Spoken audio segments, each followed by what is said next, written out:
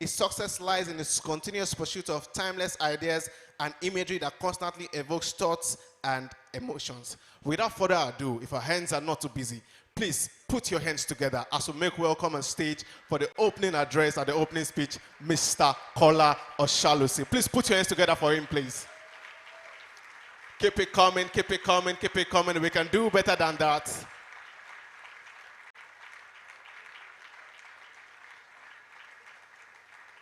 That is the creative mind behind Insignia Media.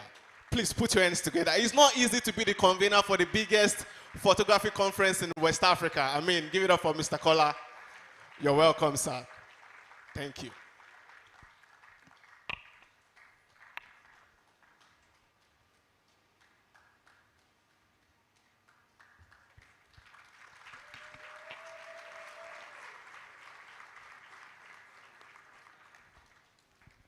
Thank you very much. Wow. Wow. I'm excited. Please give yourself a round of applause one more time. And I'll tell you why I'm telling you to give yourself a round of applause. Nigerians are not known to be punctual people. Worst of all, creatives. It's only creatives in Nigeria that, especially the events creatives, that they will tell them an event is starting at 7, and you call them at 7, they tell you they're in traffic on 3rd Mainland. And there's always traffic on 3rd Mainland. So that excuse will never go away. But I mean, you've shown that it's not a Nigerian problem. It's a people problem. So as people who are Nigerians and who truly show their commitment to the body of knowledge, I want to say clap for yourself one more time again, please. I also want us to appreciate somebody this morning. And I'll tell you why I need us to appreciate this person. I'd met him a few years ago. Randomly reached out to me, and I saw his work. I love this work. I always follow. I'm sure I follow quite a lot of people here some way, because once you're a fantastic creative, I'll follow your work. And I would love his work. And he reached out to me one day and he said, I'd love to meet with you. That there are some few questions I want to ask. That there are places I want to go in my career. And I think I see you in that part. And I would love to learn. And then we set up a meeting, and, as I will always say, well, let's grab coffee. And we sat down. Our talk was supposed to be like 10 minutes of my time. And I think we ended up spending about 2-3 hours. And ever since that day, we've been ever connected. Every way ever connected. Please, if you don't mind, let's all rise on our feet. And let's give a rounding applause to Mr. Oluseyi Adegeye, the convener of this project. He is such an amazing person with a strong passion for the industry. I say I'm passionate about the industry, but he is please don't stop clapping. Keep clapping for him. Keep clapping for him. Mr. Sheyi, I'm not saying you should come here. Don't worry, stay wherever you are.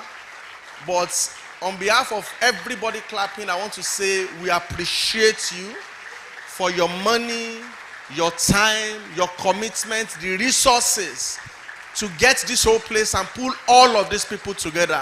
All these things you see here are funded from his own pocket. And it's important that we say thank you to him.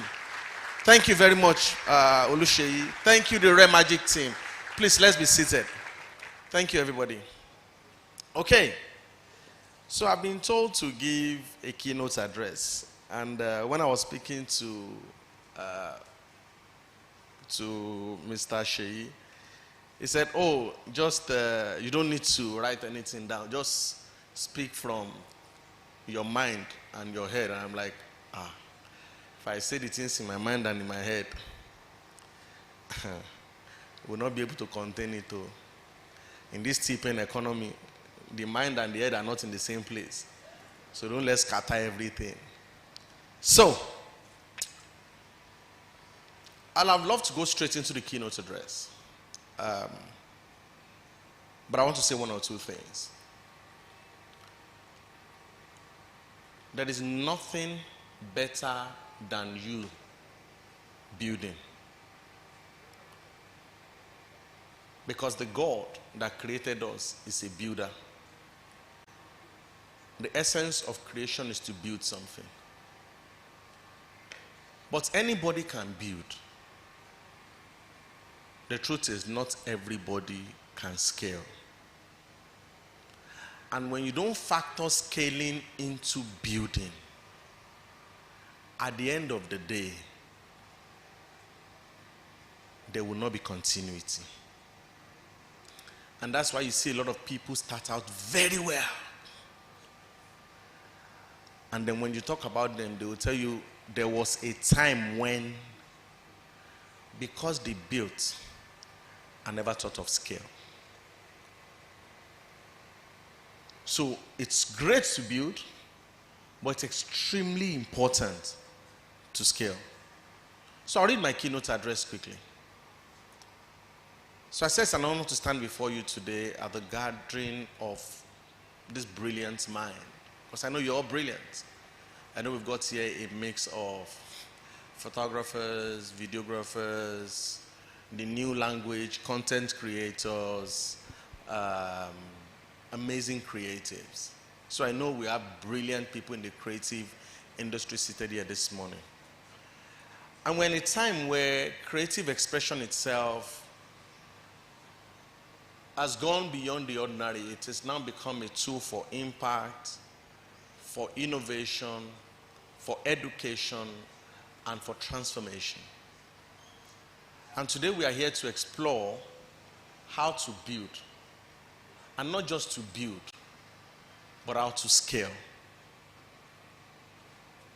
And most of the speakers that are going to be speaking to you today are people I've met.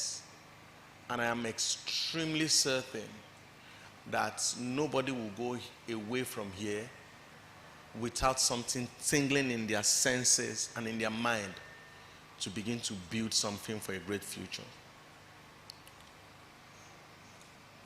So when we say building, every great journey begins with building. And this is a stage where passion itself will meet purpose.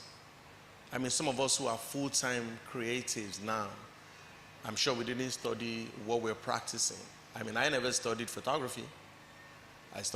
Everything I studied was the other side of photography. I'm a scientist through and through, studied laboratory science, worked in medical science for about 7 years, went back to school, studied computing, majored in graphics, did a little bit of data analysis and data science. But today I'm a photographer. So, I mean, it's understandable that a lot of you didn't study, photography. But the passion, the point where passion that you have for the creative industry meets purpose is what you call building. Now, it is where you end up defining your craft and refining your skill and establish your unique voice. But building alone is not enough. Many creatives stop at this stage and they're always afraid to move on to the next stage. They build and the fear of scaling comes in. And the fear of scaling can come in so many spaces. For a photographer is, hi, how do I get people to assist me? How do I get someone to help me with my retouching? After I've shot for 2 hours, I'm retouching for another 8 hours. How do I get other people to do other parts of my business when I'm the one that has to go and negotiate my deal? I have to be the one to plan my shoot. I have to be the one to put the team together.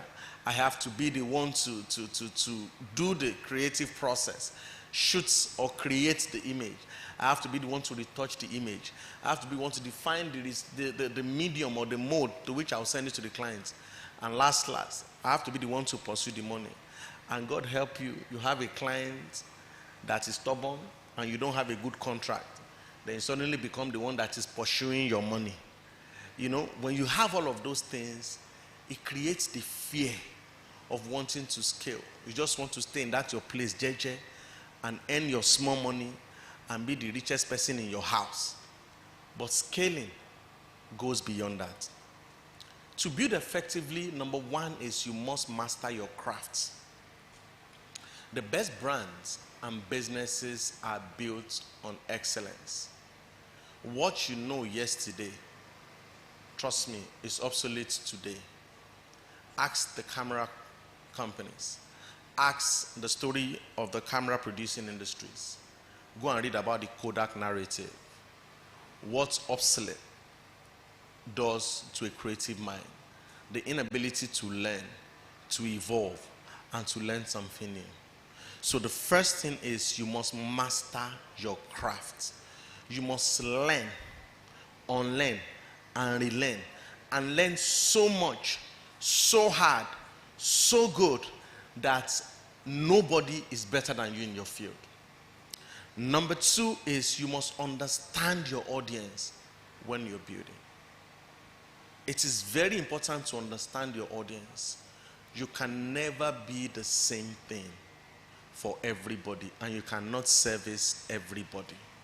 So you need to understand your audience, understand their language, understand who they are, understand where they want to be, understand where you will have to meet them. If you do not understand your audience, it becomes a problem, because you need to know who you want to serve and what impact you want to create. Rare Magic, even though it does quite a lot of things, but I can bet you anybody who has ever read of Rare Magic definitely would testify to the quality of their wedding photography. If you believe me, say hi. Okay, the highs have it. The quality of their wedding image, the way they tell their wedding stories, their wedding portraits, it's amazing. I can tell you for a fact that I can also shoot corporate events. But it's on the scale and it's become so good. It's understood its audience so much that the team is respected for that. And because of that, the kings and mighty men and mighty people welcome them. That's why they call it red-head. If you sit in this room and they put red-head here, I give you off 15 minutes, you will burn. It's not it, you will burn. And those were what we had. I remember Kelechi saying his reflector then was a big mirror. Do you know what it means to carry a big mirror to location, an 8-foot mirror, to go and do reflector? So you can imagine how the journey was. So if you're not resilient, you can never, ever make it, because the journey will be filled with rejection, setbacks, and trust me, you have moments of doubt. You will doubt everything that you think you ever know. You will doubt it. You doubt your proficiency. The imposter syndrome is going to come. You doubt your mindset. You doubt your decision. I mean, you can imagine me telling my parents, when anybody was calling me doctor, even though in Nigeria, it's anybody that works in a medical setting is a doctor. Whether you go there to clean, if there's a problem in your house, they say, doctor, come. Even if you are the cleaner in the hospital, they say you know the drugs to give. So you can imagine me telling my parents that I wanted to be a photographer. They were like, yeah, Matthew, I'm going to share my. Try to be pastor, and that's the average. I mean, if you don't understand Yoruba, Google is your friend. You can Google it. So you need to understand that there will be moments of setback, but consistency is what separates those who will succeed from those who will not. Consistency, the ability to continue to build. It is also the only way you become a master, because what you do consistently and continuously makes you the master of that craft. So when we say scaling, what is scaling? Scaling is simply the process of growth. It's the point of turning your creative passion into something sustainable. Now, not building. Building is to start it. Scaling is to become sustainable, which means that if you're not there, would it thrive? Would it go on? Would it make money without your presence? It has to also be impactful and profitable. So scaling is about sustainability, impact, and profitability. If you read those three things and it's not in your business, then you've not scaled. If you're not sustainable, if you're not making impact, if you're not profitable, then you have not scaled. Now, scaling requires strategy. You must have a plan, a strategy.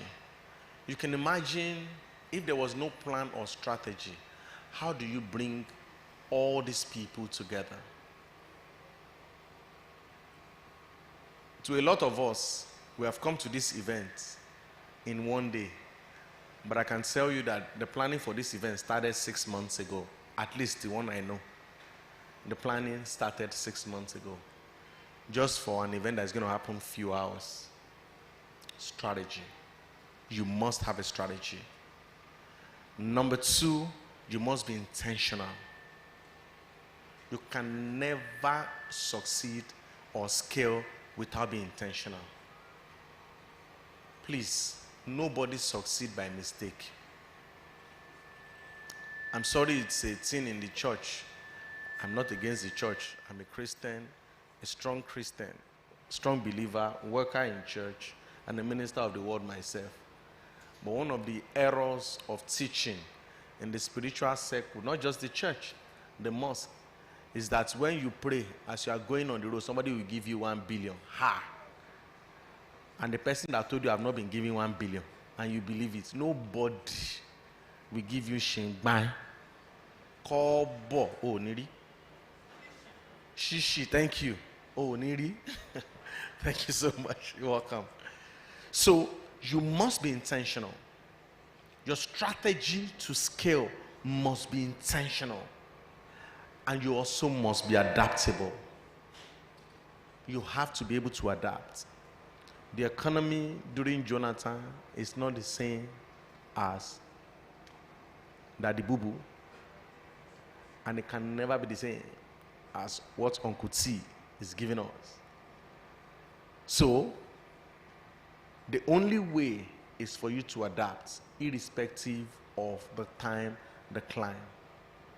For you to become scalable, or for you to scale, you must imbibe the spirit of adaptability, asking yourself, what do I need now? What I have now, is it what I need?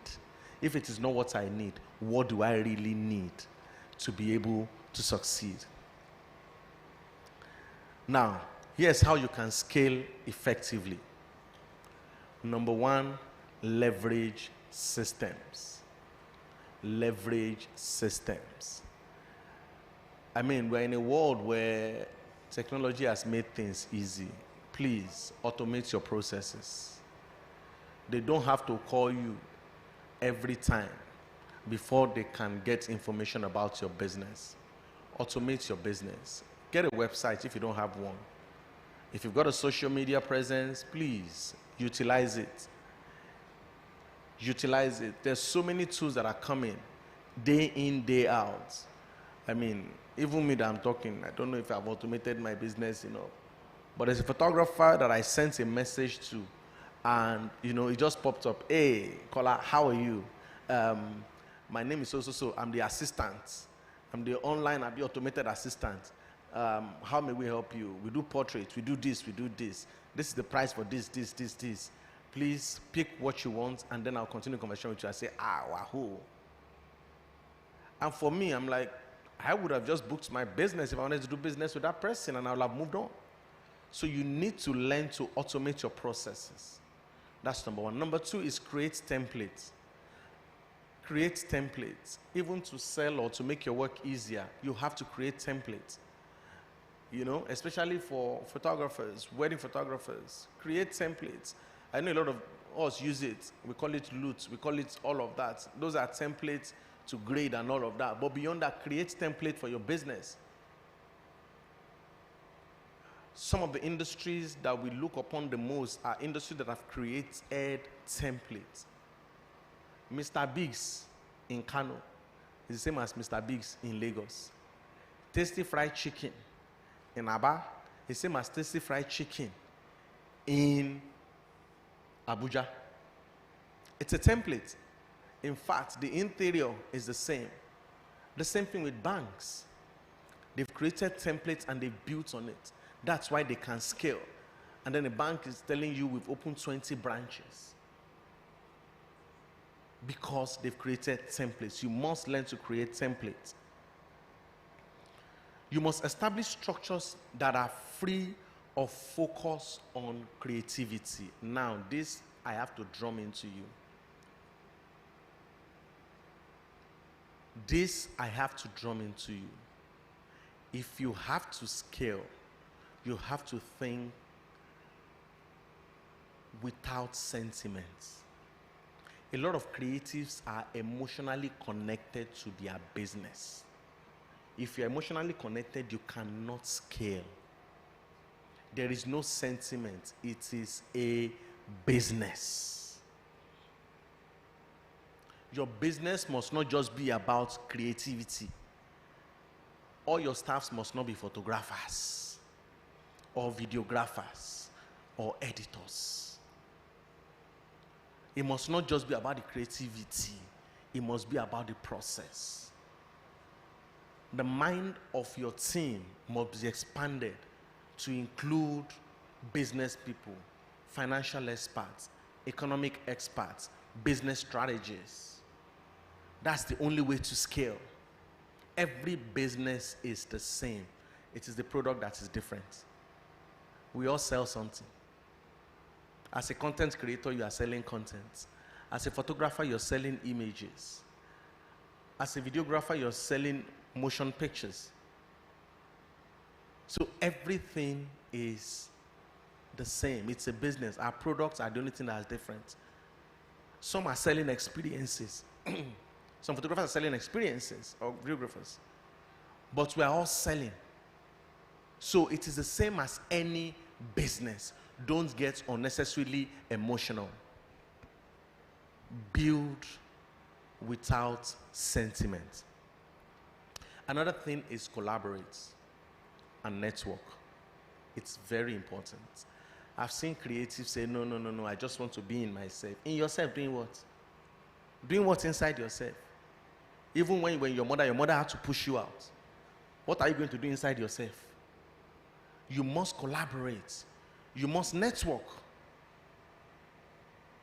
There's a wise saying that says a man's network is a product of his network.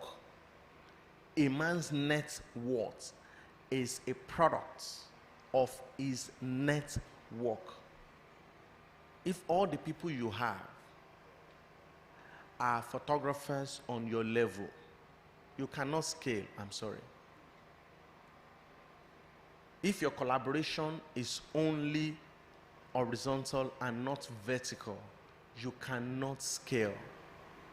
You must collaborate this way and that way. Creatives, business people, advisors, strategies. Those should be your collaboration. Those should be your network. You must leverage on it. Growth is never a solo journey. You can't grow by yourself. I have a word I share a lot that I believe in so much, that if you want to grow, if you want to go fast, please go alone. You will run. You will run. Even if you are in the wrong direction, you will run. But if you want to go far, go with people. Because when you fail, somebody will tell you, sir, come. I think we are going the wrong way. It's not about speed. It's about direction. You must understand that growth is not solo. Build relationship with people who complement your skill set. Like I said, your relationship must be vertical, must be horizontal. There's nothing wrong with you. Listen, there is no competition. There is no what? Competition. If we are to go about it, the only competition that we had was when the sperm was going to fertilize the egg. After that competition, we are done. You came to this world all by yourself. Even twins, when they came separately. They didn't come at the same time. So you're not competing with anybody. There is so much that we've not fulfilled. A few years ago, the population of the world was 5-6 billion. Now we are 8 billion. And there are still people with certain set skills that are still deficient.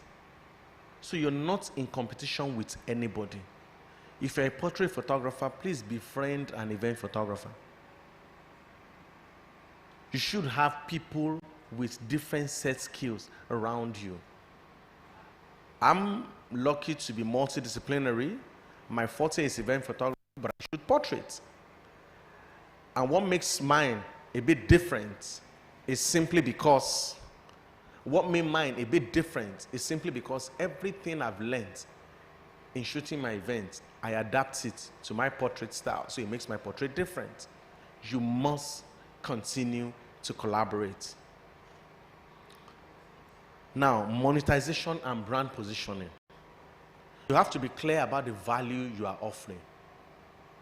You must be clear about the value you're offering. You must find ways to make your work financially sustainable.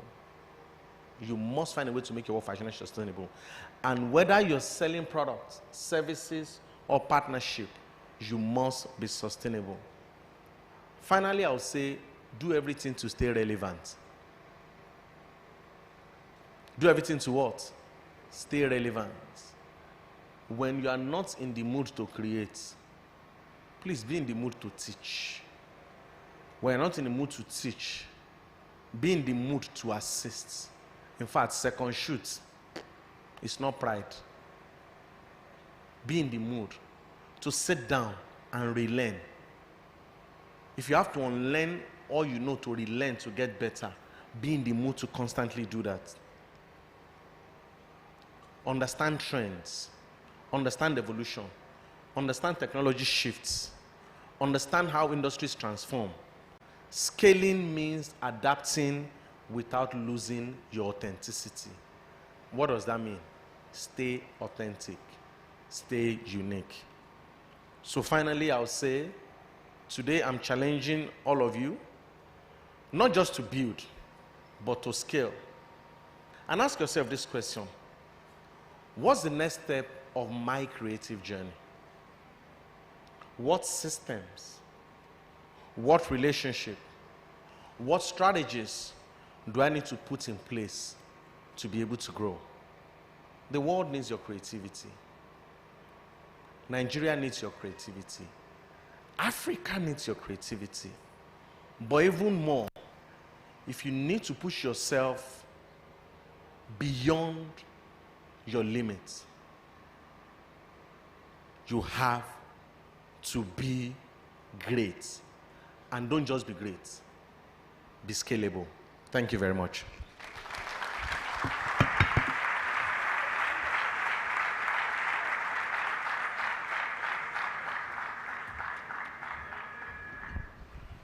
Wow. Please, you can do better than that. Can you please put your hands together?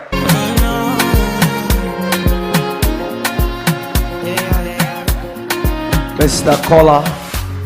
Thank you very much, DJ. You have to be great, but don't just be great. Be what? I can't hear you. Don't just be great. Be what? Yeah? It's too early to have this low level of energy. We need to keep the energy burning. Please, we'll do that one more time. Don't just be great. Be scalable. Okay. That's great. Be scalable. Mr. Kola, thank you so much. That's an amazing one. We need to make sure that, you know, all the energy does not drop because we have so much. I see lots of people back there. I want you to go to know that you are highly welcome. Even if you don't have a seat now, we're trying to get everything possible to make your presence very comfortable. So please, just do well to please, you know, stay with us. Before you bring up that next amazing speaker, because I know there is no time, and we need to always write the time for everybody. But I don't like everywhere where it's dull and it's boring. I need some bit of energy so that everybody can, be happy. Okay, so on this place, this role, can you just set somebody up? Just point to anybody that you love. Point to somebody. Point to any particular person that we can use as a guinea fowl. Just somebody. Point. Let me see. Just point. Who are you pointing to? Who? She. Fantastic. All right, Mama. Please put your hands together for her. Please. Can you get the mic? This is your 3 seconds of being great. Come on, let's go. Please.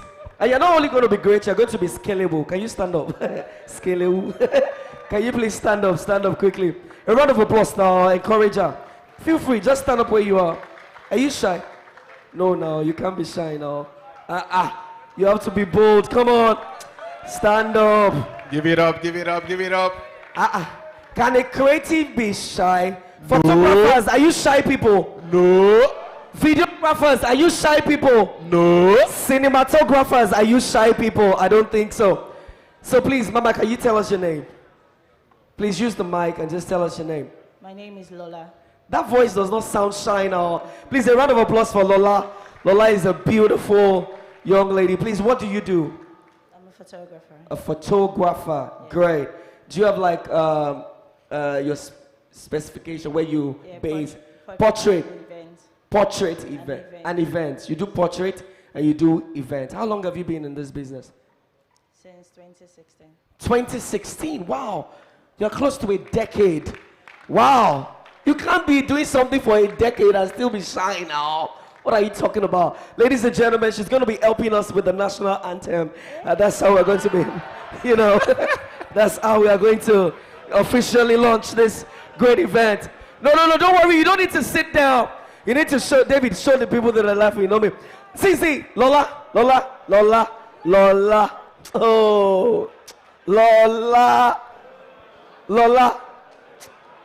Oh, Lola, please, can you rise to your feet? If you love Lola, say Lola. Hey, oh my God. Lola, please, you are not doing this alone. You have the backing of the whole Nigerian. Look at everybody here. We're backing you up and we're supporting you. Raise them. I didn't tell you. I go live for you. Lola, so you will start with the national anthem. I don't even know whether it's the old one or the new one we want to sing. Because the old one has become the new one. So anyhow, but we are following you. Anyone you pick will join you. I promise you. I'm telling you. So let's go. Ladies and gentlemen, in case you don't know her name is Lola. She's been in the photography business for over or close to a decade. She's shot for kings, shot for queens, shot portable, shot Burna Boy, shot every kind of person. Ladies and gentlemen, for the finest voice in the photography business, make some noise for Lola. One time. Exactly. Okay. So we're all going to join you. Let's go. 1, 2, 3, go. Wait.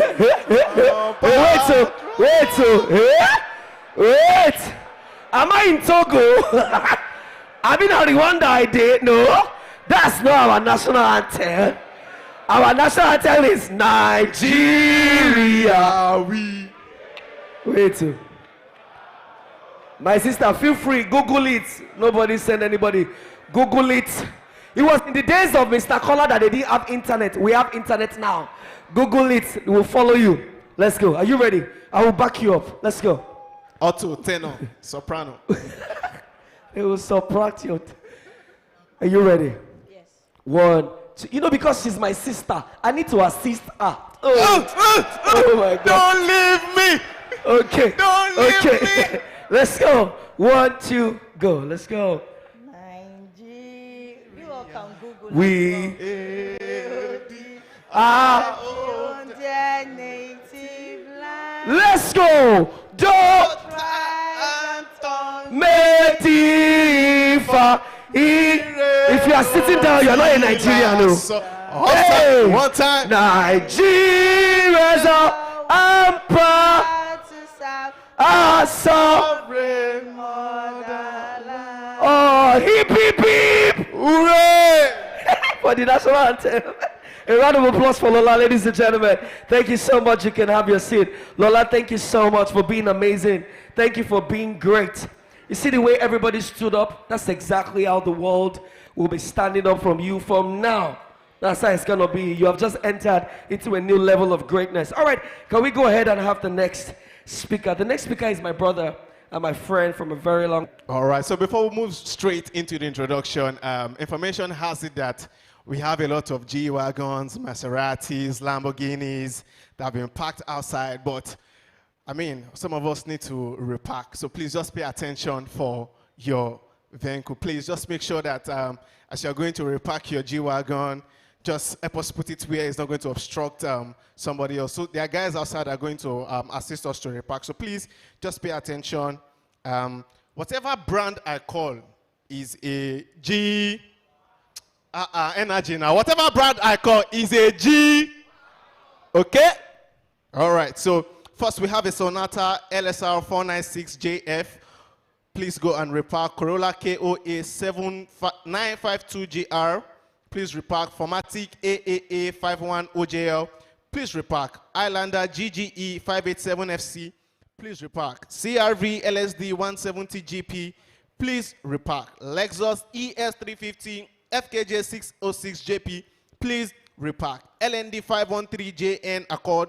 Please repark. Lexus SMK 29GB RX 350. Please repark. All of them are what? Sharp. Put your hands together for yourself, please.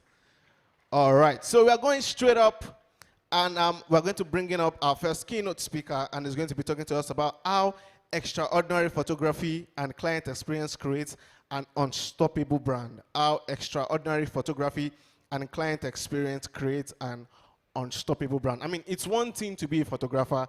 It's one thing to be able to meet the needs of your clients, and it's one thing for your clients to have a satisfactory experience. So it's going to be talking about how this experience can create an unstoppable brand. And the speaker is Mr. Henry OG, the Big H. Calm down, please wait, You've not heard it all. The Big H is here with us this morning. Okay. So, Henry OG, popularly known as Big H, is a portrait, fine art, and wedding photographer based in Abuja, Nigeria. His journey as a photographer started after he got married in December 2011. If you are a single photographer here, put your right hand on your head. Yes. Now, this is a Kairos moment. Don't joke. Of your rib, the bone of your bone, the one the Lord has sent to you to take you to the next level in your photography career. If your 3 amen can be loud, receive it now. Exactly.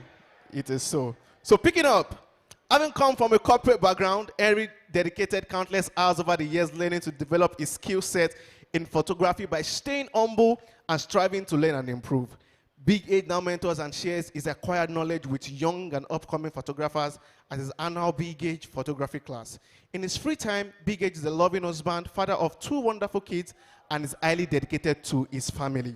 He enjoys listening to music at all hours of the day and finds joy in spending quality time with his family. On a normal day, you can typically find Henry having fun with team members in his studio or documenting a bride during a wedding event. Henry's ultimate goal are to create and encourage individuals in the art of photography and business of photography, to create a caring and welcoming place where every individual is valued, and in friendship, through learning, fun, and growing together, to provide and produce excellent services, having the art of storytelling at its core. Please, if our hands are not too busy, let's make welcome on stage Mr. Henry OG, the Big H, this week, sir. Give it up. Please put your hands together for him. You are welcome, sir.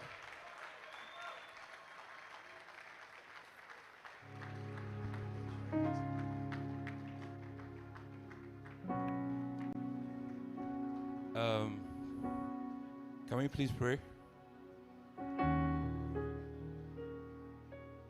Be thou exalted, O Lord, above all heavens.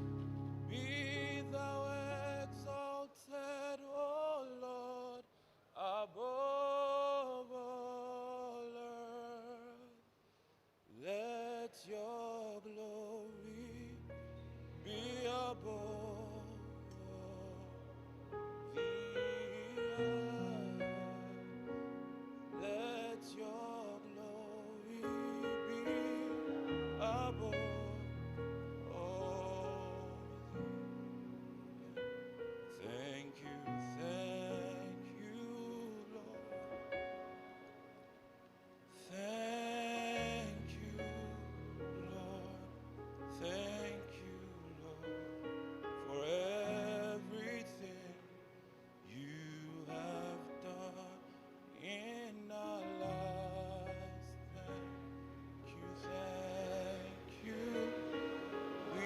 grateful, Lord. Thank you, Lord. Thank you, Lord, for everything you have done. Father, we're grateful to you, and we commit the rest of this class into your hands. And we pray that you impact every single person here. In Jesus' mighty name we pray. Amen.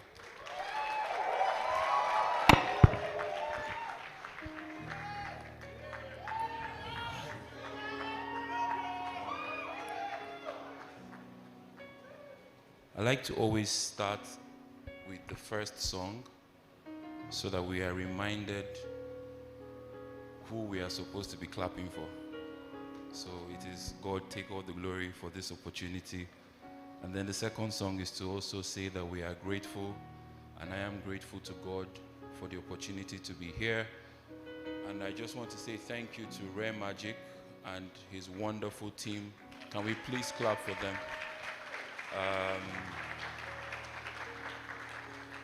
Yes, don't worry, it's not a sermon that I have to preach. I am a little bit nervous. I say this in front of my students or anytime that I'm asked to speak. Usually for the very first 5 minutes, I'm still shaking, my voice is shaking. After 5 minutes, I would get myself. So you can start timing. I think we've used 2 minutes.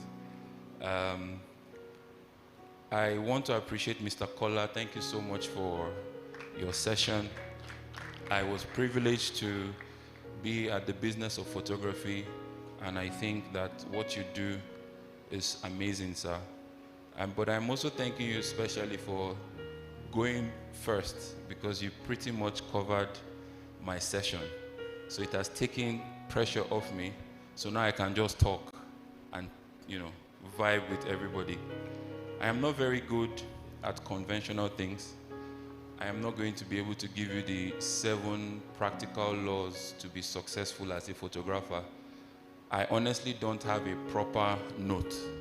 So I just thought that it was nice to carry this thing. You understand? You know, when all these ebons are going to teach, it's not an iPad, it's something, I don't know. And as you can see, it's empty. But, if it will make the picture fine, let me take it. So let's start talking. So what we...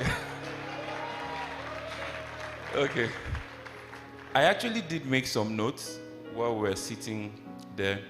I try not to doctor everything and just allow God to say what he wants to say. Rare Magic, an amazing guy. Can we just give it up for Rare Magic?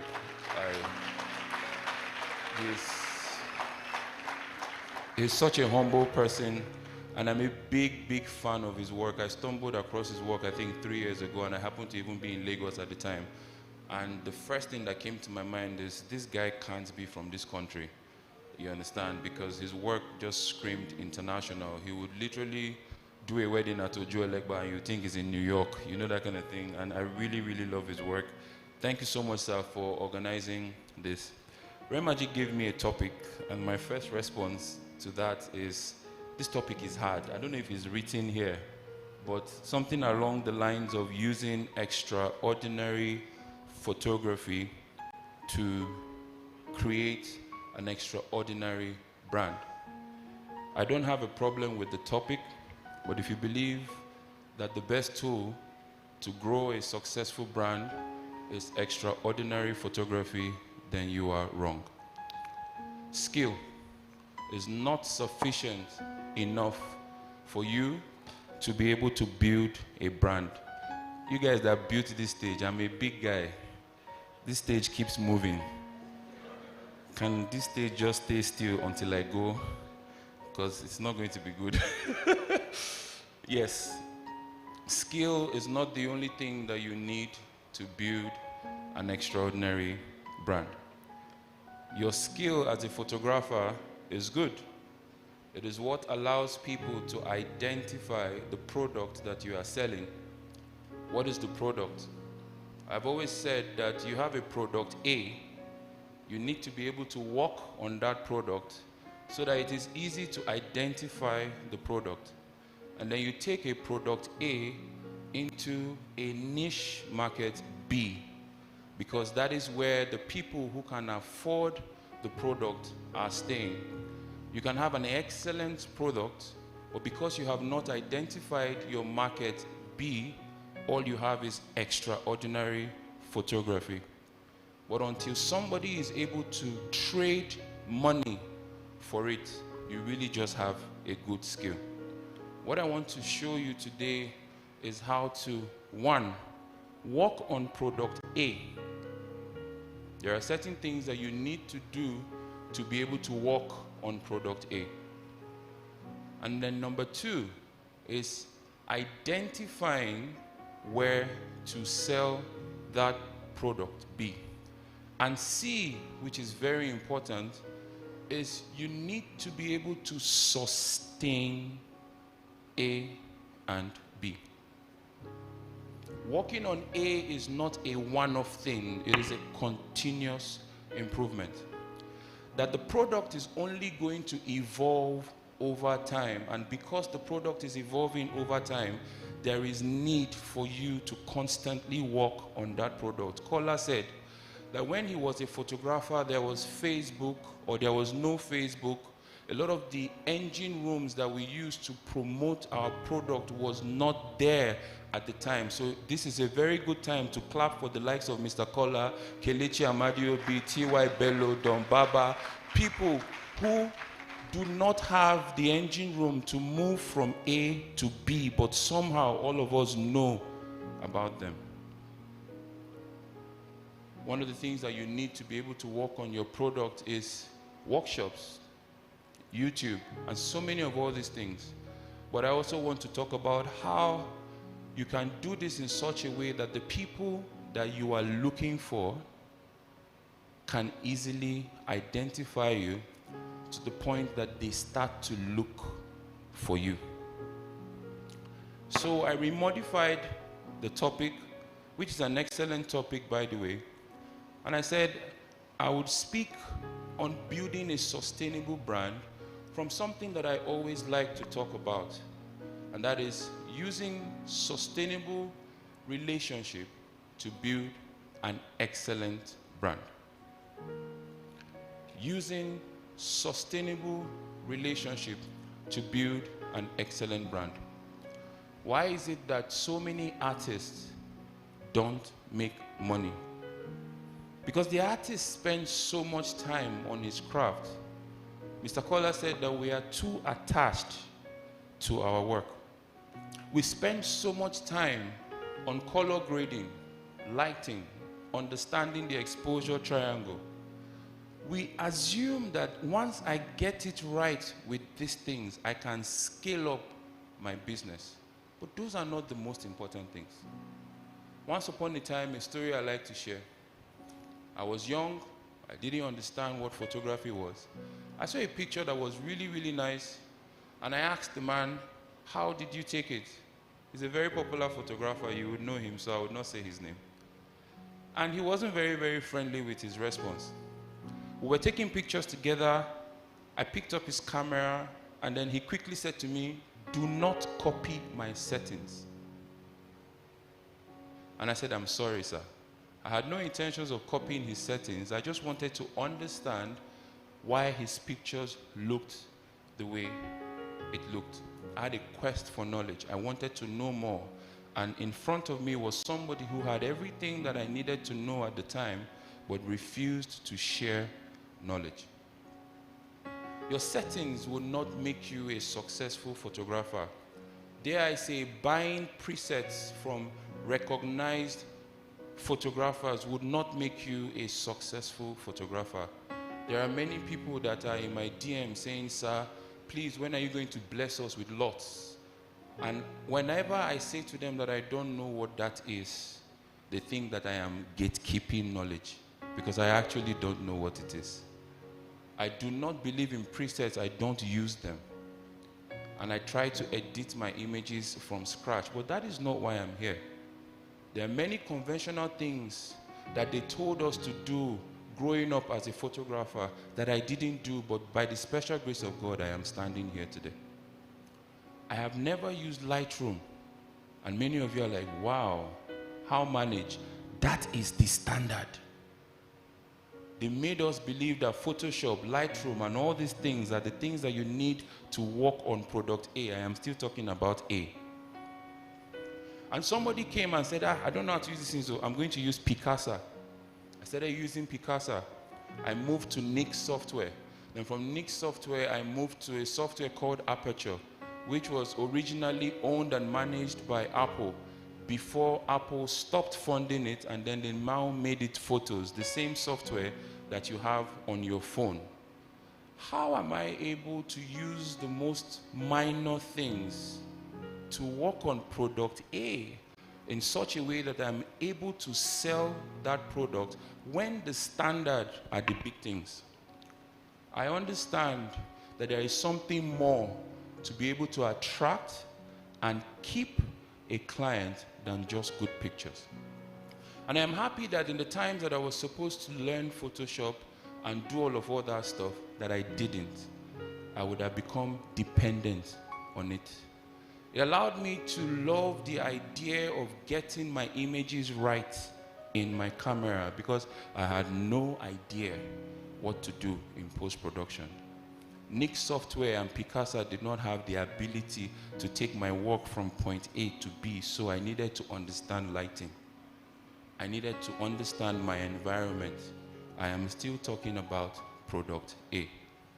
Just because I say that that is not what you need to scale up does not mean that it is not important. It is important. It is important for you to attend workshop. It is important for you to identify the tools that you would need to improve your work. The Bible says that a man that is skilled in his work will do what? The gifts of a man would make way for him. It is important to be gifted. Product A is very, very important because that gift would make way for you. But there is also something that the Bible says that see a man that is diligent, he would sit. The act of sitting is to stay. You are not just making way because something can make way for you. You leave the room and then they forget you. But diligence brought him to a place where he is able to sit. He can have conversations with these people. They can meet him at his own birthdays, but yet he's a photographer. They invite him for things that have nothing to do with photography. Diligence is a function of character. It is not a skill. So I like that we are doing this because one of the things that Rare Magic says to me is that he wants people to understand that it is not just about the pictures. We are still on A.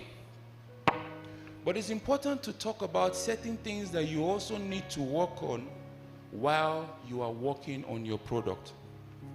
What is your character like? What type of experience do you give to your clients when they come to your studio? When you photograph a wedding, people would forget that image. Clients may not know that you shot it at f1.2 or f4.0. They don't understand the difference between a prime lens and a telephoto lens. But like a bride said, my friend said to me, Big H, how much did I pay you? She said, why? She said, my friend said, Big H was your bodyguard. Big H was your MC. Big H was your friend. Big H was clearing the road for you. He did more than what a photographer should do. Today, I am friends with Ayo because of that experience. That diligence would make you sit. Your gift would merely create a way for you. That is why you see that some people start with a spark. That is what giftings can do. It creates an initial buzz, and all of a sudden, everybody wants to associate with a gifted person. But there is something else that you need to be able to sustain you. building a sustainable brand goes beyond your gift. I think that you were at the MC at the wedding that I'm talking about in Kwara or somewhere. I remember. And I've also seen you evolve into lots of different things. You dance, you love to dance, you create different content, you have your podcasts and all that stuff. This is a man that understands what he is trying to pass to the end user. That he is not just an MC, but he wants to be able to diversify his product range. I am still talking about A. Kola said that you should not only have photographers or creatives in your team. Diversify your product range. What are the different things that you can achieve with photography? Today we have photographers who have become content creators on YouTube. Doing a day in the life of photographer this, they are projecting themselves in such a way that they can move from A to B. What is B? B is where there is exchange. B is where I would put my hand in my pocket and say, I like that thing that you are selling. Can I have it? B is where your market is. It is important for you to work on A. But please, by all means, while you are working on A, let A look palpable. Let A look palatable, rather. Let A look beautiful. Let A look attractive. But maybe working on A is not just working on your skill. Maybe working on A is actually developing yourself. How do you identify a brand?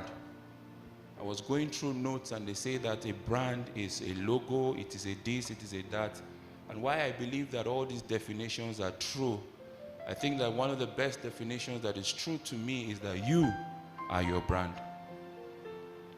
When people interact with you, what are they going away with? What is your belief system? What are your values? What is your work ethic?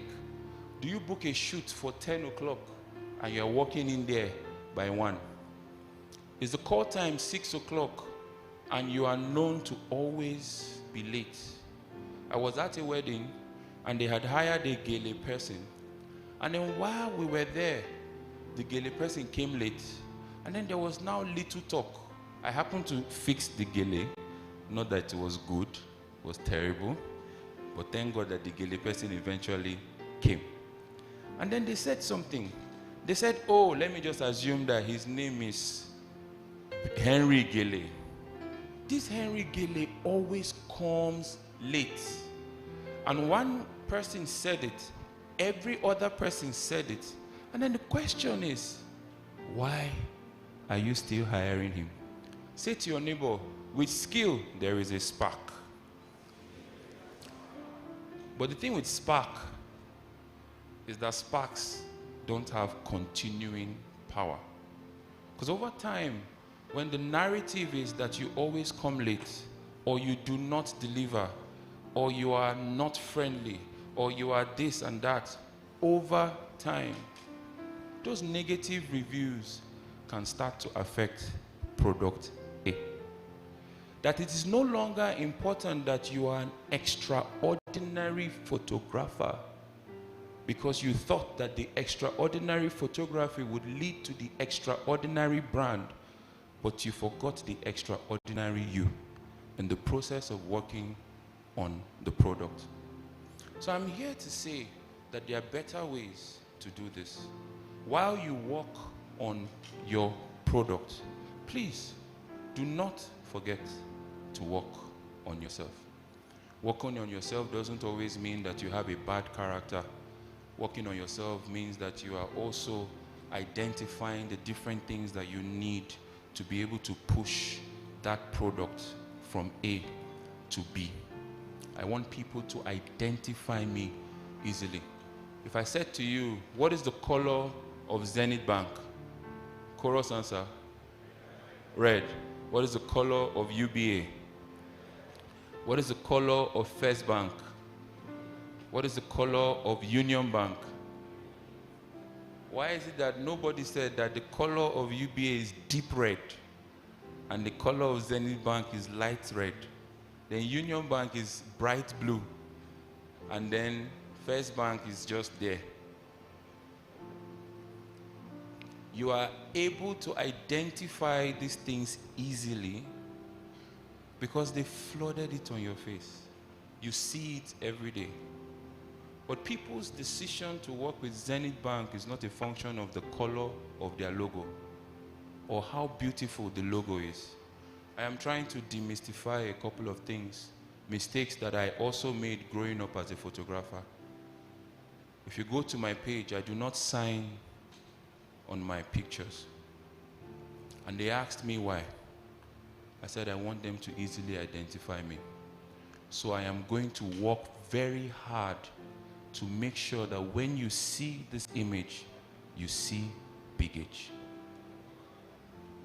I'm not trying to say that you shouldn't work on your logo. Those things are nice for corporate branding. I'm not a corporate person.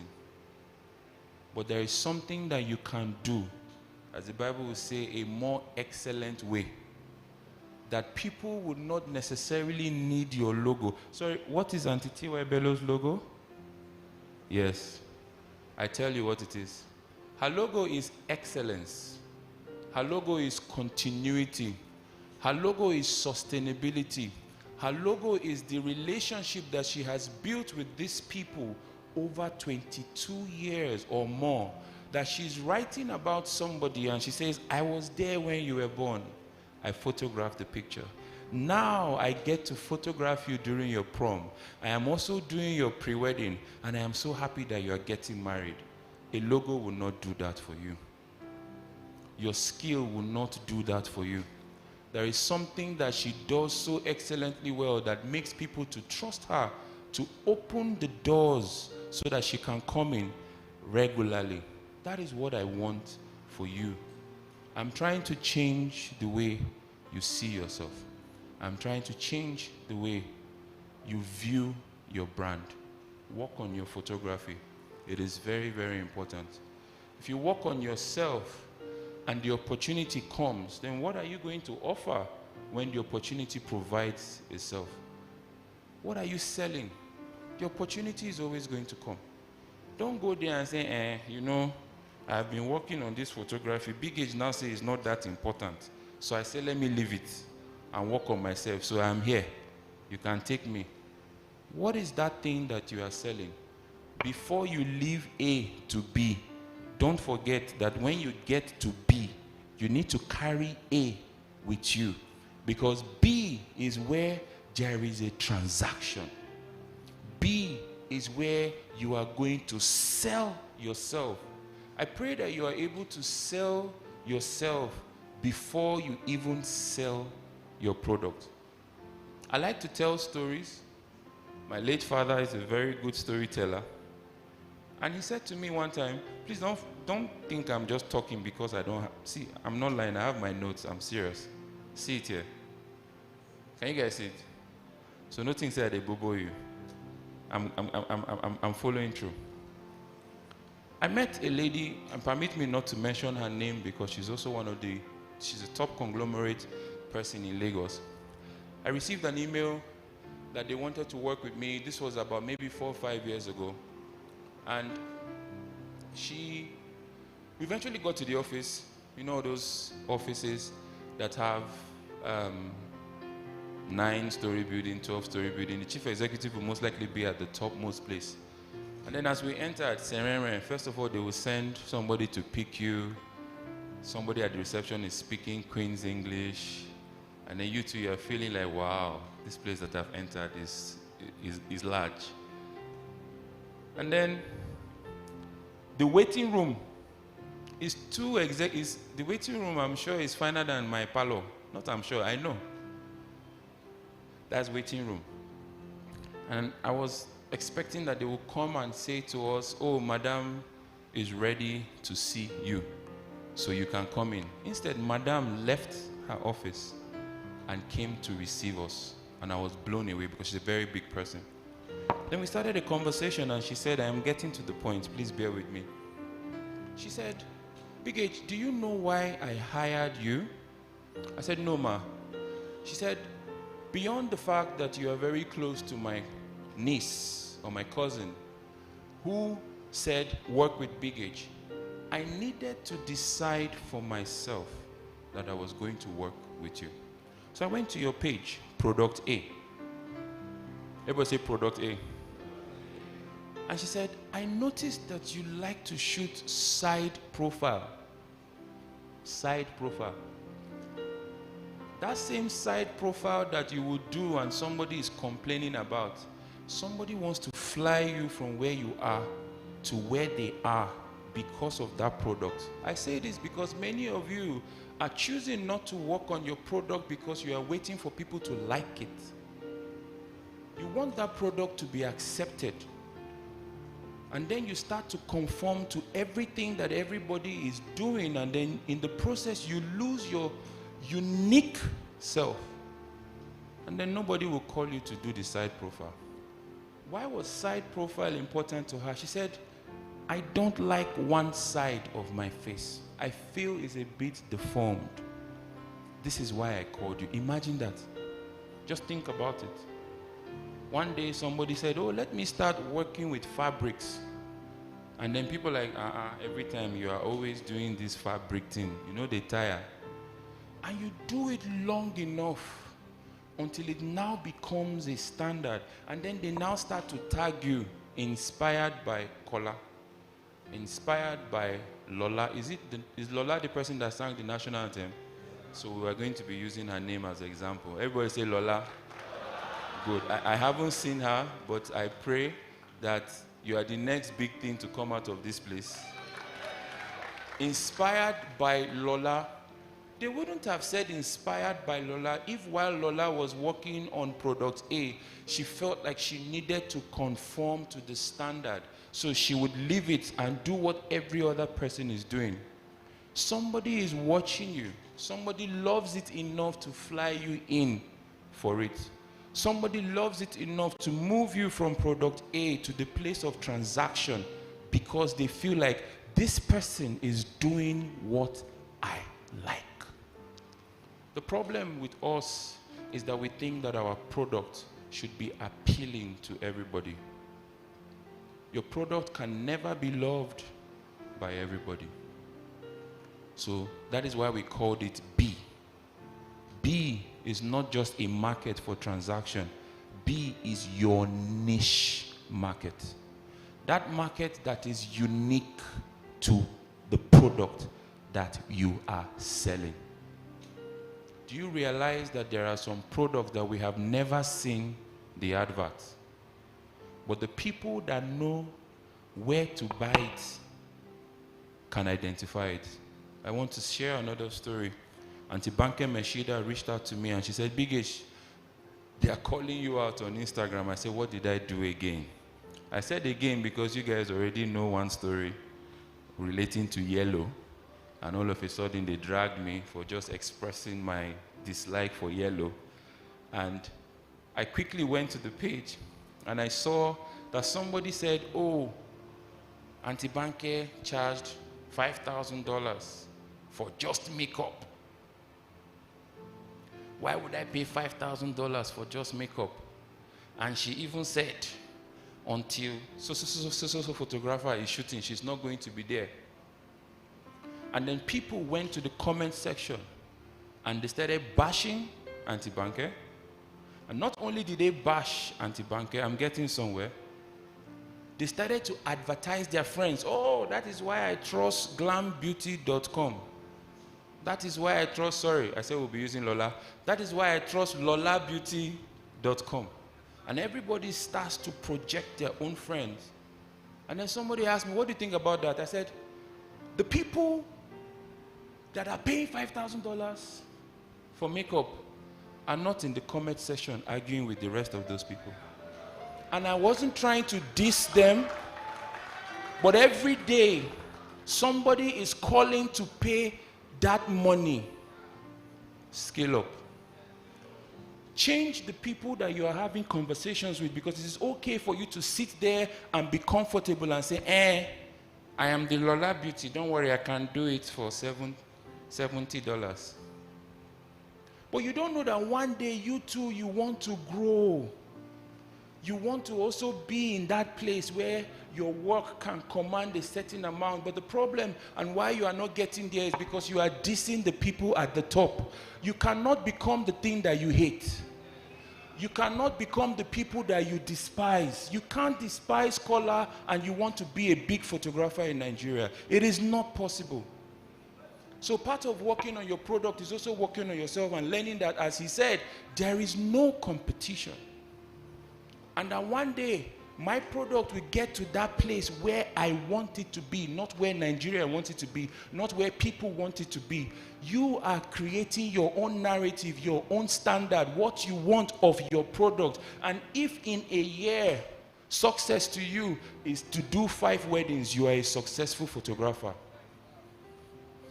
Why do you want to look at the person who is doing 40 and then feel like you are not there yet? There's a lot you need to change in the way that you view these things. While you work on your product, work on your mindset, work on yourself, work on your faith. I'm a big believer in God, and I know that outside of God, there is no baggage. It doesn't make any single sense that somebody who did not study photography, read photography, is standing here to teach on these things. It doesn't make any sense. No, I would not share my testimony because I will cry, because every time I remember what God has done. See, while you work on your product, it is foolishness to think that that product is sufficient to take you from point A to B. It is true, I want to say, that even God can expose product B to certain people that he wants product B. He can expose product A to people who he wants to see it. It doesn't make sense that I was in a particular place being bashed, called all sorts of names, and somebody from that same place met me yesterday and said, you are the one that I want to shoot my wedding. There is a God factor in branding. Please don't play with it.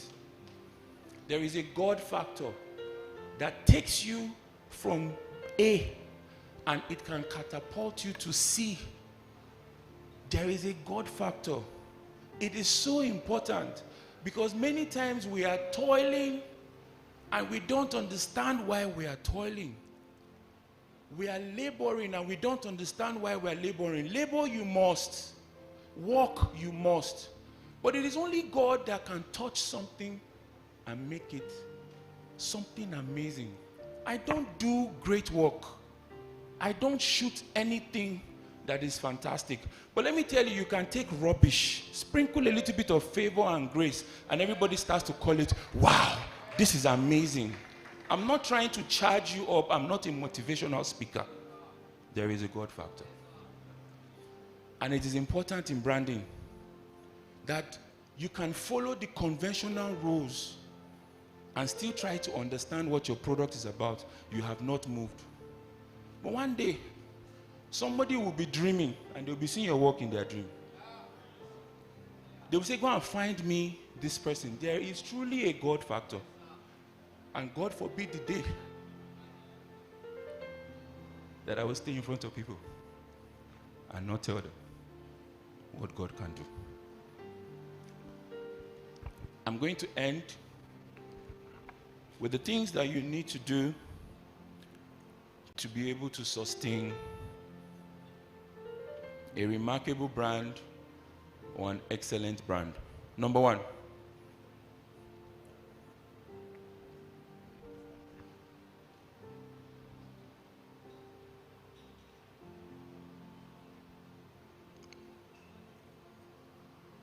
work extremely hard. Be the hardest worker in the room, if possible. Burn the midnight candle if you have to. You may lose friends in the process. Work extremely hard. Nobody is going to bring success and drop it at your table. I am very privileged to be on this stage, and I can see a man who many of you may not know, but this man has inspired so many of us. I believe that you are Studio 24, sir. I have shared a platform with you. Growing up as a photographer in Abuja, Studio 24 was the standard for every young photographer. We always wanted to wear Studio 24 jackets to go and shoot events. It was a big deal for us. Please, if you want to clap, clap. If you want to stand, please stand for Studio 24. My problem is that many of you need Instagram fame to validate success, and it's a bad mentality. You believe that somebody must be famous on Instagram, have 1,000,001 followers, before I can recognize the person. I like to recognize the people who have gone ahead of us and paved the way. And if you dreamed a dream once upon a time because of somebody, whether the person is as big as you or not as big as you, because that person is the reason why you were able to dream that dream, that person should be recognized. And I stand here to recognize Studio 24 because they have contributed. One of the biggest contributions to photography in the country. I digress, and I come back to say, work very hard. If this is what you want to do, photographer, videographer, content creator, whatever it is that you want to do, work very hard. You must be skillful, but I will show you a hard worker that does not have the skill of some people, but is making it more than the person that is most skillful. When we were younger rather, sorry, I remember a story. I wanted to buy a lens. I wanted to buy this lens so much so that because of the respect it commanded, it's a big lens. Everybody knows the 70-200. They call it a legend. I had borrowed it from a friend. I went to cover a gospel concert. The moment, I'm so sorry, can I come down? The moment I walked into the place, I wore black on black, I carried the lens, and the bouncer saw me. Let him in. That's the official photographer, let him in. No, I'm not the official photographer.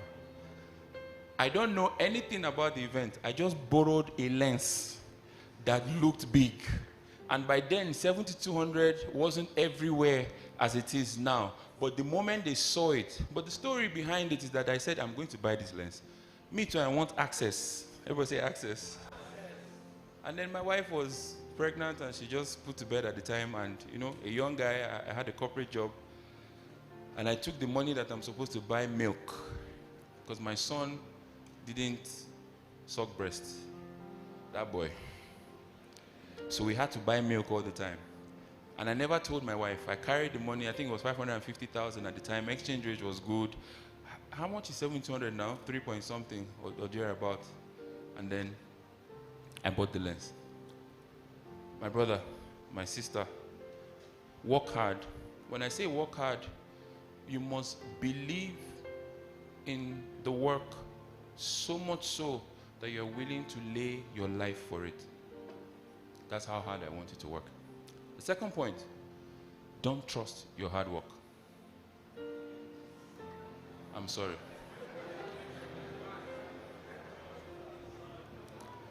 Trusting your hard work is what creates pride in an artist. It's what makes you to feel that you are sufficient to do this thing that you are doing. So point 2, if you are not to trust your hard work, trust God.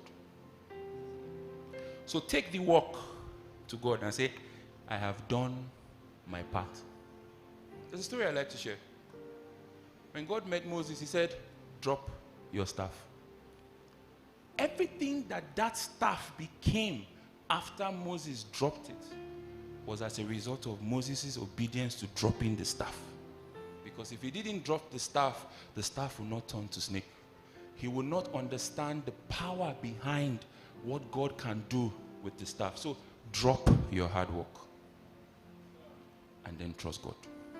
The third thing that I would like to share is build sustainable relationships.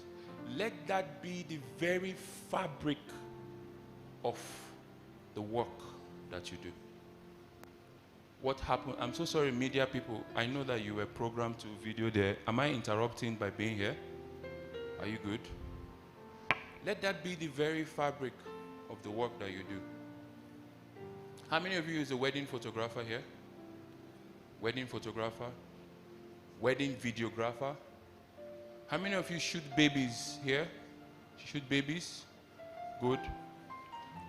How many of you reach out to your clients after shooting their wedding?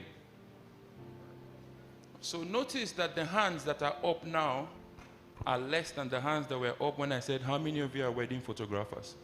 And now let us do something else. To the people who had their hand up that they are reaching out to their clients, how many of you are reaching out to say, your picture is ready, come and collect it, or send me your email so that I can forward you the link? Put your hand up. Good.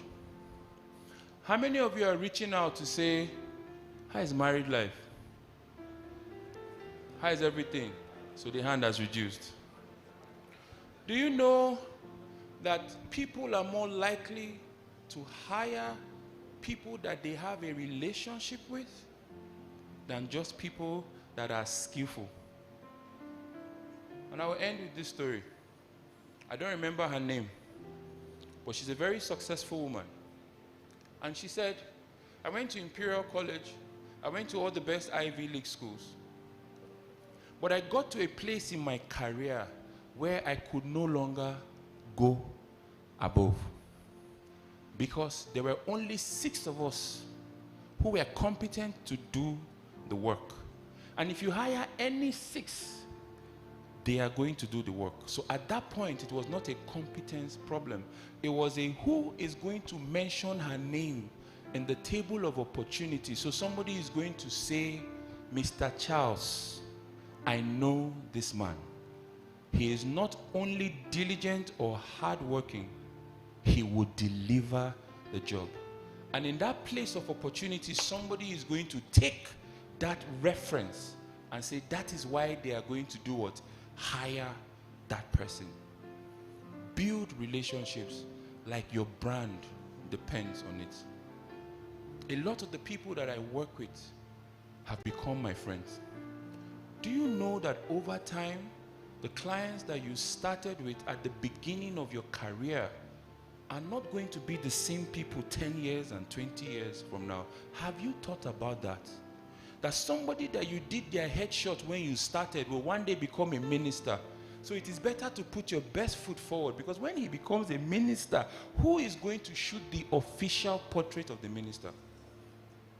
It is not when somebody becomes a president that they go to start to look for a new photographer. It is who has been there over the years. Ademola Olaniro, perfect example. When he shared the story of how he became the official photographer, you would see that it is a product of relationship. Uncle Dayo Adedayo. Uncle Dayo Adedayo said, you see this boy?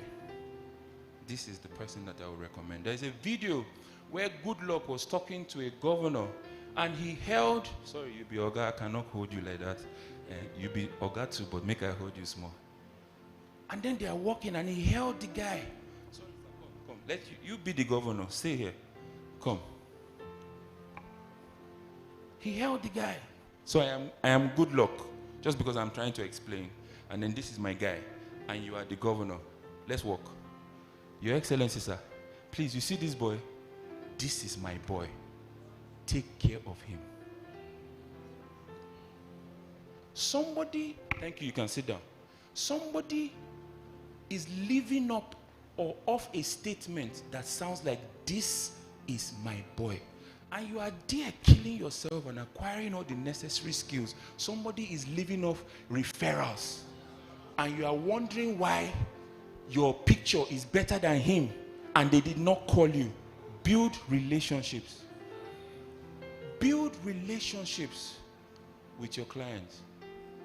Let them know that they are not just a paycheck to you. To the people that raised their hands and said that they shoot weddings, how many of you have gone back to them to say, when you deliver, come, I will shoot your baby for free? Do you think that that baby will want to marry or do anything, or that family will want to do anything, and they will leave you and go and call Big H? It's not possible. I have built relationships with people who have financed my career. I have built relationships with people who have said, Big H, you should not be charging this amount of money that you are charging. You should scale up.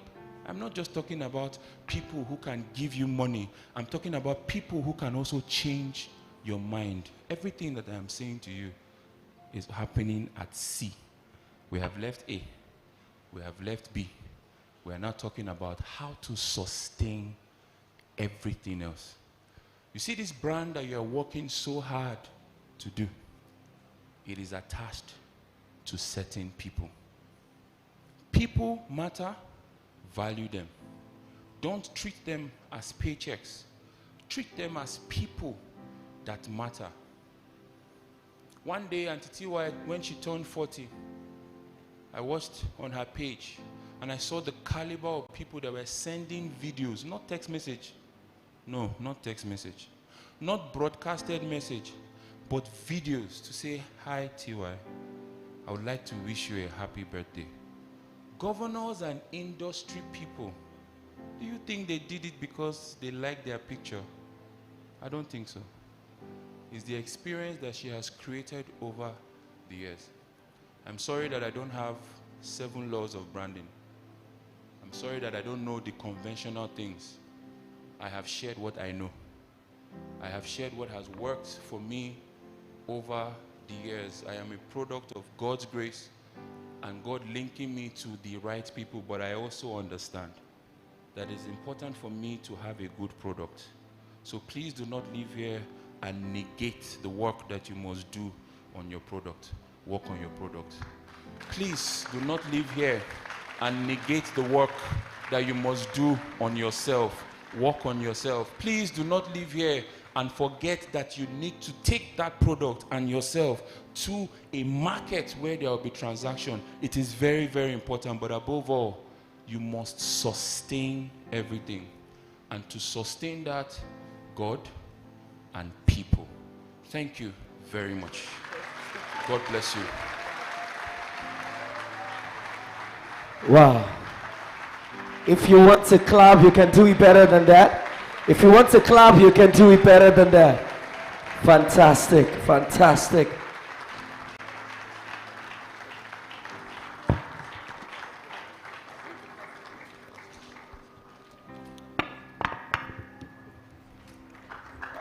Fantastic.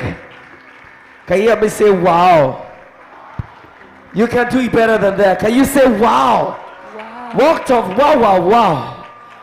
Amazing. That's fantastic. Big H. Great. Awesome. The way you are recording this thing, you will enter into me. What's going on? Can you move back?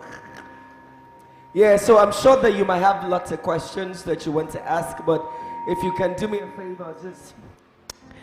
okay. If you can do me a favor, just write it down. We'll get to questions and answer with time. Okay. So we need to quickly do something, and it's something worth celebrating. Ladies and gentlemen, just recently, Big H just celebrated his birthday. I would like to do a massive birthday for him right here. So ladies and gentlemen, we're all going to stand up, and we're going to do a special birthday ceremony for Big H. Everybody please, if you can rise to your feet. We actually invited, for you, especially for you, we invited lots of, gospel artists to come and sing for you. At the back is Messi Chinwo. At the back is actually T.Y. Bello you were mentioning. All of them are coming because of the relationship you built with Hallelujah. them. Amen. Okay, so let's go. Happy birthday to you. Happy birthday to you. Happy birthday. Happy birthday. Happy birthday to you. Happy birthday to you. Happy birthday to you. Happy birthday. Happy birthday. Happy birthday to you. Happy birthday. We are saying we love you. God be with you till the end of time. May he say, well done. We love you, Uncle Hage, from the bottom of our hearts. Thank you.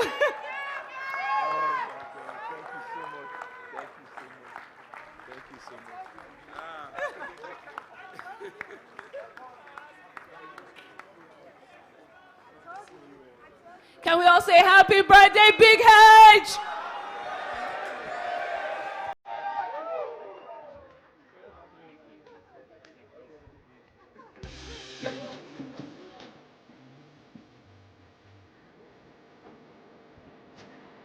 Happy birthday, Big H.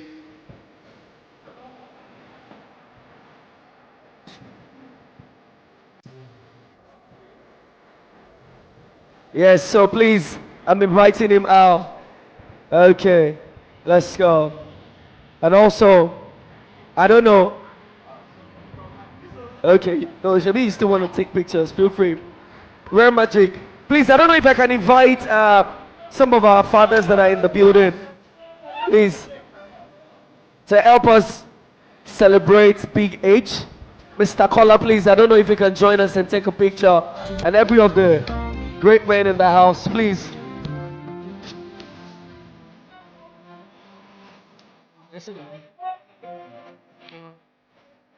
Amazing Clef, please, we need you to join us.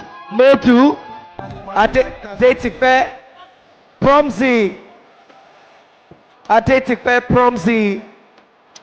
We need all of you. Modu, if you're here, please show up. Modu, if you're here, we need your model. Sniper Jigs in the building as well.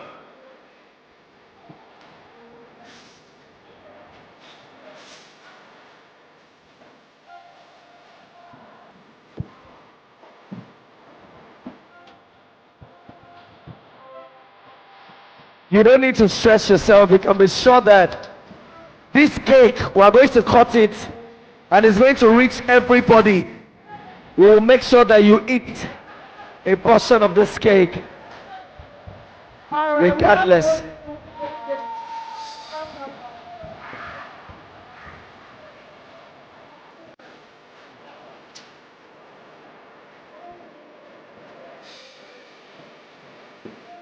Right.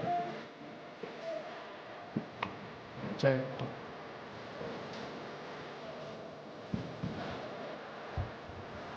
Once again, happy birthday, BH. Long life and prosperity. If you are just joining us, you are welcome to Launch 2025 Conference, Build and Scale. All right.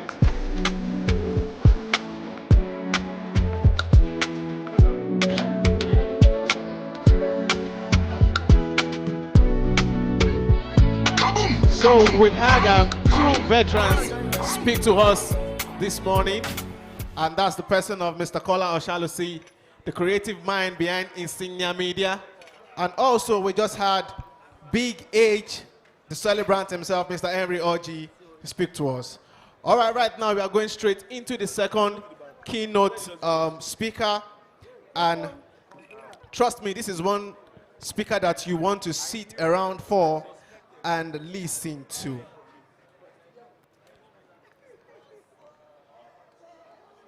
Okay. I think they need to sit a bit. I want to steal and read them. Okay. Everybody, please, you can get a seat.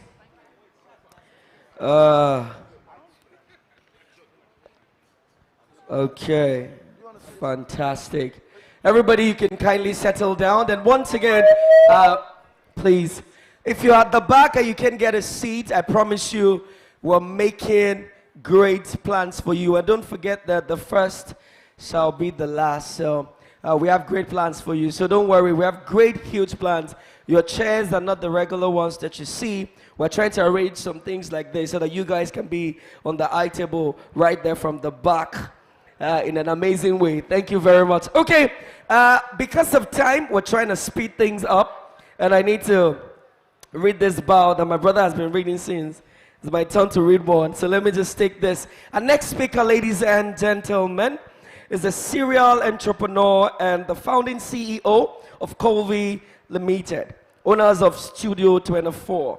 He has been in business for over 3 decades and has a vast knowledge of the digital imaging industry, fashion industry, and real estate.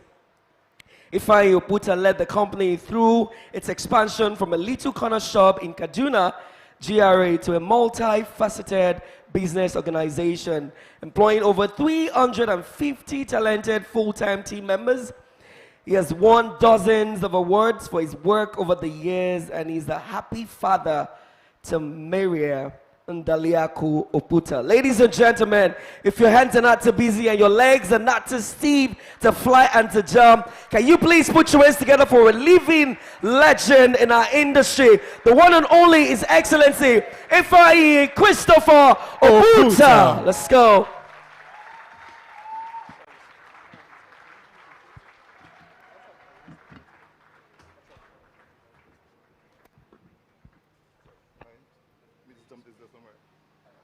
Hi, good morning, everybody. First of all, I won't do all the protocol things. I'll say we're all wowed by what Big H has said. I'm humbled as well. I've attended quite a few places where I've had to speak.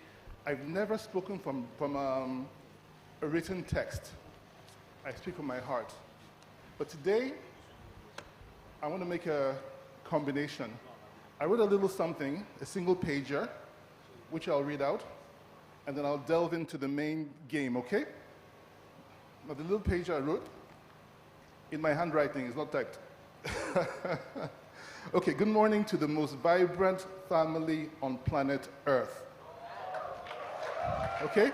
The family of the crazies, the misfits, the misunderstood, the underestimated, the often neglected, the underpaid, the ignored, the rejected, and the most unfairly treated. Okay? That's the lot of the creative arts entrepreneur in our country and most of the third world. In the other part of the world, they know who we are. But this side of Earth, we have this challenge, okay? I'm honored to be counted amongst you, and I'm even more honored to have been considered worthy to address all of you on this beautiful day in January. Why do I say this? Mainly because, unlike most of you, I chose my path in the creative industry as an investor. That is to say, I'm a commercial player in this space, and I therefore might be able to bring a perspective to the age-old dilemma stroke conversation which creatives have held for centuries. The dilemma is that which, with some luck today, we're able to crack that dilemma. The dilemma is that between, do I go commercial, or do I stay true to my craft and become the most sought-after person in my craft? First of all, I'd like to talk about the terrain. So that's what my colleagues who have set up this meeting said I should talk about the terrain and scaling. So the terrain, I'll go into the terrain a bit, and I'll think I have to drop this portion. let's go a bit deeper. Because all of you, most of you in your 20s and 30s came to meet what is the digital imaging revolution you have today. But to understand the industry better, because the whole idea of making money and making progress in an industry needs for you to understand a bit more about the industry. So before most of us came onto the scene, you had the film cameras and people who were shooting on film with extremely expensive cameras. Most cameras cost more than a car at the time. Now, the other challenge they had when this was happening was that only a few people could afford these cameras, and so everybody in the world needed to rush to find a commercial photographer to capture even the smallest picture of anything. Now, in that kind of time, not only did it cost money to create the image, it cost money as well to view it, because you couldn't view the image in a screen. You had to have it downloaded into film, processed. After being processed, you have to pay for it to be printed. So a whole 9 yards of expenses to create a single image. That was the world that happened. Then there was a revolution happened. The first revolution that happened was when the Polaroid group created the Instamatic camera, from where you get the name Instagram. The Instamatic camera produced for you right on the spot from the camera a small piece of paper, which some of you might remember, a Polaroid paper, which gave you an instant ability to view the image. You couldn't edit the image, you couldn't retake the image, but you could see what you shot in real time. And that was magic to those people who were operating at the time. Then you have the SLR, the single lens reflex camera, as against the twin lens reflex camera. With the SLR, what it meant was that it became cheaper to produce a camera. And so cameras began to get into the hands of more and more people who were not rich. All the images you've seen before time were only taken by people who were rich. You had to have a lot of money to have a camera. Okay? I'm going somewhere. Now, the next thing that happens is that there's a game changer. The main game changer that comes is when digital technology, from computing, getting into a way where people can share images without having to physically travel places. That created opportunities in enterprise, not only in creativity, but in enterprise. Because what people do with pictures is more important than just taking the pictures. What do people do with pictures? People share images. They like to share their pictures. You've seen a picture, you've taken a picture, you want to share it with your friends. That sharing process is where the money used to be. The main money was in sharing, okay? Now the next thing that happens, these are in quick succession, game changers. Next thing that happens is the smartphone. First the BlackBerry phone, you're able to move images in the BlackBerry, etc. Then you now are able to move images in a smartphone. But what happened to all the people who were operating digital film laboratories? All the guys who were in the film business were heavily leveraged on loans for multi-billions of dollars around the world, and they could not adapt quick enough to the fact that those investments were gone. We started our business in 1991, okay? That's 34 years ago this year, as children out of school. But, I'm not saying it's just how it happened. Now, we started our first lab, our production lab, in 1998. I went to Germany, I met with Kodak in Germany, asked Kodak to come and partner with us in Nigeria. They agreed. We opened our lab in 1998 in Kaduna. That lab was on Ambado Bello Way, and in its first year of business, it made 88 million naira in 1998. A lab. Hold up. But, hold up, hold up, hold up. I'm going somewhere. I'm saying this for a purpose. That same lab, because at the same venue I went to meet Kodak, they showed me the invention of a small digital camera, a small DCS 820 digital camera, and said, look, this is where the future is going. Brace up for it. 3 years later, that same lab closed down. A lab that was doing close to 100 million naira 20-something years ago, employing 200 and something people, that time it folded up. It folded up, and all the competing labs, Phototech, Photopalace, all of them, they folded up. They had investments and thousands of employees, but they folded up. What caused the fold up? Technology came and stole that business from them. We also were affected by this technology, but we chose, and through God's grace, because I love what Big H said here, because it all has to do with God showing you direction. Through God's grace, we found that, hey, we could actually transit from being a photo lab company to being more of a studio company, and now start to expand our studio business. That was our saving grace. So we were one of the smallest players amongst the large players that there were. We're not a large player. Phototech was 70 outlets. Photopalace, 40 outlets. Olu Professional, 40 outlets. We had huge multi-billion naira players in the industry. It was a huge industry populated by business people. All of them collapsed. And from the ashes of that time have emerged you guys here. You guys here are beneficiaries of the new technology. But I told you about the first part because I want you to be afraid. I want you to be positive, not negatively afraid, positively afraid of the dangers of getting comfortable with technology. There's a danger in getting comfortable with technology. So in talking about the terrain, what is the market in this terrain? What is the market? Who are you serving? The only people you're serving that can survive the test of time, you're serving families. In Africa, we haven't graduated to the point that we're able to make a lot of money from wildlife photography in Nigeria, right?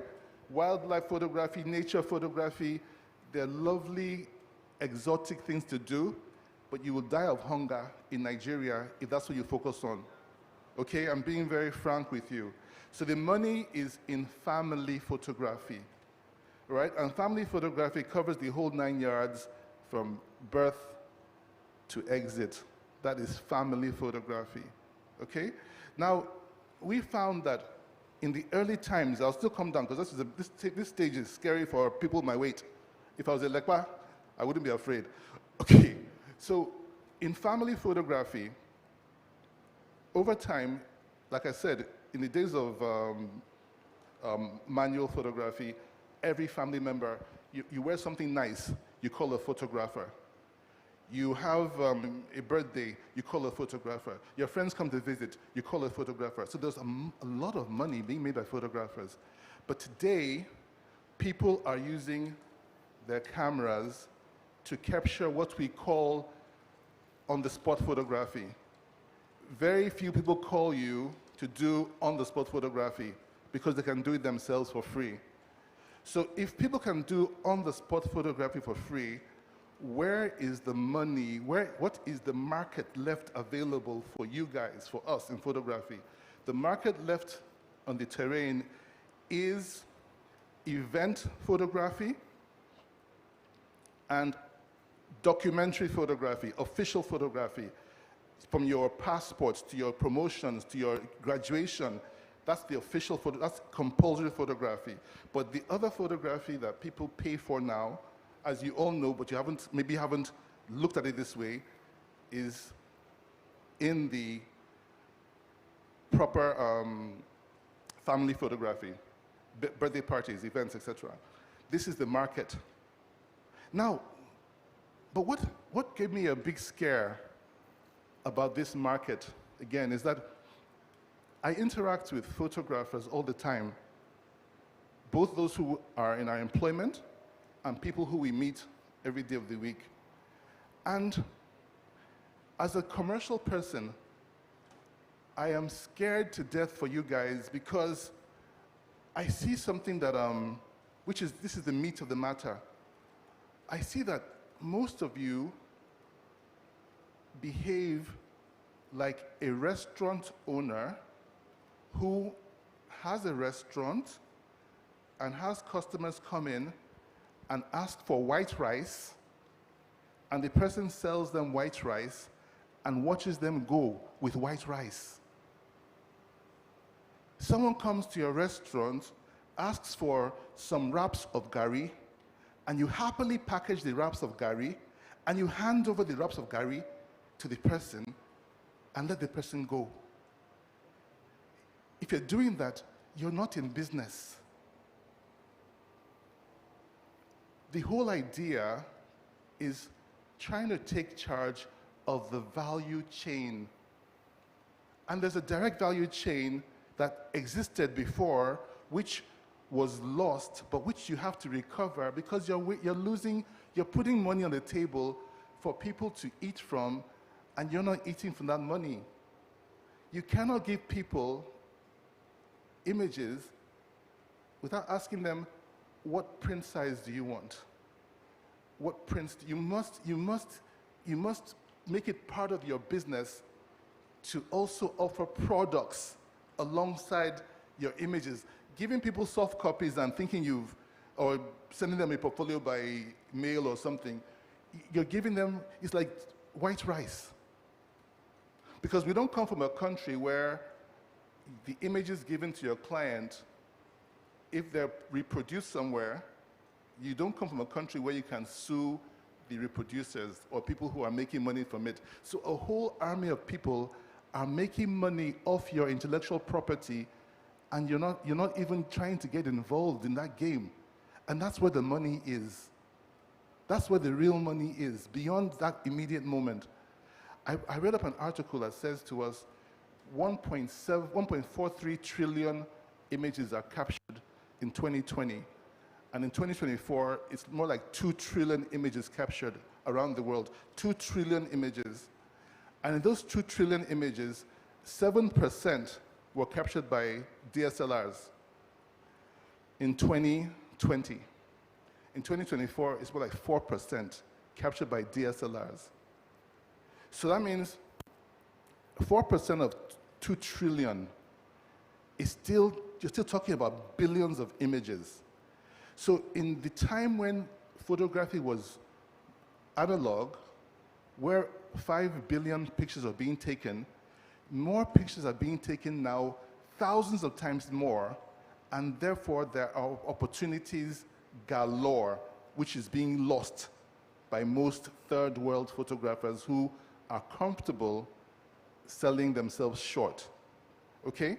So this tells you a bit about the market, the industry and the market. But then again, why is this so? Why is there this disconnect? A lot of you, why I said I'm afraid for you is because, you see, with the advent of technology, and as it's advancing today, the young, in the history of mankind, the young are teaching the old. A 14-year-old knows more about things that are happening in the tech space than most 30-year-olds. So the young people are learning faster and learning more. In any space, in any business environment, when the younger people are learning faster and learning more, and they have less overheads, most young people have no overheads. And so a person with no overheads, who is great at what he does, can take a lot of the market from the traditional people unless they've done what Big H has just mentioned now, personal branding, creating a brand of your own. But just in the open space, the young people who are staying at home are coming for your business. So how is it that we can protect ourselves, protect yourselves, because I already know what to do in our business, but how do you protect yourself from the onslaught of people who are coming tomorrow to take up and do what you do for almost nothing, for free, in the millions of people? Okay, so that's where we come to scaling your business. That's why I'm here, scaling your business. Now, if you are happy operating in your corner, it's still okay. But if you really want to make impact, let's look at the value chain of the business you're in. I'm not, please, I want to remind you, I'm not here to speak to you as a fellow photographer speaking to photographers, okay? We have more than enough people who will speak to that. I'm here as an enterprise person, an enterprise only, and I'm speaking to enterprise, and I hope those of you who are thinking enterprise will catch something here. Now, if you're running a business, you're running to places, doing your events, doing this, what is the value chain in imaging? Can anybody here tell me what is in the value chain you can adapt into? Can anyone just jump into it? The value chain for imaging, can anyone jump into it? Web. Okay, web, one thing. Anybody else? Yes, please. Sorry? Printing. Great, printing is great. Anything else in the value chain? Okay, I've told you that the value chain today, today's value chain for imaging is mostly around events. The value chain for imaging is about events and about capturing and keeping memories for keepsake. Events, right now, a lot of us depend on event planners to choose us for events. But what about if you guys own event planning, event businesses? What can't you look in that direction as well? Can we say your company also helps people who want to plan events to execute them, and you cover the photography? Your company also helps those who want to print images and gets those images printed and delivered. You don't have to own a printing press to print pictures. You don't have to own, in today's world, you can outsource almost anything, but you must be ready to know what it is that's available in your space and start to tackle it. Because that's what's going to differentiate you and keep you in business when you're older. Because some of you guys can do what you're doing now because you're 20, but try and work down the line. You don't want to drop your business because it's no longer selling. You want to be able to still be relevant down the road because what you're doing, you've looked into the value chain and you're adapting and you're being part of the entire value chain. Now, one of the things that also is going crazy now is that YouTube has gone wild with cinema, with movies. And what stops a person that's doing imaging to learn how to also create the movies that people are watching and paying a fortune for? What stops us from going deeper into our craft to see ways that we can earn extra money? And then the real killer, which is the next thing I'll tell you, is that all of you, regardless of what stage you're in imaging, you should have a side hustle. You should have a side hustle beyond, if photography is a side hustle, fine. But if it's your main hustle, you need to have a side hustle. Okay? Now, that means investing whatever it is you have to see how you can create a source of income that is independent of your being there. Especially those of you who are single operators, who everything depends upon you being available. Because life does happen. Parents do get sick. People die. Things happen. And if you're the only operator and your ability to operate is, for any reason, diminished, you will learn some hard lessons of life if you don't have a side hustle. So I learned this as a child through my mom, and the first thing I did when I finished school was to set up small businesses that were side hustles. Studio 24 is a side hustle. Oh, what's a side hustle? It's graduated from side hustle, but it was a side hustle. I had a men's barbing salon at a time in Kaduna, Clippers Salon. A lot of people were customers of Clippers. So you need to have a side hustle that generates independent passive income that protects you on that interesting day that's coming. Okay? Now, when you have a side hustle, what it does is not about just the money. You see, there's something beyond the money that makes you survive business.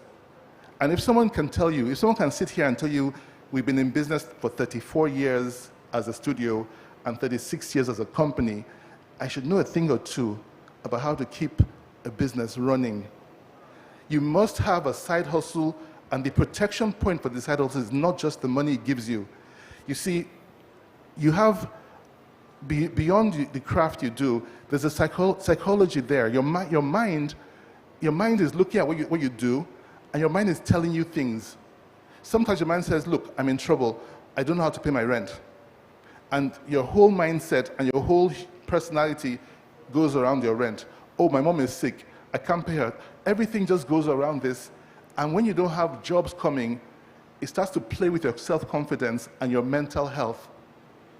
So the biggest thing that can hurt your mental health is not knowing tomorrow, not having an idea of how you're going to pay the next bill. So if you can take care of the thought process of being stranded, it helps your main hustle or whatever it is you do. So you must please, from today, if there's anything you learn from me, please find even if it's a recharge card something or a keke napep or a bike, let there be 1,000 naira that you don't have to work for coming into your pocket, all right? Your side hustle is critical.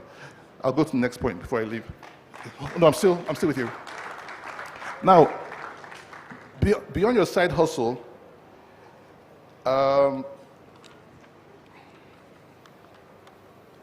let's look at the size of the market, okay? Let's try and look at the size of the market. Now, the guys, I want you to look at something carefully. As photographers, there are other industries that play, and I've mentioned them to you. You have the people baking cakes. Cakes, the cake guys are in your space. That's your industry as well. The fashion people are in your space. That's your industry. The event planners, etc. But let's look at something critically. The cake people, the guys who do cake, from time immemorial, they've sold something to everyone in this planet, and it has worked. Nothing happens by accident. People are deliberate. The cake people sold us the idea that when it's your birthday, you must have a cake. Do you understand? The first thing people think about when it's your birthday is a cake. And they went further. The cake people now went into Christmas and made it, okay, it's Christmas. You must have Christmas cake. You want to open a house, you must have housewarming cake. So they've painted this narrative to create an opportunity for themselves where every single person in this planet wants a cake once a year. Now, have we sold our own story? Have photographers made it a point that, come, can't we sell the idea to people that you must have your birthday shoot? Not maybe. Let it become, you don't get it to happen by mistake or accident. Photographers have to make sure that people take photography, take pictures on their important days. They already do, but they don't do it as much as the cake people have made cake people do things. So why don't we do this? How can we do this? The only way to do this is when we have a strong industry. So why we want you to scale, I want you to scale, my colleagues want you to scale, because when you scale, you create an industry that goes beyond just employing the photographer. The industry we're trying to create is such that a photographer who is now an industry player, is up to, yeah? How many more? Okay. The photographer is now an industry player, is able to hire a manager, hire someone to receive customers, someone to call. The person now creates more employment opportunities. The person gets larger. The person is able to open a second outlet or second business or third business. The person is becoming an industry player. The more you have industry players, the more influence you have. A quick story just to take you backwards to, as a kid, I was in America with my parents, and there's a company, a milk dairy company, that made an advert for people to buy milk. And they were advertising this, and the sales of milk exploded. But that company used its own money to do this. As it exploded, those who do milk got together and created a group that now advertised and made people buy milk. So, for us to be able to scale properly, when you scale, you come together with people, like-minded people, and we then push the narrative. For example, right now we have 200 million Nigerians who presently spend an average of 3,000 naira per person on photography every year, presently. So you have a 600 billion naira market, which is in front of us. A 600 billion naira market with the potential to become a 2 to 3 trillion naira market in imaging alone. That's the market that's there. Are we scratching the surface? We're not. If we can work together, I'm very happy to expand the knowledge I have about the industry. If we can work together and build up multiple members of you to become investors in the creative space. To become an investor in the creative space, you don't have to have money. Never make that mistake that you think you have to have money to become an investor. To become an investor, you have to have the idea, the understanding, and then you look for the money. The money comes to those with ideas and understanding, and of course, what Big H said, the God factor.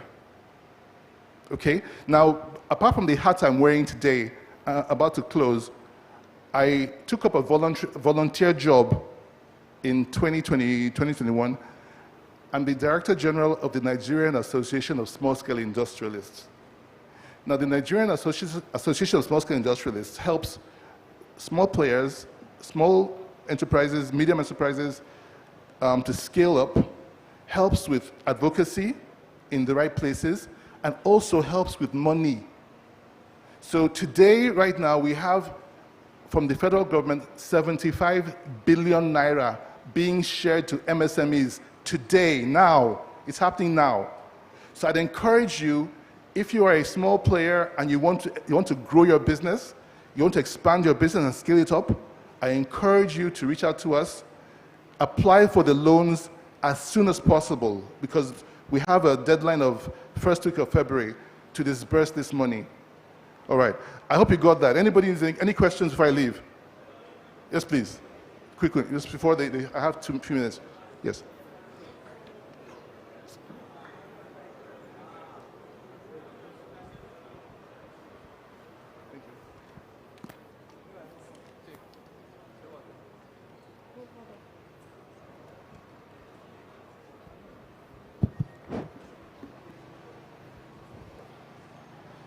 Good afternoon, everyone. My name is Namani Chukwebuka, and so thank you so much for the wonderful class. I really appreciate. So my question, first one is, what do you consider before opening an office in a particular location? Because I know that Studio 24 is a household name in so many locations. For jobs in the industry, and we're here to employ you. The third question, you talked about revenue is very easy. Yeah, revenue is easy. You see, as you grow your craft, you stop thinking in terms of, I must be there. I must be there. You understand? That's small thinking. As long as you're thinking in that small space, you can't grow. You have to find the imaging brand is in Canon, Sony, name them, they're in trouble. So they're happy to Chilling with Big H and 2 others. I'm telling you, this is right. You know, Big H was just asking me for some advices. You know, I just. These things are necessary. Baba, you go shock, is when you get online, you start seeing different kind of. But you will not be on their WhatsApp. They know you are not on their WhatsApp. Amazing Clef, you go just see yourself. Say, Amazing Clef today. I just gave him a shot. You know? Great. Fantastic. Thank you, everybody. Thank you so much. I just like, everywhere to be good. Where's Joshua? Please, can I have the phone? I need to quickly, call some people to go get their gifts right now. At the back, they will go straight to the panel session. Yeah, definitely. Thank you very much. So please, if you hear your name, that means you came earlier than some people. You need to go to the back and get your package. Thank you very much. First on the list is Korede Ogunshaki, Adesoji AJ, Oladejo Stephen, Deem Sebastian, Longe Lion, Osas Photography, Farouk Abolaji, Sakagbenga, Promise Okafo, Adzo Teferian Eunice, Opnati Photography, TKS Concept, Bolariwa Motoyasi, Caleb Kelechi, Israel Otunji, Rex Nation, Ilmima Studios, J Sharp, Young Daniel, Fajiro Nelson, Kenoni Studios, Oluwale Olufemi, Valerie DK, Emmanuel Sylvester, Elvis Chima, Jussie King Photography, David Olatunde Kolade, Bankole Michael, K-Tech Media, David Joseph, Oluwafemi Joshua, Onome Ajiri, Vori, Adefemi Adekoya, Thomas Sunday, Ogukoya Tolulope, Victoria Idubo, and last but not the least, Akinde David, Badebo Feyisayo, Adebayo Adedayo. We are giving 39 people amazing gifts. Yeah, so if you heard your name, you can just please walk to the back. After the panel session, I'm giving out my own first gift. You will not believe it. I didn't believe Real Magic could do this, but it's giving out a 2016 Toyota Corolla key holder. Relax. Yeah? This lady, she said something now. What did she say? She said she wants lens. Lens. You can sell the key holder and buy your lens, whatever lens you want to buy. Ladies and gentlemen, we're going straight to the panel session. All right. If you're just joining us, you're welcome to Launch25 Conference, Build and Scale, powered by Rare Magic Academy. We've had 3 beautiful keynote speakers this morning, and we're moving straight into our first panel session. And this panel session, we are going to be discussing converting one-time clients into a lifelong champion of your brand. In layman's terms, what are we saying? How can you convert a one-time client to somebody that will carry your matter on their head and become your customer for life? But I'm going to be bringing up the very beautiful moderator for this panel session. If our hands are not too busy, please put your hands together as I make welcome on stage the beautiful and eclectic, the one and only Joy Love. Please put your hands together for her, please. That's the Queen of Southwest, ladies and gentlemen. Okay. Let's go. Come on, Lagos. I believe if you're doing that, you can do that better. Come on, jam your hands together. All right, quickly, have we been having fun? If you've been having fun, can I see your hands in the air? You've been having fun. Come on, that's beautiful, fantastic. All right, it's Launch25 Conference, and this is me extending a warm welcome to each and every one of us present here. I mean, I'm so excited to see vibrant, creative, and the talented community gather here today. And trust me, this is not just a launch conference.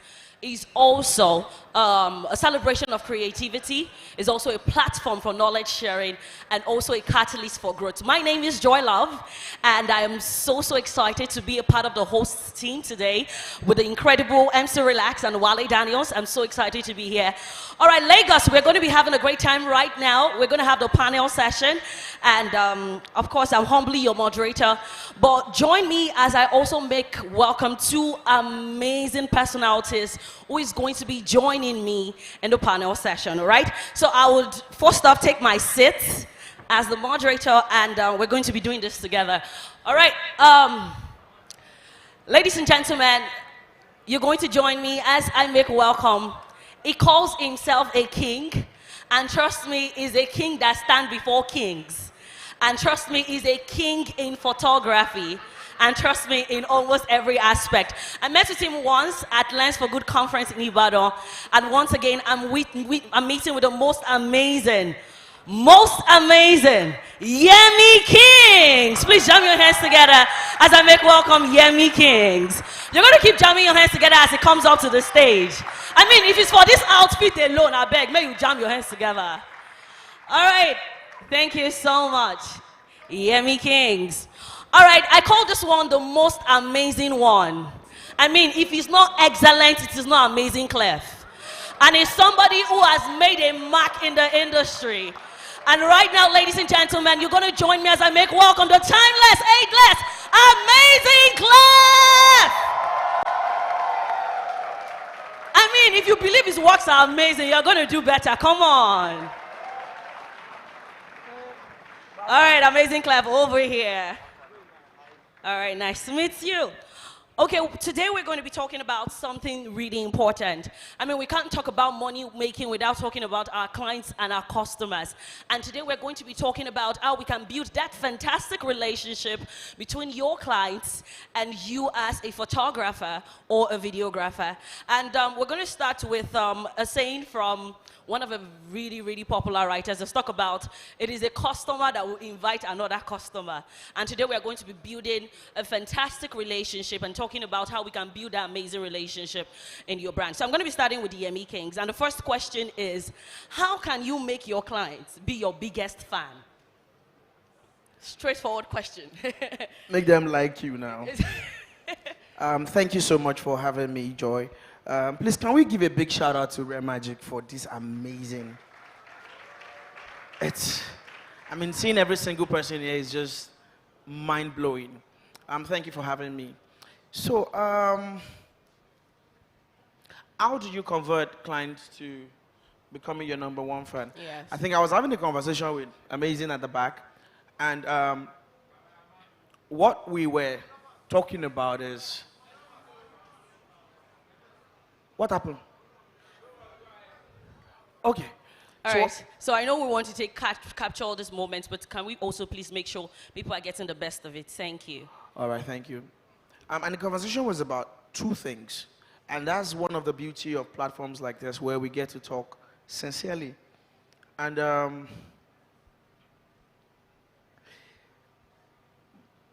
lot of energy has gone into us as creatives learning the intricacies of our craft, you know, and lighting, setup, gears, branding, and I think the science of photography has been well and deeply studied. And when you see the work coming out of the creative industry, especially the photography industry in Nigeria, I think I can say that at this point, in this age, in this time, Nigerian creatives can stand shoulder to shoulder with people that are coming from the West. And I think for that, we should give ourselves some kudos. Great work coming from almost every one of us in this room. But the question is, when we've locked down the beauty of crafting good images and crafting good photographs, have we really broken down the secret to being a good photographer? And now, when I'm talking about being a good photographer, I'm not talking about being somebody that knows how to craft beautiful images. I'm saying, are you a good person? Are you a good person? And that was what the question you asked. That was the question you asked me earlier. I said, make them like you. I've been to a wedding before, and the photographer was arguing with the bride. I'd not even started photography then. And they're like, hey, are you the first bride I would do? Ah. Why are you now rushing me? I've been waiting here for you people to come out. You're just doing makeup. You're now rushing me. I'm like, oh, le shorire. You can't be successful that way. I mean, by the time you know how to take all the good photographs, you know how to do all these things, let's treat ourselves first as artists. There are many musical artists, and Amazing is here to corroborate because he's very close to them. There are many of them that will never succeed, not because they're not lyrically vast, or not because they're not artistically deep, but the fact that they just have a nasty character is going to shut them down. Now, so how do you convert your clients to customers? Simple. Understand the difference between a client and a customer. A client is someone that hired you for a project. And a customer is somebody that has turned hiring you into a custom. And what is a custom? A custom is another way of saying culture. And what is culture? Culture is the way of life. So you so much embedded yourself into their way of life. They are not thinking about you as somebody we have to pay money to get a photograph. They experience you, and automatically you become somebody who you become a part of the family, and you become an extension of their way of life in such a way that there was a photographer that was speaking with us, and he's a very much elderly photographer. And I think respect should be given to him. How many of us here know Photo Demi? Please, can we celebrate Photo Demi in absentia? Great man. He said to us, he said there was a particular family that wanted to do their daughter's wedding. And he said a photographer went to that family and started pitching himself to them. And then they took him inside. And they said, you see this daughter that wants to get married? This is her matriculation video. This is her secondary school graduation. This is her convocation. This is when she came back from NYSC. He said, look around this house. Every single photograph in this house was created by Photo Nemi. And the person said it in Yoruba. He said, Photo Nemi lo niebi. Meaning Photo Nemi owns this family. And I'm like, damn. And there is nothing they do in that family that is not the one that is called. You go and do your frequency separation, do gymnastics, jump up and down. They just be looking at you like this. Photo Nemi is the only photographer they know. Now the question is, I know you know many people as photographers, but the real question is, how many people know you? Thank you. All right, I believe we should jam our hands together for that one. One thing I would love to say is that nobody can advertise your brand like a satisfied customer.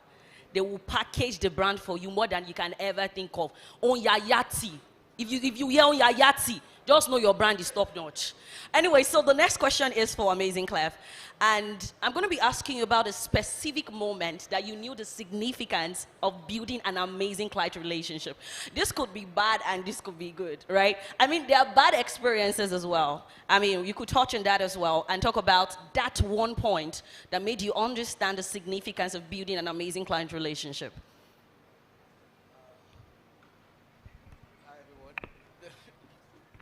Hi everyone, good afternoon. I also like to say give a very big shout out to Rare Magic for this. This is amazing. Disclaimer, I'm a very shy person. That's why I wear these shades. So I'm literally shaking, but I'll get used to the environment and be better. All right, so your question is that moment where I realized that leading a good customer relationship was very important. I have had a lot of these moments, a lot. The way I came into photography was not straight. It was I started out as a graphic designer. So when I was a graphic designer in Alaba and whatever, all through my journey before I became Amazing Clef, I had always known the power of humans, the power of people, the power of, so I learned business basically buying and selling from my mom. My mom used to sell rice and sell food on the street and whatever. So watching her interact with her customers, because she had competition. She had 3-4 people on her street selling food too. So I learned a lot from her, just watching her interact with customers, selling food and whatever, and just watching how, understanding humans, because humans don't really change. If you know how to sell to people, you know how to sell to people. If you know how to maintain clients, you know how to maintain clients. If you know how to maintain clients in an entertainment industry, you just need to apply that same knowledge to like a different industry and maybe tweak it a little, basically. But to answer your question, I've had like a lot of moments, but I'm going to try and pinpoint a couple of them. Maybe times when somebody refers somebody to you. So there was a time that someone referred someone to me for a shoot, and I don't want to say any names, but basically the person is like a top person in the industry. Like that was maybe 2015, 2016. The person sent somebody to me, and the person called me and said, or WhatsApped me and said, "Hi, Amazing Clef, da gave me your number." I was like, "You don't die." Not like you don't die. Like it was basically like that. This person referred you to me. Like it was like, that means number one, you're not going anywhere. Because I know who referred you to me. Who referred you to me was like C-list or B-list in the music industry, like a top musician. And he was referring an artist that was just like coming up. So knowing who referred you to me, I just knew immediately that you're not going anywhere, because the person that referred you to me is like what you want to be, is who you want to be in like 2 years or 3 years. So if he's pointing you to this person and saying, this is the person that will take nice pictures for you, I felt like I had that lockdown. So that was one of the instances where I was like, this taking care of clients thing really, really makes sense. This person had a very great experience with me for them to be able to refer somebody else to me, and now I have this person on lock. So that was one of them for me. All right, beautiful. So quickly, I'm going to ask this question. I'm going to throw this out to the audience, right? So if you're a lady and you are a creative, or you're a photographer or a videographer, can I see your hands up? You're a lady. You're in the creative industry. All right, few hands up. All right, so the question is totally off what I scripted, but it just came to me now. How do a lady in the industry handles a client who indirectly is passing sexual advances to her and also wants her service? Ichokabi. But I think it's an ideal question, right? Because we experience this a whole lot, especially as ladies. All right, Big H is raising his hands up. All right, we really have to deal with that question. I'm not supposed to be answering because the question is for ladies. But it's important that I say this, because too many times our question money can make us do certain things that we don't want to do. And no, I'm not referring to sex. The moment you realize that somebody is making advances at you or giving you any type of hint, no matter how good the money is, no matter how good the opportunity is, don't take it and say, I know myself, I would not commit. You understand? The moment you see the sign, it's not just a lady question. We can't start, guys. We would increase the volume. We would enter topics that is not for the camera. But if we can off this camera, I can tell you of a client that was stark naked in front of me. I was angry because I did not commit. Until today, even after 12 years, they are still on the matter. So it's very, very important that, like I always say, you don't pass stool on the same table that you eat food. So don't shit where you eat. You understand? And if you get an opportunity like that, it is not an opportunity. Just run away from it. Amen. All right, I think that was devoured. That was dealt with. All right, what strategies, or as a photographer or a videographer, can one put in place to build their client relationship? I know you spoke about how make them like you, which is really important. But aside that, what other strategies can one put in place? I mean, aside being a photographer or a videographer. All right, thank you very much. I think if there is something that I've come to realize about human beings is they don't like to be handled. And the moment a fellow human being understands that you are deploying a technique on them, they rebel. So the moment they recognize the game or the strategy, the moment they can pinpoint that this guy is working me, then you lose them, because that formula is not exclusive to just you alone. So when someone is trying to game me, you can't game you can't game me. We say they game people. But the truth of it is that genuinely you must really care and respect people. And that is sincere. You can't fake true interactions. Because on a spiritual level, people will just figure you out. I think deliberately falling in love with your craft, deliberately respecting people, deliberately finding what is beautiful about this person and why should this relationship matter to me beyond money. Now, I'll tell you this because you asked. There are 3 categories of people that have come into my life ever since I started my photography journey. I didn't know at first, but when I started having issues with people, then I started understanding why each person that has come into my life via the road of photography has come, right? Almost all of them started as clients. But then I realized that not all of them are supposed to remain as clients. I once had a client, and while we were talking, he said, oh, my company raised $5 billion. Eh? I didn't say $5 million. I said $5 billion. I looked at the amount with which she said $5 billion. I looked at how much she paid me for the shoot. I'm like, I'm broke.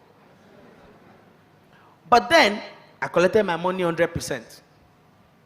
But after the shoot, I realized that this woman might never call me again for another photo shoot. Because she's not a photo person.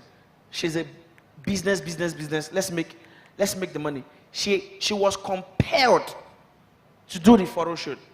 And I'm like, my camera has brought me into this room. But it's not my camera that will keep me in this room. Are you listening? Your camera, most times, what brings you into a room is not what will keep you there. Your craft might bring you into a room. Your heart will keep you there.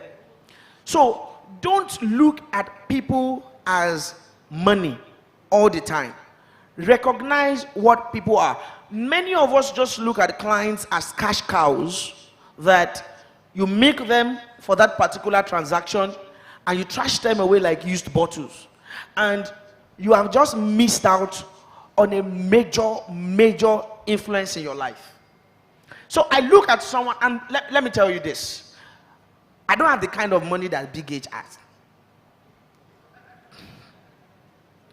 But if you ask yourselves, in this room, what I checked is that our clients are usually richer than us. Have you tried to think about it? Because your own income is their expense.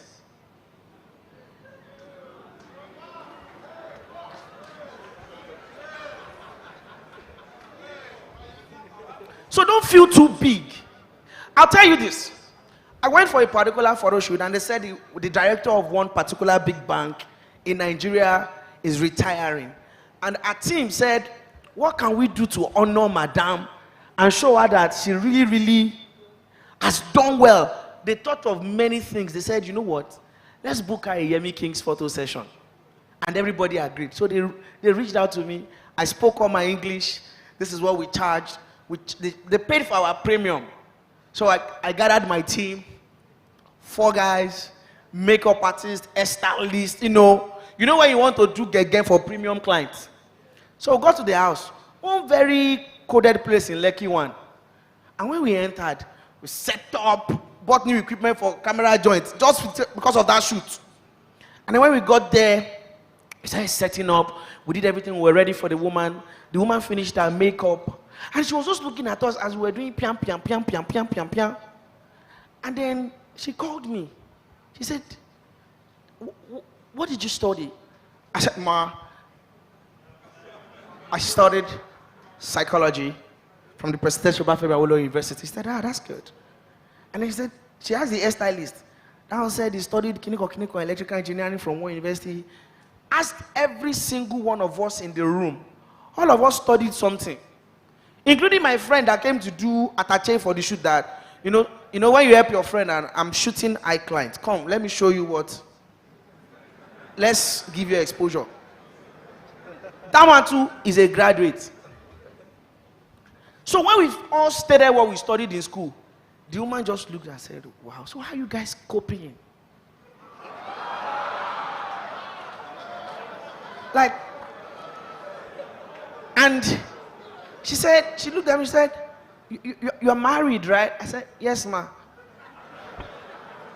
And you do photography? And she didn't mean to be condescending. She was genuinely concerned that, how much are you making? Like, this is what you do. And so, in my mind, we were impressing her, carrying backdrop, carrying this.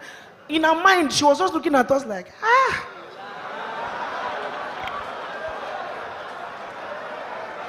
Follow. You see, it's good that this kind of things happen to you. Because we come to platforms like this, they put us in front. I can see my son, Tosin Junaid. When did he join the industry? He's here. See, I told you, I said, I will put you in front of kings. See your life now. And then it's good that we come to platforms like this, we celebrate each other. You feel like you are the next big thing after sliced bread.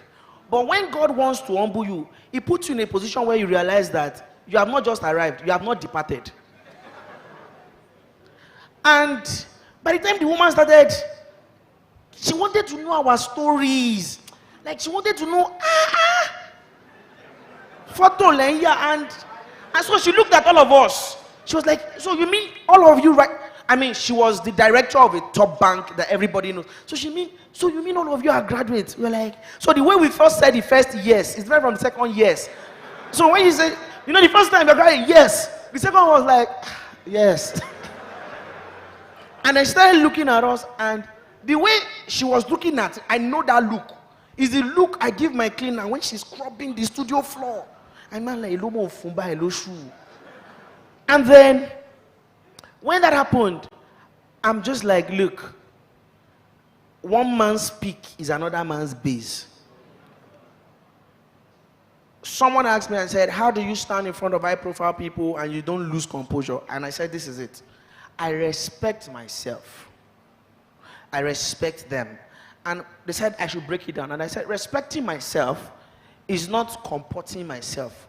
Respecting myself is respecting my journey, my toil, my hard work, my sacrifices, my name, my sweat, my journey, everything that has made you want to need me. And I think at that point you should celebrate yourself. Interactions with them. Don't just look at people as money tags. Care about them. There are many people that have gotten to photograph in this nation, people that are well-to-do, people that have mad money and mad influence. But the moment they sit in front of my lights, they sit in front of my camera, you can see their insecurity like this. And then, pose like this, do like this. And this is how they are doing. Why? They don't like their arms. And then they're like, and then you're smile. And madam's just, what happened? She doesn't like her teeth. Can you close? Sir, can you? And then you discover that many of the people that you look up to are vulnerable in front of you as a photographer. And these are people that sit in front of board meetings and control billions of dollars. But the fact that their entire image is subject to scrutiny, your view is not their view. You are looking at one person on a backdrop. They are looking at 17 people in front of them. It's not the same thing. So you respecting their point of view, understanding that they are human beings, and relating with them as such will go a long way in them accepting you long after the shoot. Because the moment that photo session is over, you no longer have a say over that space. So what are you going to deposit in the life of your sitter that will make you relevant after the photo shoot is what you should focus on, beyond lighting, color grading, and gear. I believe we can do better. Come on. Come on. So I remember I think it was yesterday that there was a tussle on Twitter. I think it was on X. There was a certain guy that said he makes $1.2 billion weekly. And Elon Musk said, I make it in a day. In a minute, I beg your pardon. And I'm like, I'm on level past level. But the final question I would love to ask is the question that is raving the minds of most and each and every one of us seated here. And it is, how do you handle a difficult client and make them come back? I don't know if a difficult client has dealt with you before. Please, can I have witnesses in the house? Shout hallelujah. Praise the Lord. Hallelujah. Now we are talking. So that's going to be the final question I'm going to be asking. I'm basically saying, Yemi King should answer the question. It's your turn to answer the question. I beg. How do you deal with a difficult client and make them come back? You've taken pictures of the biggest brands and the biggest names in the industry. How do you handle these difficult people and also make them come back to you? Yeah, first I would like to say I'm honestly doing a lot of learning today than even, teaching. Difficult clients. I would like Yemi to answer this question after me. Yeah. I'm not going to lie. I have barely dealt with difficult clients, and I'm going to say why. And I've dealt with difficult clients, but our process when it comes to from the consultation process to I'll speak of before now, and I'll speak of recently. But recently, our process over the years, we've experienced a couple difficult people when it gets to the shoot. But these days, we have put a structure in place where, from the conversation, the consultation, from the process of the booking before the shoot itself, everybody is aligned on what we're trying to achieve. We literally have meetings and whatnot and whatever. So when we get on set, you barely, the client barely has anything to say. We talk about things down to the backgrounds, the setup, the lighting. We talk about those stuff, the props, the makeup, everything is properly, maybe because I'm mostly working with brands these days. When it comes to brand photography, you guys have a proper setup of what you're looking to achieve with the shoot itself. But previously in my career, when I come across difficult people, I feel like nobody is, this thing. I don't think anybody wants to be difficult. I feel like we sometimes people find themselves in situations. I feel like somebody somewhere now thinks that I'm a difficult person, probably because of how they experienced me, or the day they met me, or the day they experienced me, and how I reacted and everything. I feel like nobody is a difficult. Okay, we have mad people. We have people that are very stubborn. But I just genuinely feel I feel okay, maybe recently I've been experiencing some difficult people because of our new venture, Studio Mirabilis. We have creatives coming to Red Studio, so I've been experiencing more difficult people. And how we've been able to handle them is just basically always saying, please, can we take you back to the policy, or to whatever it is we agreed on before we got to this place? Oh, we agreed that if you're going to use an extra hour, you pay so agreement. We agreed that if you, I'm a very, very calm person. No, I don't like wahala. I don't like when things blow up or become issues. So I always like to, number one, take you back to the agreements that we made before the shoot itself, our policies or whatever, and show you that, clearly, see, this is what you agreed to, this is what we agreed to. Or number two, I think mostly for me these days, it's just basically taking you back to the policies. And once you say, oh, the policy, blah, blah, blah, blah, I just look for a way to just make you happy. Because at the end of the day, no clients, no business, you're paying me for something, and I want you to leave a very, very satisfied customer. In summary, take you back to the policies and whatever it is we agreed. Or number two, if it's going to become something else, let's switch things up. Yeah, let's switch it up. Just a little. That's personally, from my personal point of view. Okay, I think one thing is sacrosanct here, and what Amazing Clef has said is that no matter how small your brand is, there should be a policy. I mean, it has to be stated clearly before your client, even before the shoot starts. So it's very easy for you to refer to the policy and say, this is what and what we have agreed on. If it's possible, get a lawyer and get a contract and make it known that this is what is, it is for my brand. Yemi Kings. Yeah, I think I'm just going to echo what Amazing said. It's many creatives are not as structured to deal with the complications of policies, but being someone that has been burnt myself severally, I mean, you see us post some pictures and write good caption about the thing, but the experience was not. I mean, I've had my own share of nasty people. And I'm sure that experience is not exclusive to me, because if they feel off clothes for big age, what they know if you do me. Now, the thing about it is, you asked the question and you said, how do we handle difficult people and ensure they come back? There are some difficult people that is good riddance to bad rubbish show. Like, let me borrow the but the truth of the matter is that I'm not a troublemaker. I don't like wahala, but I don't run from it. Bring it on. And before I fight, I used to ask questions. I hate feeling stupid after a fight, and because I fought with all my energy. So when the matter now clear, and you're now watching the thing in playback, you now realize how stupid you look. So before it gets to that point where we escalate, you want to be sure that you're right. And if there's something to draw from what Amazing has said, is that your policies. Now, my team and I, we had a project in some recent period, and it was all good. And the relationship started, the contract started based on, hey, padi, sister, egbon. And then Yami, can you do this for me? Sure, now we can. Oh yeah, now. So you do. Mention just a few things for us to do. And sure, no problem. Small time, I don't draft invoice. Because the money was good. And then sent the invoice, and the client was like, all right, so let's go ahead.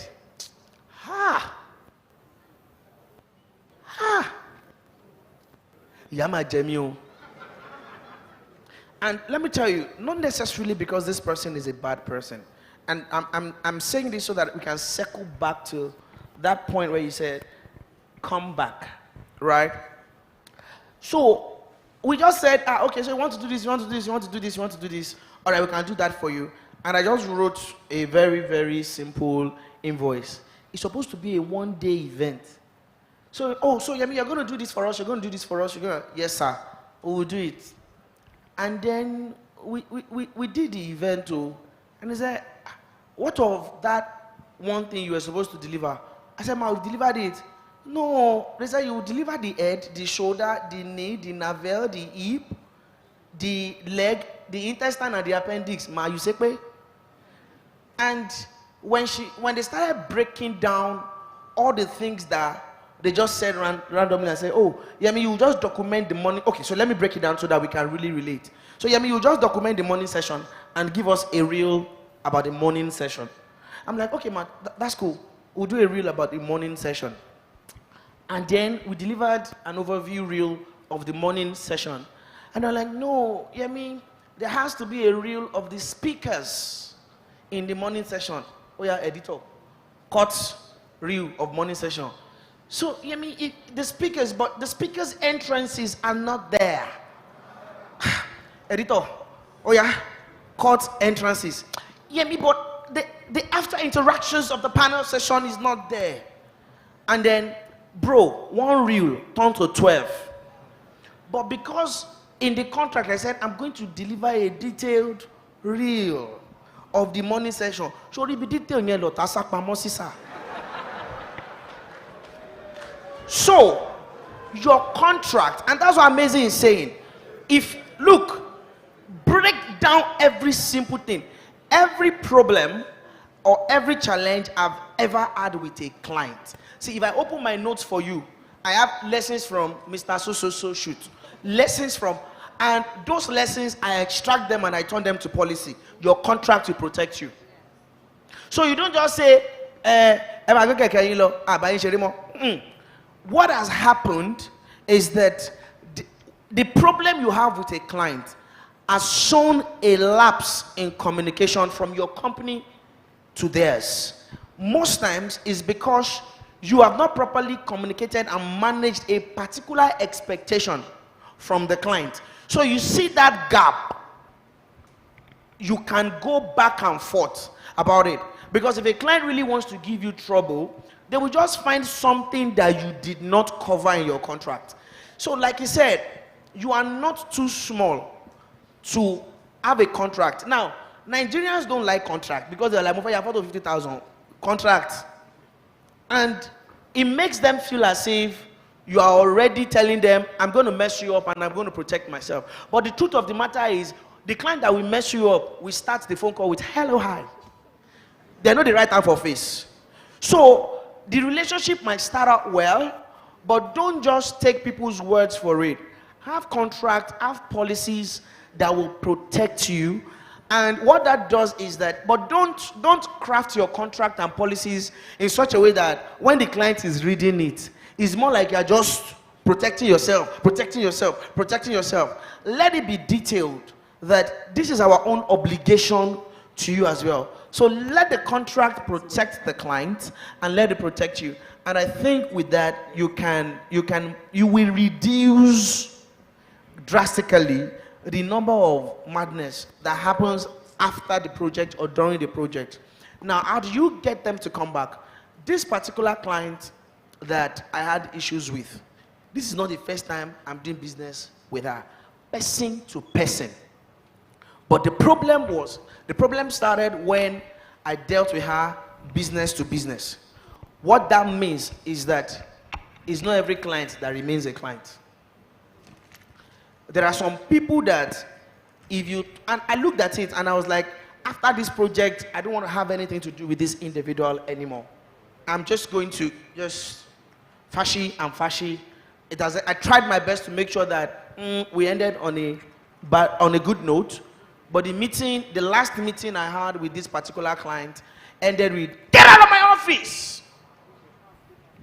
I want those deliverables now. I have witnesses here now. Abi Rachel. Now. She was there. What is so? So we left. We were hungry. We felt insulted. Forget I tell you be client. You know be God. How many of us have felt that way before? Person will go help you. But so the truth of the matter is we felt offended. We felt like you want to cheat us. They felt like you want to cheat us. So who go concept to this matter? And the Yorubas have a saying, Toro ba ko okay, to ko ile, kilaje, it become like basi. When matter refuse up, it refuse down. There will always be a middle ground to put it. So we left, and then I was praying one day, and that's why it's good to follow the Holy Spirit, like Big H has taught us. And I was praying, and then it was impressed in my spirit that I didn't send that person to you to be a client. I sent her to you to be a mentor to you. So I had to swallow my pride and call this person and sent a text. Ma, how are you doing? The thing choked my throat. It squeezed my intestines. But then I just felt like, you know what? I might never get a project with this person again. But there are people that God will send into your life. Like I said earlier, that if you want to squeeze money out of a relationship, you're supposed to squeeze virtue out of, you will have problem. And needless to say, there are people that are just chronically toxic. If they marry Jesus, they will have problem. If they see Jesus walking on water, they'll say it's because he can't swim. So do you understand? There are people like that. Try your possible best to make sure that you manage relationships with people. But I must say, it's not every toxic client that you will be able to win over. There are some people that you just have to find a way to let go, protect yourself. But whatever lesson you learn, whatever loophole that interaction has shown you, convert it into a policy that protects you in the near future. So now another company has reached out to us. Can you do a documentary of this? And we want reels. What kind of reels do you want? Can you kindly state everything in particular order? wọ́n ní iná èsìsì kì í jó ni lẹ́ẹ̀mejì. Thank you very much. All right, I hope with these few points of ours, we've been able to convince you and not to confuse you that you should build an amazing relationship with your clients. Thank you so much, Lagos. I hope you enjoyed the panel session. Thank you, amazing Clef. Thank you, Yemi Kings. I think we're going to take pictures now. We're going to do that quickly. And then we'll take the break time. Let's take pictures and let's do this. Wow. If there's anything I've learned from that session, it is that Inoisisi Kokinshe what? For those of you who don't know how to interpret that in English, it simply means two beds cannot be one bed. Baba, now you, Baba, you're making. You're making. You need to be careful the way you walk. I hope you have bouncers with all this bomb. Be careful. Amazing. Yemi Kings and amazing Clef. Ladies and gentlemen, can you please put your hands together for them one more time? That was beautiful. That's an amazing blend of greatness and creativity and skill. And my sister has done a great and a fantabulous job. Oh my God. Joy, love. You are loving the joy. That's really great. Okay, I need to quickly bring up Red Magic. Mr. Oluseyi, wherever you are, I need you to come straight on the stage. We're going to go on like a 10-minute breakout session. Much more like let's just go and have fun, you know, just try and rest a bit, interact with your friends and families, just network, greet people and all that. You know, when Big H was talking the other time, was it Big H or was it Mr. Kola that asked the question? It was very shocking to me because I'm not a photographer. You know, he mentioned and he said, how many of you people shoot children? I'm like, you people should know your word, you are shooting children. I didn't understand how that meant, but my brother, please come up stage. Let's go. Please, I need you to put your hands together for this. Yes. I'm sure you were not thinking that this number of crowd were going to come. You knew people were going to come, but you didn't plan it was going to be this big. You can clap if you want to clap. It's a good time to clap. Please, I need your official photographers. Where are they? Just give me 2 names.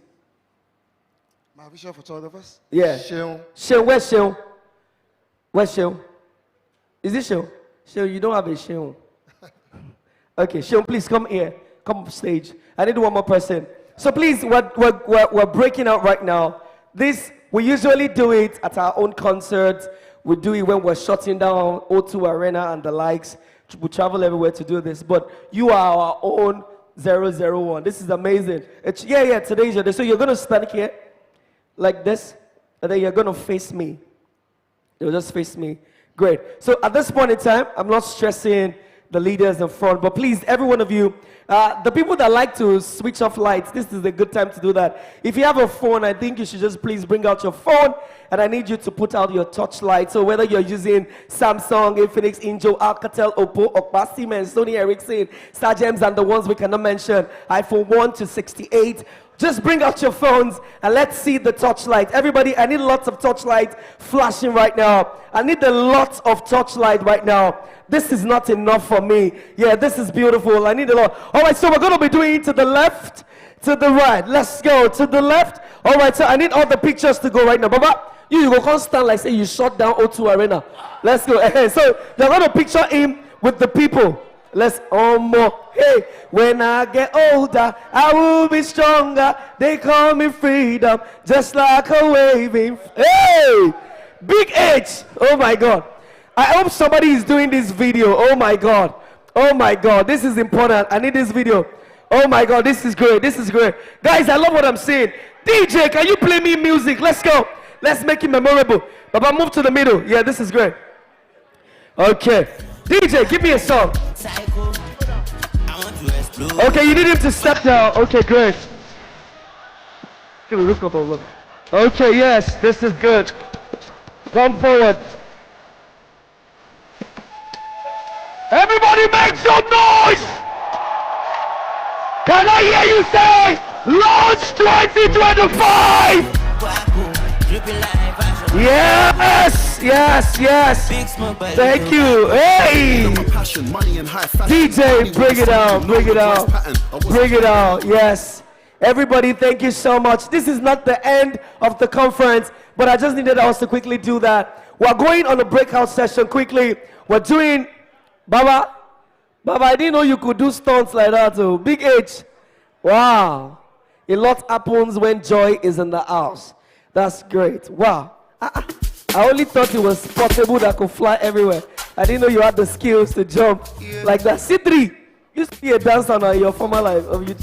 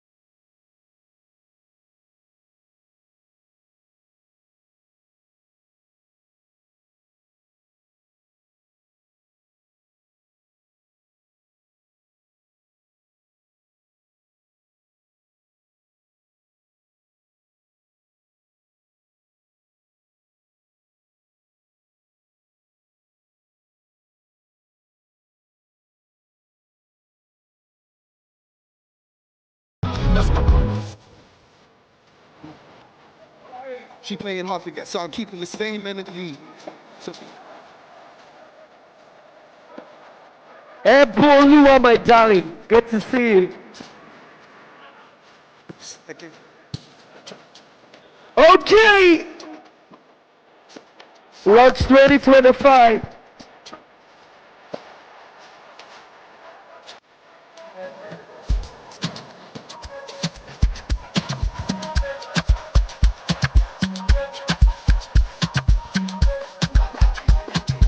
You're live in the mix with DJ Ying. Okay.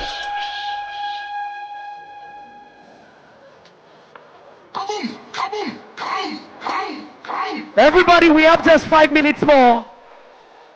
Take all the pictures you can take right now. Please follow at Camera Joints at Laptop Space NG at Ulanzi_ official. Well, you know, get with the guys. 1 + 1 1. Say 8 + 2. Hey, I'm all yummy. I'm all yummy.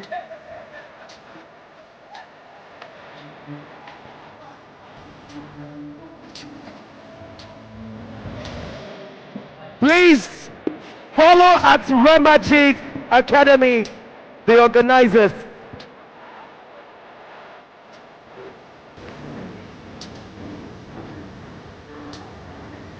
Everybody.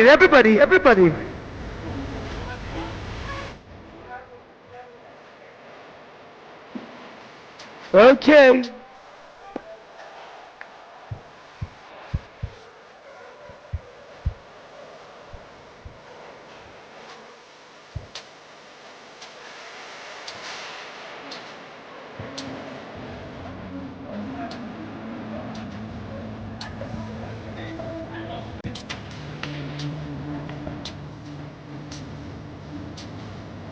Hey, everybody, let's go. Say, let's prepare. What time? I just dey look your picture the way you look like this. Yala yahi. I'm classy. Hey, only me. Okay, I think we can continue. Others will join us. The one use love feeling. Okay, I think we can continue. Thank you.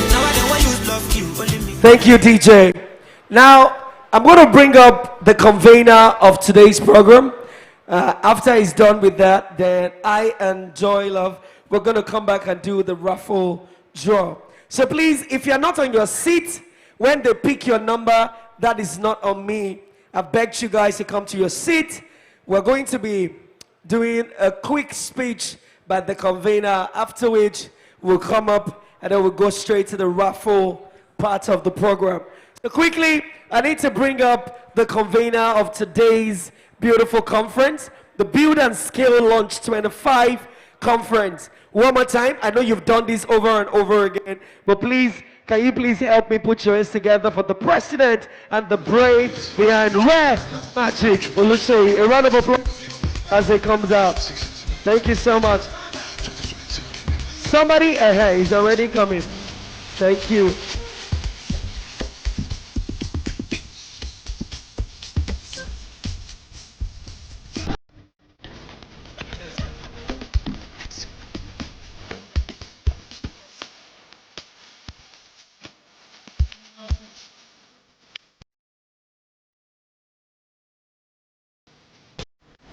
Okay.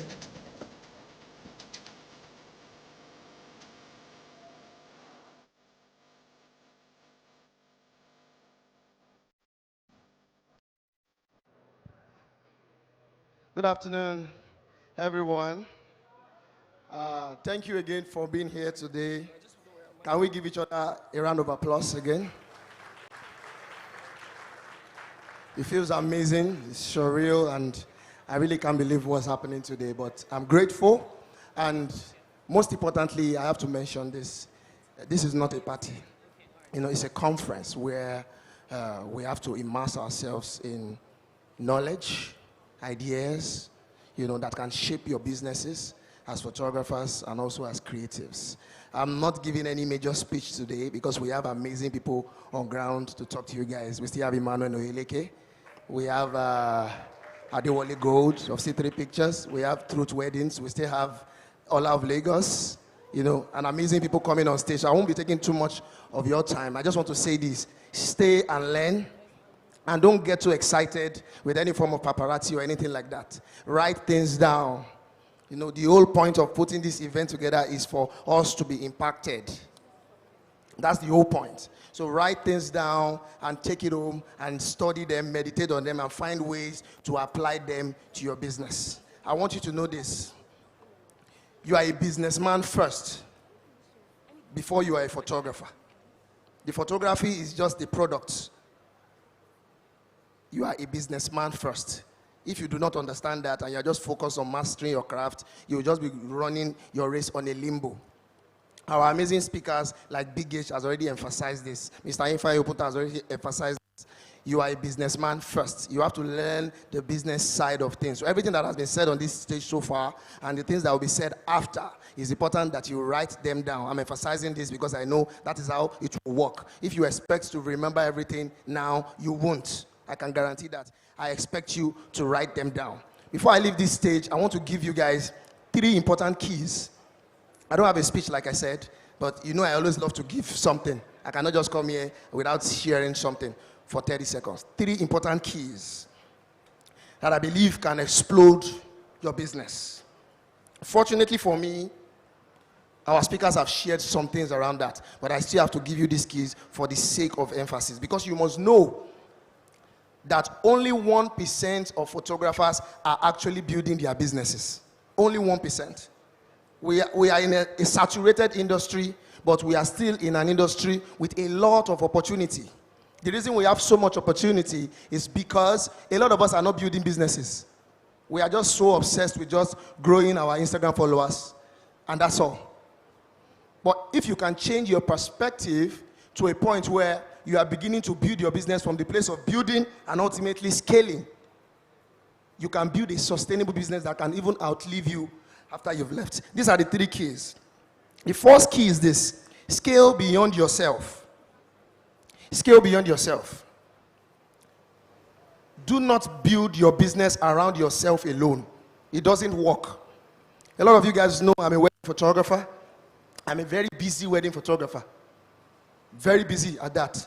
But I have other businesses I run, even as a wedding photographer. Putting together this conference is not easy for a Lagos-based wedding photographer to do. It's because I've been able to scale my business beyond myself. It's not about me. I don't do everything myself. So if you are building yourself as a photographer and everything revolves around you, you cannot grow. You'll just be a champion in a small pond, and you cannot build anything sustainable like that. Second key, relationships over recognition. Relationships over recognition. Value relationships, not trending. Because where I've gotten my most success from, where I've gotten my big gigs from, did not really come from social media. It came from people I actively and intentionally built relationships with. So I looked at my record in the past 2 years. I'm like, where did I make most of my money from? I realized it's really not via this social media with all the likes. I tell people in my academy, I will post a picture, I get 100 comments. I have maybe 90 people out of that 100. They are my fellow photographers. So what's the point? That's not sales, that's just vibes. And they will keep telling you, boss, hello, give me presets, give me lots, and all of that. That's what you get. But the real money is from the people that have gotten to know you personally, people you've built active relationship with. So focus on building relationship over recognition. You don't have to be recognized. The people that mentor me today, they are not even as popular as I am. And they are my mentors. I learn so much from them because they are not obsessed with all these things we are obsessed of. Instagram, some of them are not even active on Instagram. But because they have built amazing relationship on the ground, that is what is using to, scale and sustain their business. And the final key that I will share with you guys today is this. I have so much here, but let me just say this. Obsession with value, not just creativity. This comes to the place of customer experience. Obsession with value, not just creativity. Mr. Henry said this already. It's not just about photographs. It's really not. There was a point in my business where I was so good, I was all over social media, but I was broke. I didn't even have customers because then I didn't even understand how to build a business, and my customer service was too poor. But my work was good, but people were not coming for me because I was not getting referrals. So when you convert your mindset, change your mindset to a point where you can actually offer value to your customers, not just the picture they pay you for, an experience that they cannot forget. An experience that they cannot forget. That is how businesses grow. An experience that they cannot forget. A lot of photographers here in Africa, we have this, I don't know if you understand this, Yoruba, kamakpa demo attitude. Like, I've delivered it. I start to deliver. That's it. If you build your business around that new customers will keep coming, it will run out eventually.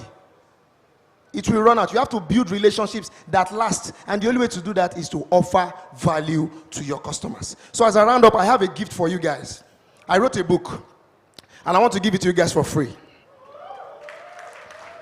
I wrote it a few months ago, and the strategy we had was to sell.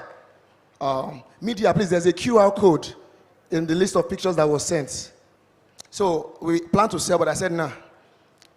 My team knows this. I'm passionate about impacting the industry. I want us to all grow. There's nothing like competition. It doesn't exist. I don't even understand it. It's all about collaboration. The more we grow, the more the industry thrives. Everybody wins. This book is about business. It's called Frame Your Future. That's the title of the book. You know, it's an important book if you want to master business. It covers every area of business that you need to learn. This might not cover every area, but that book will. So I think, okay, it's already on the screen. Scan this QR code now and download the book for free. And don't just download it because it's free. Read the book. Read it. Take your time. It's not. I intentionally made sure it's not a very big book because even me, I don't like reading like that. You know, so I made it very, small so it will be easy to read through. Don't just download it. Put your information, download it, and read the book. Read it so that you can help take your photography to the next level. Guys, stay for the rest of the events. We have amazing speakers still coming up. So stay and learn from them. Immerse yourself in this opportunity so that by the time you are leaving, you are not the same. Thank you very much, everyone. So before I leave the stage, I want to call on Mr. Yemi. He has an announcement about a very, very important program that I believe all of us should be a part of. Let's put our hands together for Mr. Yemi.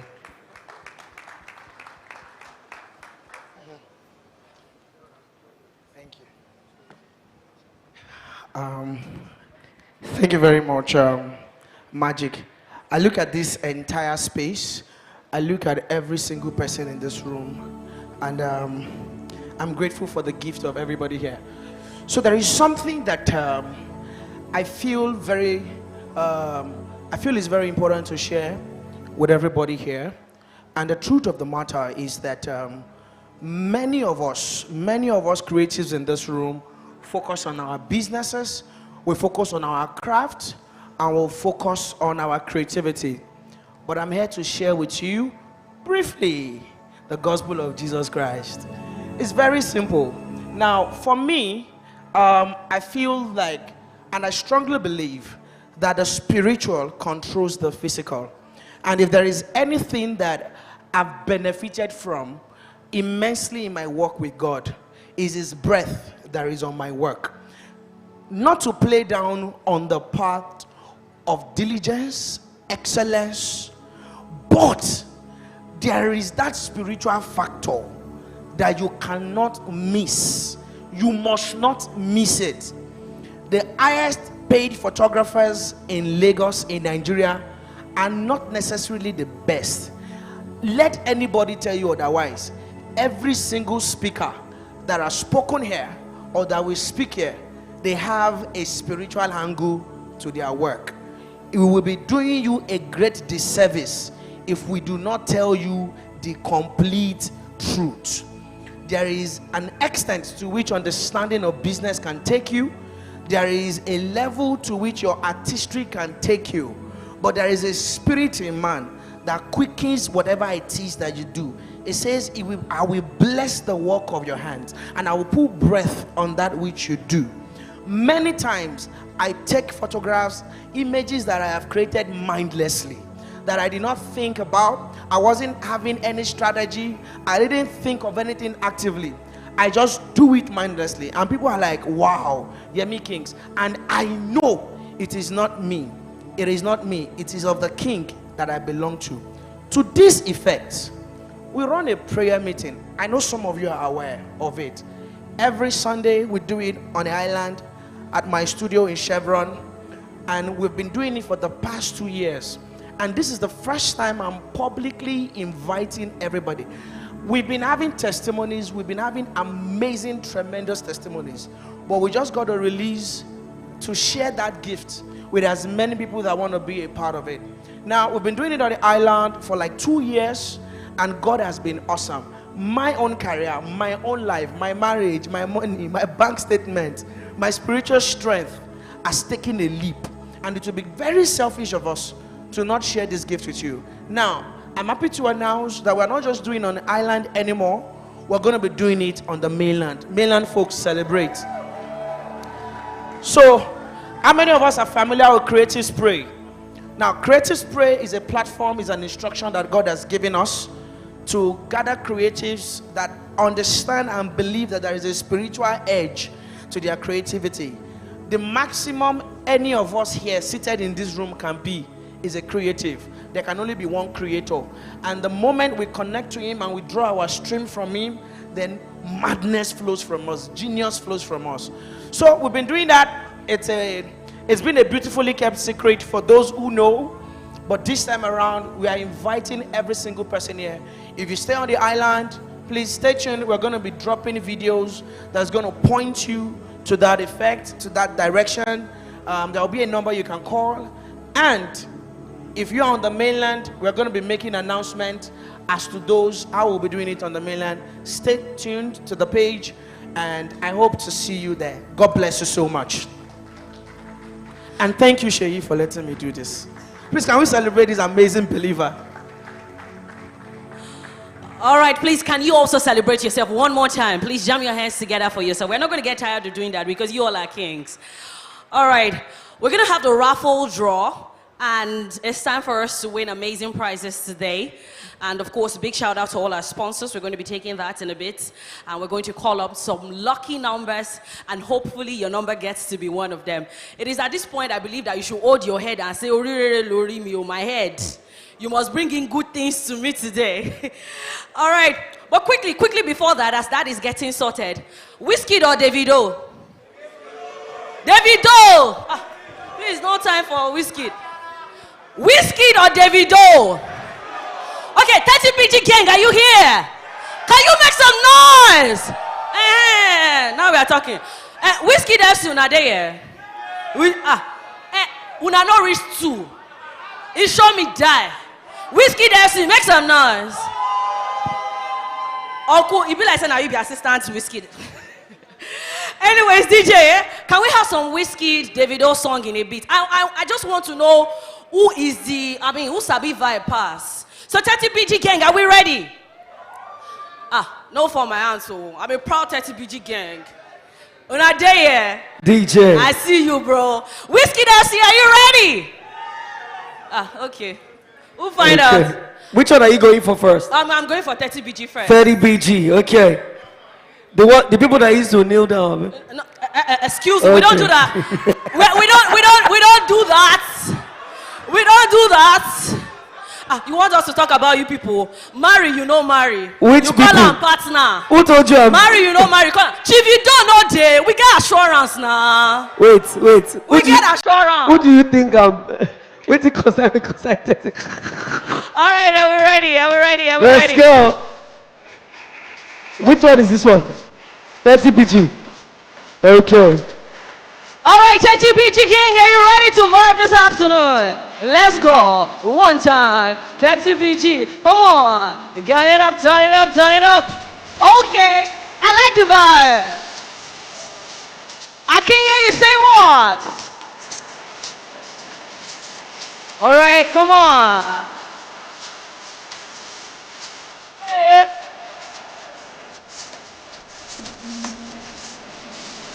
Say what? I can't hear you. Don't kill my vibe now. Come on, let's go. Take it on your 30BG gang. Come on, say. Look at them. Let's go. Say what? Come on. Jump on G. Fire. Say.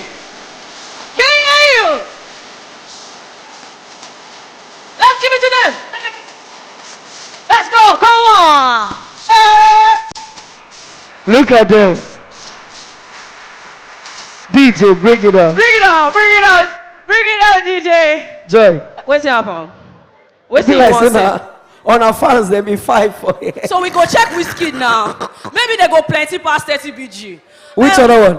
Whiskey FC. No, me, I don't Because belong to this Whiskey. guy go tell me. You will see the people I belong to after you do your Whiskey. Oh, yeah, I do Whiskey. All right, Whiskey FC. Let's go. Are you ready? My guy, I feel your vibe. Well, we go see if you sabi. One time. Let's go. Beloke. Bewale. Besoke. Bewale. Besoke. Come on.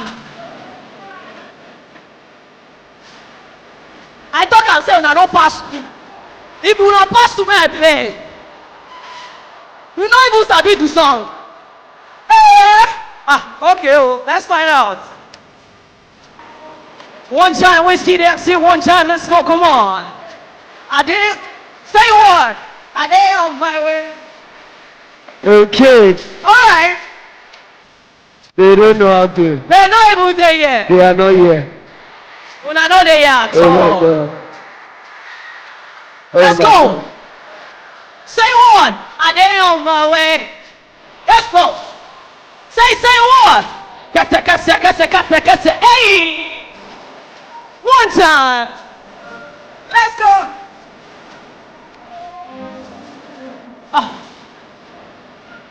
DJ, bring it out. We know the winner already. DJ, bring it out. Bring it out. Bring it out. If you know this song, you will sing along. Let's go. If you cannot sing it, you are not part of our generation. Zazu for there? No. I beg. We don't do that. We don't do that here. If you know this song, you will sing along. Even worse, past Zazu. Oh yeah, which song you want to sing? If you cannot sing it, you are a Gen Z. You are Indomie generation. You don't belong to our generation. But if you can sing it, sing along. They will say, bang, bang, bang, no. Bang, bang, bang, bang. Now who they? Say, Daddy. Somebody. Okay. Hold up. DJ, I don't know say na trenches una be. Wait now. If you know this one, trust me, you are going to be a billionaire in 2025. If you can know this one, this one say, yeah man, yeah man. Hey, Jimmy, da. Hey, when they were writing that song, they have smoked the boat. Ladies and gentlemen. All right, ladies and gentlemen, now we having fun. Yeah. Come on. Okay. We need to do the raffles, and I think we need our speakers to help us speak, one after the other. So please, can you help me bring the numbers, please? Okay. And this is sponsored by Laptop Space. Is it Laptop Space or Camera Joint? Camera Joint. Okay, so we're starting with Camera Joint. Exactly. Just pray that they pick your own. Please help me officiate this. Please, Baba, please, can you come? Yes, please, can you join us? Exactly. The destiny of all of you is in his hands. So he's going to pick 5. No, he will pick 4. Joy will pick the last one. Exactly. Well, why are you doing this? Exactly. So let's do this. Baba, shake it. Shake it. That's somebody's lens. That's a lens. That's a lens. Camera joint. Shaking somebody's lens. We're about to pick it up now. Baba, how many have you? How many? Okay, you go pick one. Oh. Baba, you go do a 1-1. One. Return the other names. Hey, if it be your name, they don't return. That's the meaning of man proposes, God disposes. Man don't pick you, God don't dispose you. Let's go again. Okay. All right, so I think we have names and not numbers. Yes. Right. So, the first winner of today's raffle draw, ladies and gentlemen, Okay. happens to go to. Their mind they do quick. I did tell you. DOS Studios! DOS Studios! Wow, congratulations. You have just won yourself EOSR. RFBTGBD. but DOS Studio, you sure say you there yes so? You I know don't- I'll be able to love. If he has gone, it's coming up. Run and collect your destiny. Hey, congratulations. Congratulations to you, Baba, DOS Studio. Baba, come here. Come here. You are going to bring your affidavit, your birth certificate, then the birth certificate of your king from your village. Where is your name? Let's see your name. What's your name? Your Instagram handle. Just show us anything that shows that that's you. Okay. Did they say DIY? DOS. DOS. Yes. I believe your own are DOX. Oh. Now DOS. DOS. This one are DYS. Oh. Baba, you sure say yes so? Let me see what's the DOS. Your own are DYS. As you take run back. Run. Wait, come. Is there any other number there? No, that's just it. It's just DOS. But you sure say you don't want quickly edit your Instagram and do? All right, one more time. DOS Studio, are you here? Going. Go. Let's go. Next one. All right, let's pick another. Hey. You go shout, say Ori Lori mi o. Now so. If you like, may your ori no rere. Now you sorry. Everywhere my raise. Let's go. Next one. We're trying to do this as quick as possible so that we can bring up our next speakers. Oh my God. Baba, have you chosen another one? All right. So we have Paulina's Freedom. Paulina's Freedom. Just come with your ID. It's very important. Baba, you are not jogging like someone that wants to win something. Your swag plenty for this thing. Oh my God. Be like say it's short for him. You can know that somebody like this, his future is so bright. Because he needs to put on some shades, because he can't see the future. He's maintaining steez. I did tell you. No, don't worry. Baba, you show me certificates. We don't expire. Let's stay there. All right, next one. All right, Let's go. go. Out another one. So we're doing 3 now. And for the next sponsors, we're going to have a list of another names. Okay. All right, so we have Rex Nation, Manji Timothy. Rex Nation, Magic Timothy. Going. Gone. Let's go. When you come for conferences, you stay in the hall. Better stay there. Hello, just You are always hello. Get away. Let's go. We have Ayonleye Babatunde Kamal. Ayonleye Babatunde Kamal. Baba, was that your name? Who are you? Okay, you're here. Wait. Magic Timothy. You are the gun. That gun. All right, can we see Come up. Sir, which one are you, sir? Ayonleye Babatunde. How come the ladies are not being chosen? They are not chosen. How come the ladies are not being chosen? Hey. Baba, you know they pick ladies. Now men, they pick. Is it the one? Yes, he is. Okay, great. You said we're doing 3 for now, right? So we're doing 3. Okay, 3. All right, so please, the 3 of you, can you please come out? Then, sorry? One more. Okay. All right, please. So we're doing 1 more now? Yes. All right, okay. fantastic. All right, let's do this. Hey. Let's go. You people are also going to use your hand to pick what you will win. And that's the way it is. All right, it looks like finally we have a girl. I'm not so sure. Umba Precious.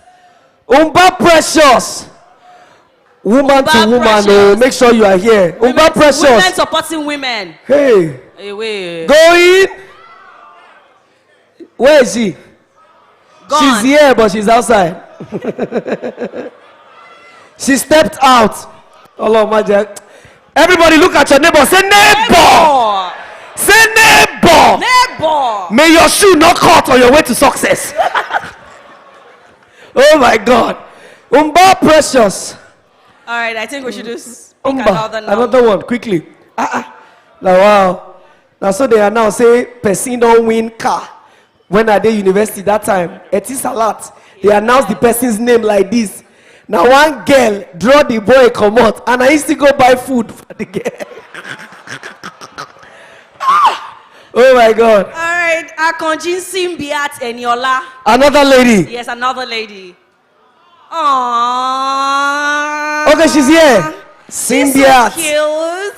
She's taking her time. See the way she's walking. Walking girl, walk it. Melanin popping damsel. Don't play. We run the world. Of course we They are do. not here, so they cannot talk. Congratulations. Okay, ladies are here. I did not see them. Okay, you people. We did here. My sister, please, can you? Great. Okay, so please, let's quickly do this. Ladies and gentlemen, just queuing and following the train that Joy started. Quickly, Messi or Ronaldo? See Ronaldo. Manchester United fans, make some noise. Messi or Ronaldo? What's that? Messi or Ronaldo? Let's go. God bless you. You will make heaven. Nigeria or Canada? You say waiting.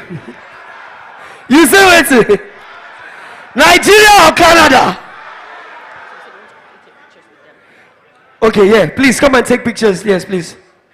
Naira or dollar? Boma or Turkey? Turkey. Private school or public school? Private school or public school? Private school, make some noise.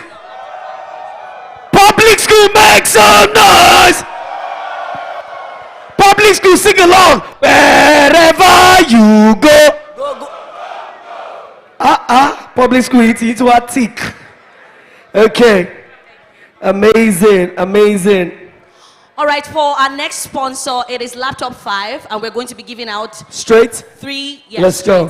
3, 5. We're doing Okay, 5. from laptop bags, we're doing 5. Yes. Please help me tell them to follow at laptopspace.ng on Instagram, please. We're giving out 5 gifts from Laptop Space right now, and this is great. All right. Okay, C3, please come. Maogasa, please come. Both of you, please come and help us pick the next 5. Yes, as fast as possible. So that's why I'm bringing 2 people. We'll be calling the name simultaneously. Yes, sir.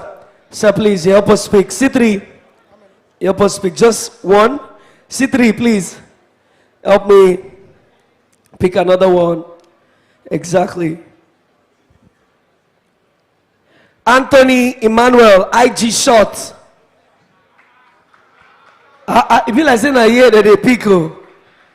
Bro, you and that sister that just won. Are you people twins? Okay, it's just the stature. Sorry. Well done. I celebrate you.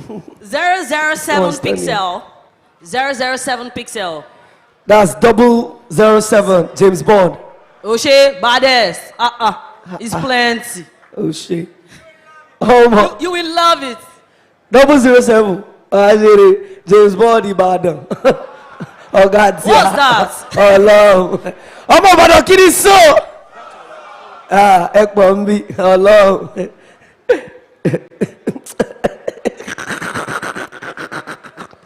Okay. Let's go. Prosperity concept. Thank you, boss. May we just the prosper, they go. Prosperity concept official. It's from this side. Prosperity gas show for your body. Oh. May I see you first? Balmain, Oshe, come on. Oh, sure. Your shoes. It's so easy. Your shoes show. Your teeth shine. Shine. My guy. I greet you. Only you they wear Dior and CK.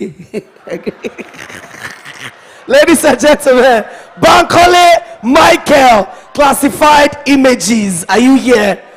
You are classified. You are welcome. Welcome, sir. Hello. Okay, let's go. Quickly. So I think we have 3. So the last one. One more. Okay, thank you. H.I. Moscow or High Moscow. Idoko Moses.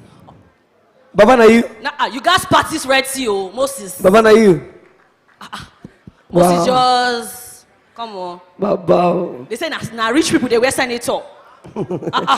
Moses, I won't be like you. This one at Bayelsa level, na Niger Delta, no try. Okay, 1, 2, 3, 4, 5. All right, let's go, please. Laptop 5, please. Can we have a representative? Let's go. DJ. All right, DJ, play or something. DJ. Okay, let's go. You know, get up where Alabini. Logoti Ode Olubala. Okay, great. Joy, please, you can help from that side. We want to call what they picked. Hey, careful, darling. Okay. DJ, bring it out. Okay, Moses just won himself a vertical laptop stand. Wow! Congratulations. Well done, bro. Baba, the first question is, do you have a laptop? Why you no go get laptop? No, you don't go there put pots on top. Relax. Congratulations, sir. That's the CEO of Laptop Space. Sir, please, a round of applause for our brother. A round of applause for him. Please. So he will be presenting it. Yes. My brother, what's your name again? Emmanuel. In addition to your reading glasses, you have also won yourself a reading lamp. The one you read for the rest of your life. That's great. Congratulations, my brother. This is amazing. Wow. Readers are leaders. Readers are what? Leaders. Okay. Okay, they said that as Bankole's sun is rising, they're going to give him a sunset lamp. Wow. Bankole, may your sun just they rise, they go. This Sunset lamp. They step them down. Wow. You are getting a Liberty Gamer Sprint in-ear gaming earphone. Hey! Only you won. Only you. They won't use love kill. Only you. Baba, congratulations. Wow. Baba just listen to what the name they smile. He don't really know what's in.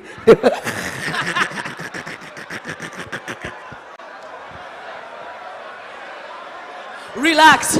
Your heaven have view once. Well, I see the way they look and say, hey, what to lele.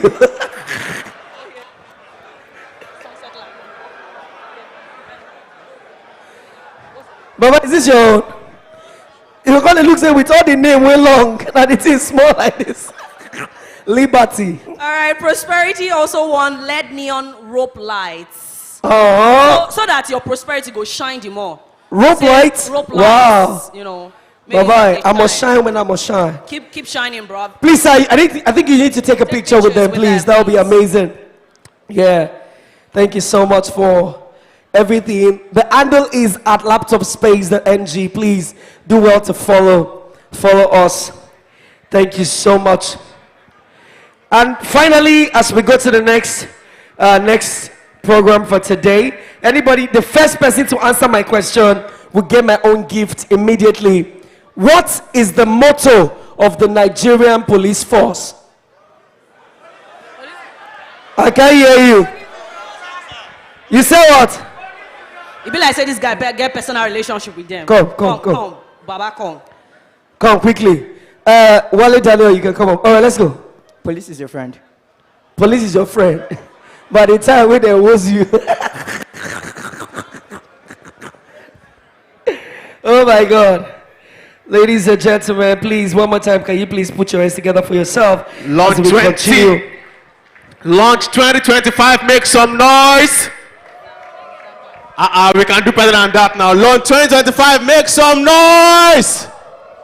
All right, so that's the noise you can make, no problem. All right, we're moving on. We've had beautiful session. We had a beautiful session this morning. We had Big H, we had Mr. Kola Oshalusi, we had a lot of people. We had amazing Clef, beautiful guys come talk to us this morning. And right now we are moving straight into the third keynote speech and session for our Launch 2025 Conference, Build and Scale, powered by Royal Magic Academy.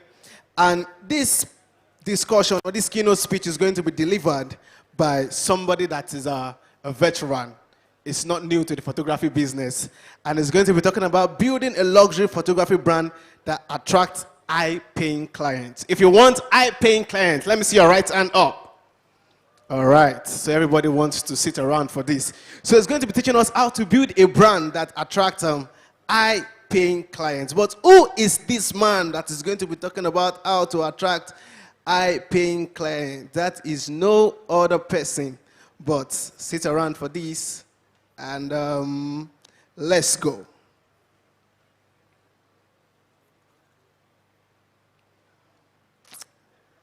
He's a visual artist, tech enthusiast, and the creative director of Emmanuel Oyeleke Photography.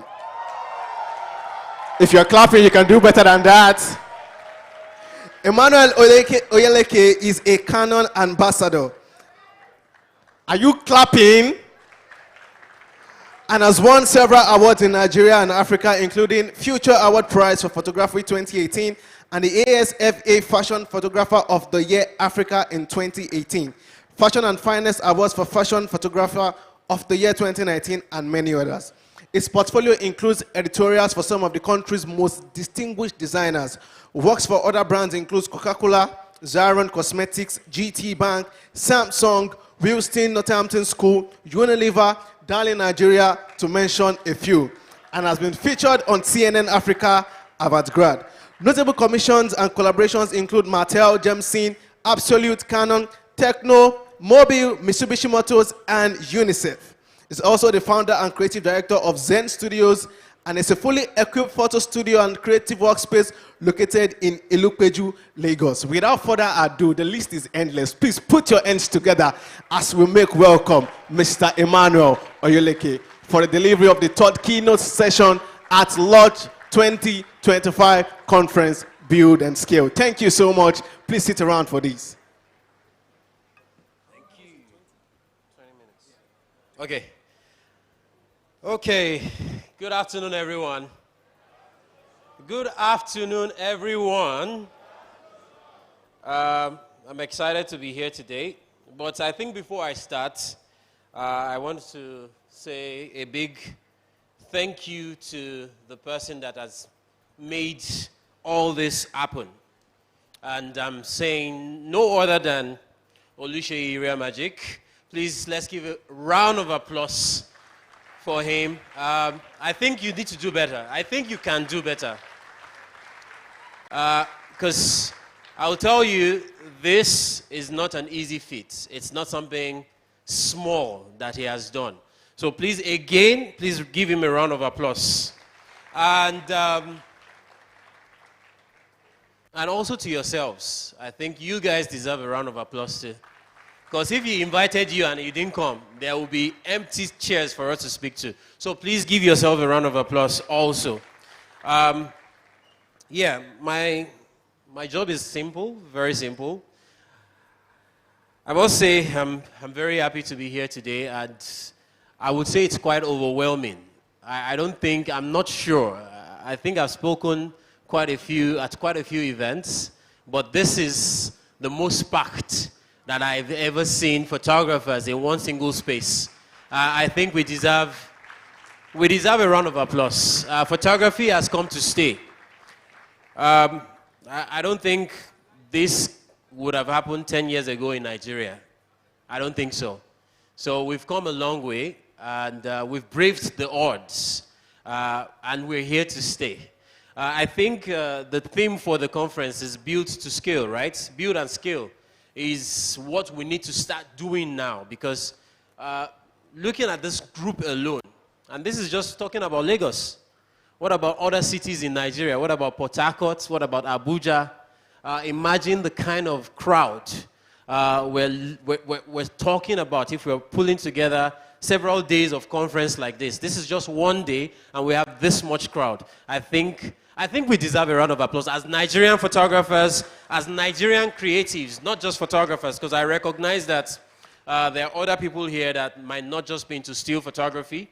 They might be into videos, content creation, and all the like. So I think we've come a long way. I've just been told that I have less than 20 minutes to do this, so I'll try my best to give as much knowledge as I can in the little space that I have. So, I've been charged with the topic, building a luxury photography brand that attracts high-paying clients. I think it's a very, very fantastic topic to talk about because if I can see with a show of hands, who has a photography business here? Anything, media business, please, show of hands. Media business, fantastic. Here, do I have anybody that doesn't want to attract high-paying clients? I thought so too. I don't think we have anybody here doing photography that doesn't want to roll with the big boys and do the big things and make money off photography. I would say for a long time, I used to do photography as a passion and not just as a business. But I think that changed some years ago when I realized this is the only job I have. This is the only thing I have to survive. I think I had a mentor once and said, and this was before I started photography. I used to be a computer programmer. I used to do web design. I used to play Scrabble professionally. I've represented Nigeria at the World Championships before. Yeah, that was in Malaysia, 2009. That's a few years ago. So I had all these things going for me. Programmer, web designer. I basically thought I could do everything I wanted to do. And I met my mentor, a photography mentor. His name is Isaac Emokpai, right? How many of you know Isaac Emokpai? He's an artist, a photographer. Yeah. And he told me, you have all these different skills. If photography was the only thing you have to survive, what will you do with photography? And I think that was one of the things that changed the game for me. And I quit my job as a programmer. I left every other thing I did, and I started being a photographer. So let's go back to the topic. In Nigeria, the word luxury, right? Any small thing, luxury. Luxury restaurants, luxury photography business. In Nigeria, I find luxury is a word that has been abused and thrown around too loosely. And as such, it has lost some of its meaning. Many use it as a label rather than a standard. Luxury is a standard. And that's when you go abroad and you're looking at restaurants, you see a Michelin 2-star restaurant, a 3-star restaurant. Even when you travel around the world, you see hotels. Oh, this is a 5-star hotel. This is a 4-star hotel. This is a 3-star hotel. And those stars, they actually represent something. But however, luxury in the Nigerian context has been anything, I don't know. I don't even know how to put it. We see it every day. Any small thing, luxury restaurant, luxury hotel. And we really don't understand the meaning of the word luxury again. However, I'll say true luxury isn't just about saying it. It's about delivering an experience that speaks for itself. And that's the same even in the photography business. How do we build a business that genuinely attracts the right crowd, the right clients? I would not necessarily say high-paying clients right now, because sometimes I heard Yemi King say sometimes in some businesses or in some clients, you're not actually supposed to extract money. You are supposed to extract value or virtue from them. So we shouldn't make that mistake and think that every client is our client and every client is the right client for us. So we need to understand that. Right. So I would say, how do we build a brand that genuinely attracts the right crowd? By creating real value, setting a match standard, and being intentional. And then note that word, intentional is the word. So I'm going to give you about 6 points. I would highlight them, and then I'll go back to talk about them. Number 1, define what you stand for. That's number 1. Number 2, craft an experience not just the service, not just the photography business, not just come and snap, because that's not your job. That's not what you do. It's not just snapping. You're creating an experience and not just a service. Number 3, I would say quality over quantity. In today's world, a lot of people just want, I just want a lot of pictures, right? That shouldn't be your own selling point. Create with quality in mind and not just quality. And not just quantity, sorry. What story are you trying to tell with your business? As a photographer, as a business owner, there's always something that you're trying to say. There's always an idea that you're trying to sell. So what are you trying to say with your own business? Number 5, relationships are your biggest assets.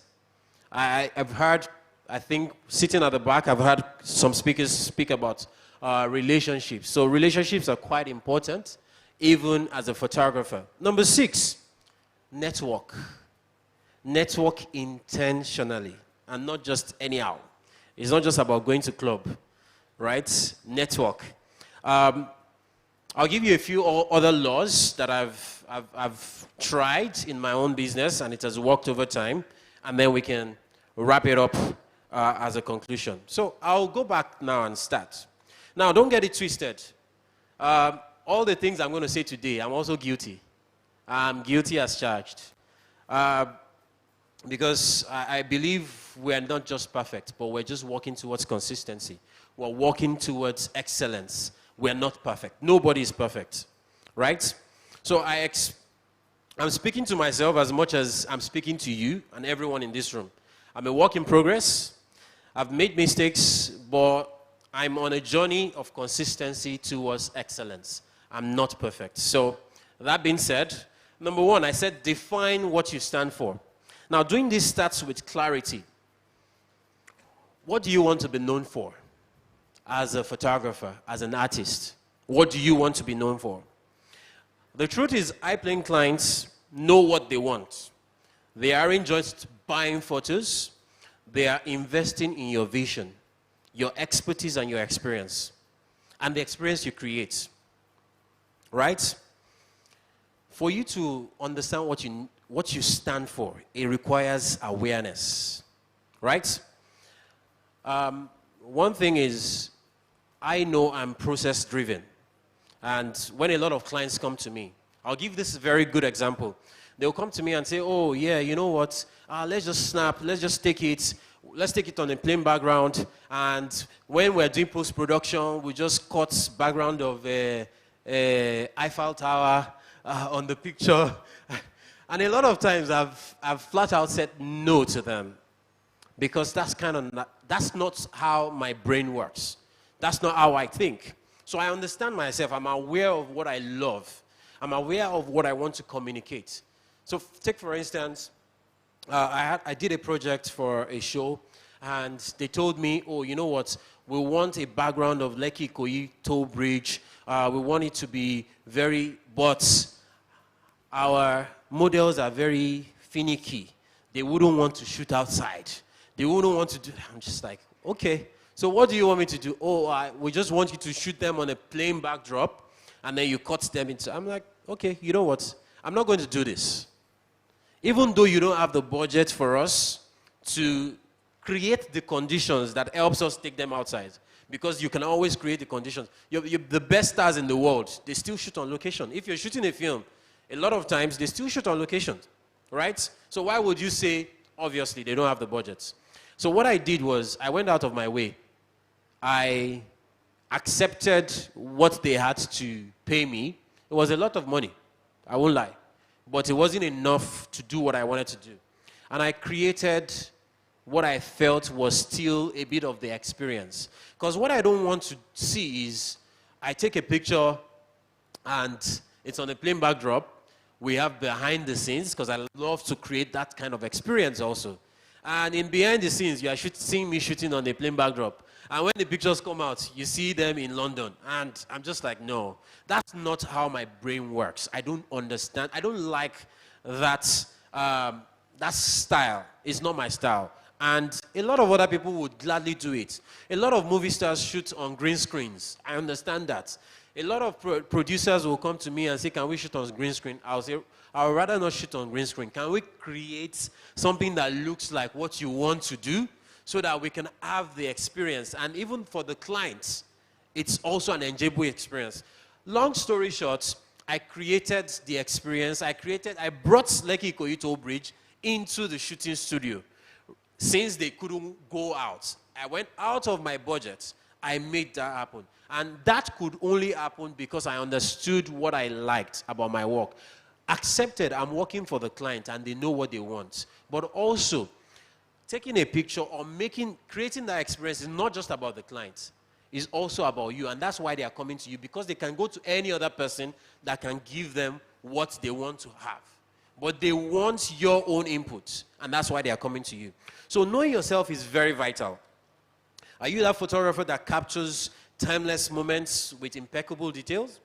Do you specialize in telling stories that evoke emotions? We can already picture some photographers like that in Nigeria, right? You can already picture it for yourself.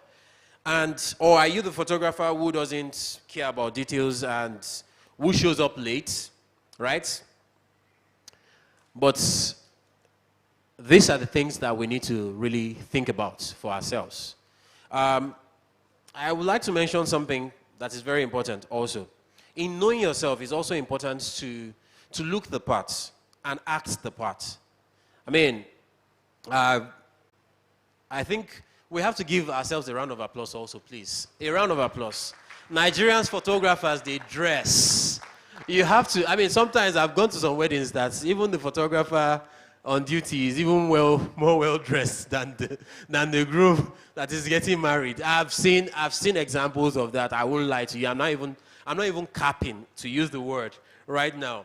So I think it's important to also make sure you look the part. Because how are you telling me to pay you 10 million naira? And I'm looking at you and I'm like, what are you going to use the 10 million naira to do?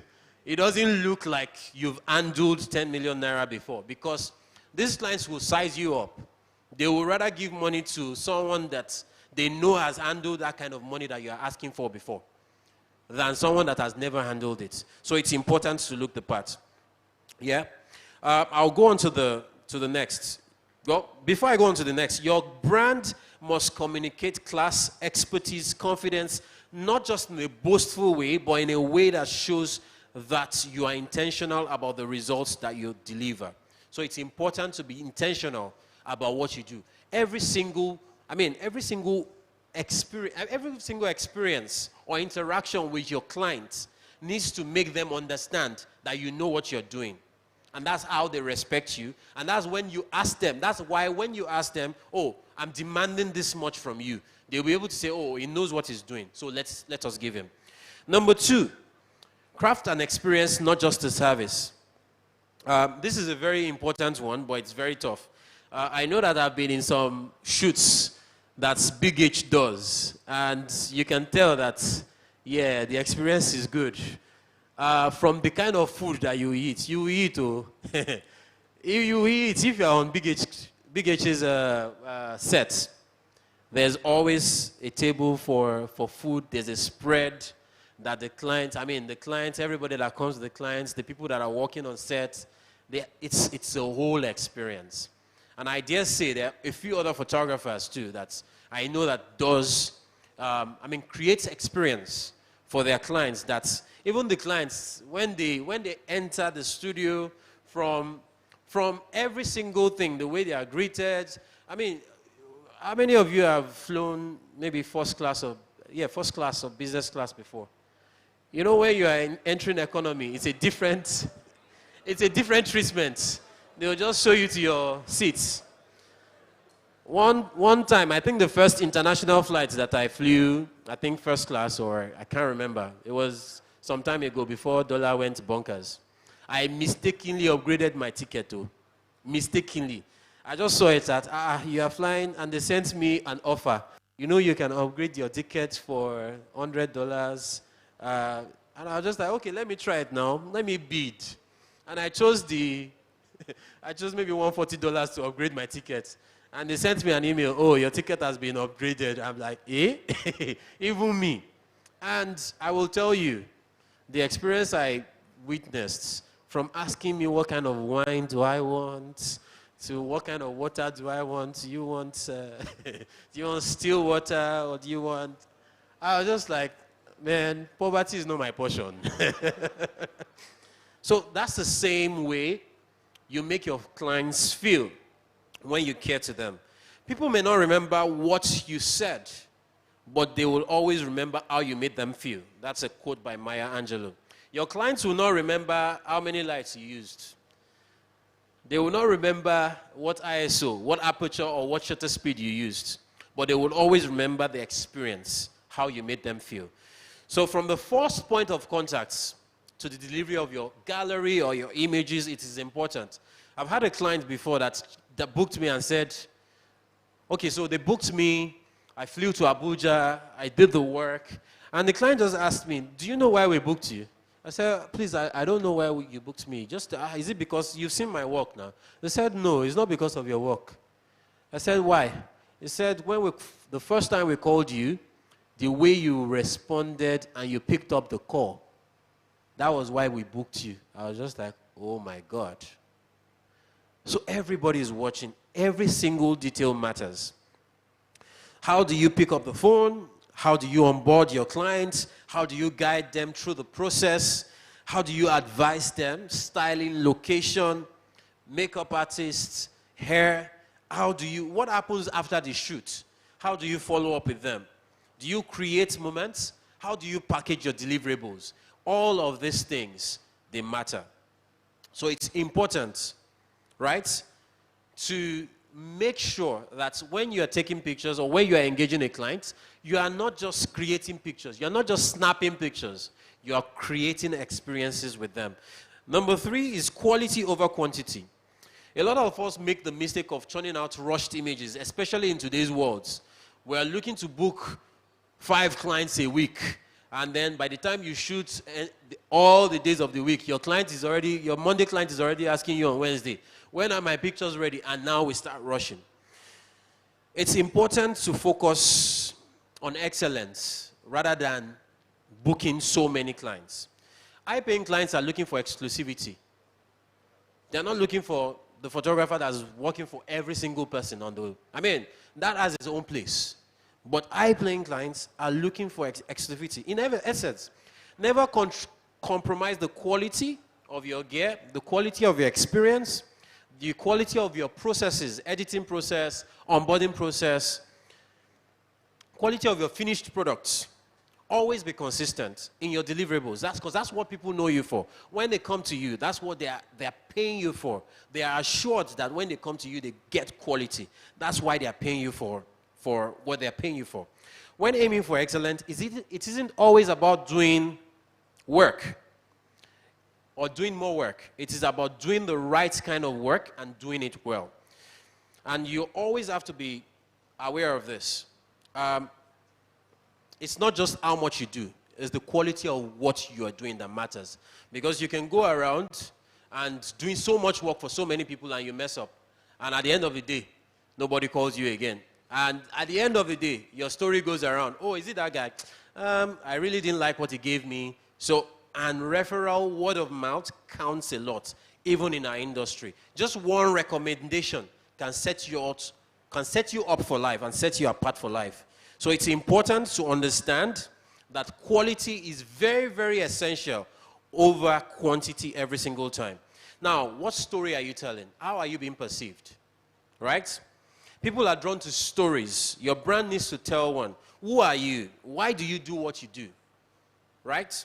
We've seen photographers that are so drawn to telling stories, telling human stories. That's what they do, and they're good at doing it. We've seen people that what they're doing is showcasing everybody in the best light, right? When you go to them, you know that everything about you is transforming. You hardly would even recognize yourself. Everything about you, and that's what they do, and they do it excellently well, right? And they are drawn to it. They are motivated by it. That's the ethos. That's the core of their business, and they always do it well. So you see, You must see value in yourself to add value to yourself. That's the law. That's the law of a mirror. Your clients must see value in you to be able to add value to you. When they pay you, they are adding value to you. But for them to add value to you, I have 5 minutes. I'll aim to round up quickly. When they see value in you, they'll be able to give you what you ask for. Your social media, your website, your portfolio, consistency matters. What is it saying? Is it today you are doing burials, tomorrow you are doing birthdays, next tomorrow you are doing weddings? What are you really saying? Don't get me wrong, I do everything. If you pay me enough, I will do everything for you. I've even done burials before. I've done one burial in my entire journey as a photographer. But guess how much I was paid for that burial? A lot. I know tax people might be here, so I will not mention. A lot. Way over 10 million. Way over, yeah, double digits in the millions. Right? For burial. Yes. So, so don't get me wrong. Don't worry. Don't get me wrong. I do everything. But have you seen burial on my page before? Exactly. Anyways, let's move on.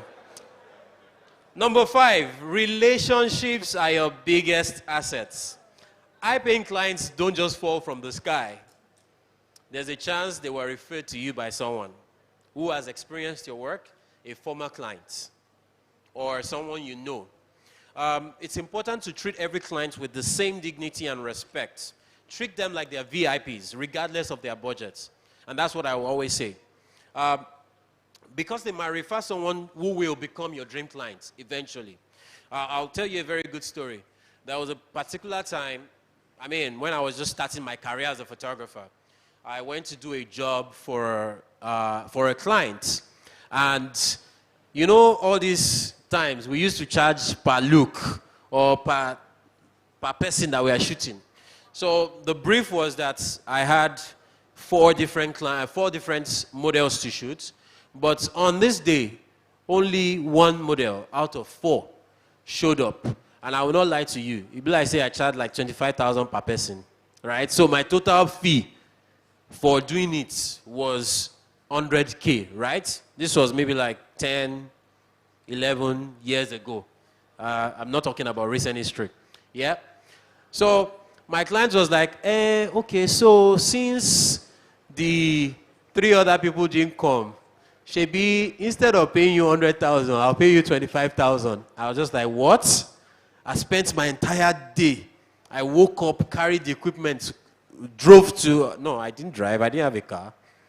Enter bus, carry system, carry everything, carry lights. And I was obviously, went to the island, and you are telling me that you are paying me 25K. I said, you know what? I was so angry. I said, keep your money. Don't worry, I'll deliver the pictures to you. Well, I can't collect that. Guess what? I delivered the pictures. And I told her to keep her money. But guess what? This client was calling me maybe like 2 or 3 weeks after. Say, oh, my child is doing 1-year-old birthday. Me that I charged 100K for 4 people. Maybe like 4 weeks ago. Said, ma, it's 500,000. Oh, it's 500,000, no problem. Well, wait. I was like, what? Yeah, she paid. And she didn't only pay. The same year, she gave me jobs worth millions. The same year. This was the person that I said, keep your 25,000 just a few months ago. And before the end of the year, she gave me. So relationships are important. Number 6, network intentionally. Your dream clients hang out in specific places. Corporate events like this, you never can know they might be here. I hear people from the Bank of Industry are here. Anyways, social clubs, mix. Leave the back of your computer. Stop editing. Stop. Just go out. Yeah? Network. Network intentionally. Right? Growth thrives in conducive surroundings. You are not looking for high-paying clients and you are constantly in Ojodu, Beggar, or or Shomolu. Sorry, I don't know. I'm just saying. I'm just saying. Sorry. Sorry, guys. Anyways, law of environment states that when you change your environment and you change yourself, growth will be faster and more successful. So it's important to network. And not only network effortlessly, network intentionally. Anyways, I'm going to talk about a few laws, right? They're not so much in relations to the points I've made, but I'll just mention them. Law of pain. Good management of bad experiences leads to great growth.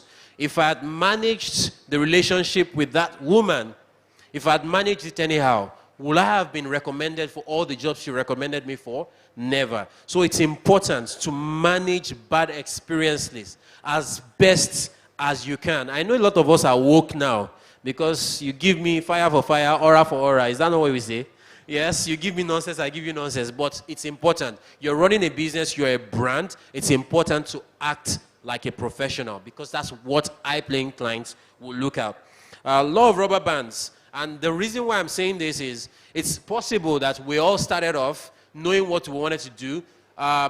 We started off being so energetic about our photography career, but definitely there's always the law of diminishing return. At some point, when you grow old in this your career, you start feeling burnt out, you start feeling tired, it starts feeling repetitive, but hard work, good work is repetitive work. Trust me. So law of the rubber band says growth stops when you lose the tension between where you are and where you could be. So it's always important to evaluate where you are.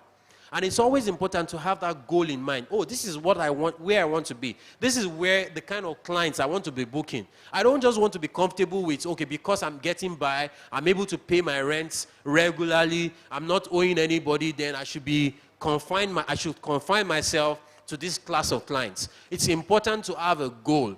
And always, it's also important to always remember that goal so that it can serve as a pointer to you to where you want to be. In conclusion, to attract your dream clients, you have to step into the mindset of the people you want to work with. They value quality, they value professionalism, and they value trust. They value excellence. So if you can position yourself as a brand that delivers excellence, you wouldn't need to sell yourself to them. Or you don't need to sell the idea of you before they can work with you. Right? And I'll end with this quote. Remember, don't chase butterflies. Build your garden and butterflies will come. Thank you very much. That's right. Thank you. Nice to meet you too. All right, if you enjoyed that one from Emmanuel Oyeleke, I believe you can put your hands together one more time. Okay, so one thing that struck me was the burial he said he shot for more than 10 million naira. And I was seated close to somebody, and the person said, please, who die? I know be the relative of the person, maybe we quickly know. You know. I don't know what you now want to do with the relative, but you get. Anyway, so quickly, for the raffle draw, one of our sponsors told me that on a seat is a piece of paper. And anybody who finds it gets away with a big prize. So I think you should stand up and check your seat if that paper is there. I'll just give you 5 minutes. 5 minutes is too much. 2 minutes to do that. Just check your seats, under your seats, around. I'm like, DJ, play me vivid imagination. Now prank.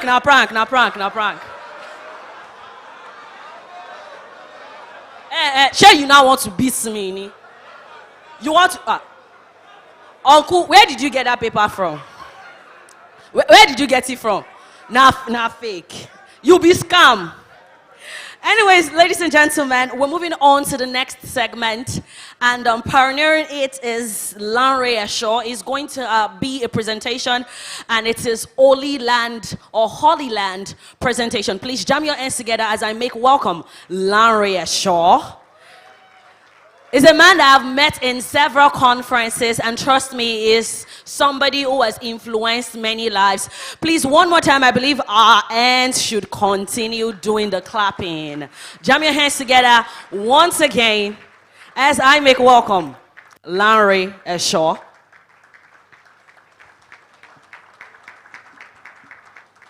All right, he's almost here. Please, for this outfit, please jam your hands together.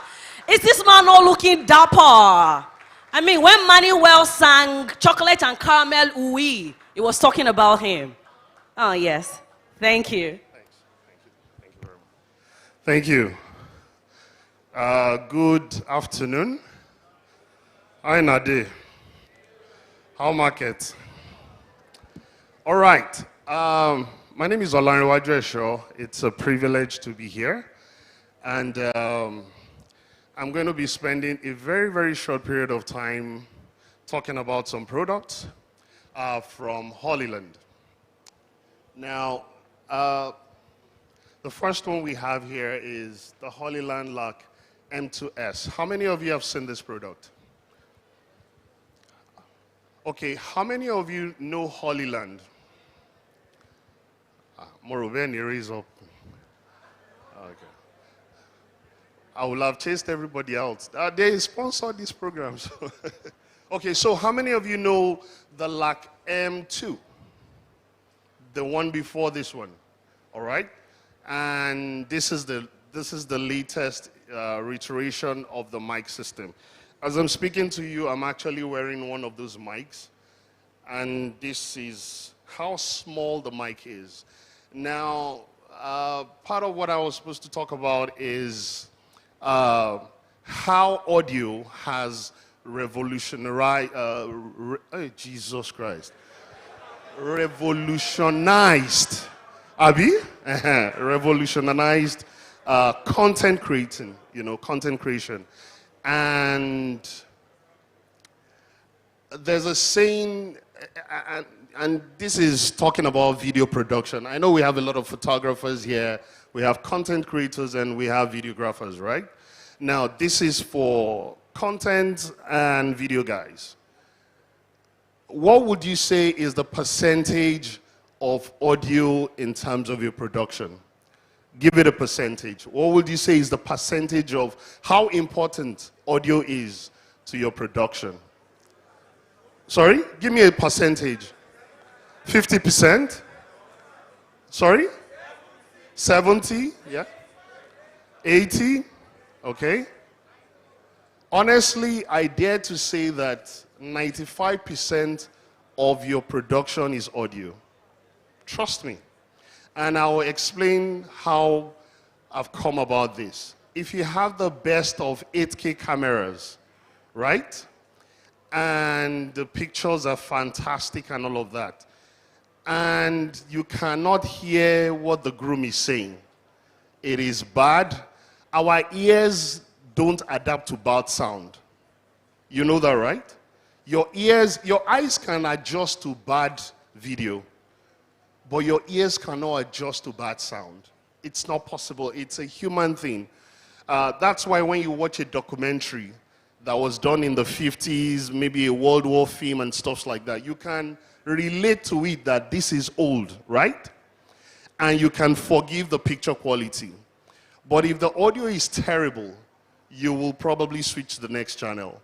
So it just shows how much audio is important to what we do. And it is even more interesting how these kind of products have come to streamline the way we capture audio. These kind of devices help you capture audio like real fast. Like you put this mic on someone, you put the other one on your camera, or you put the, let me show you the,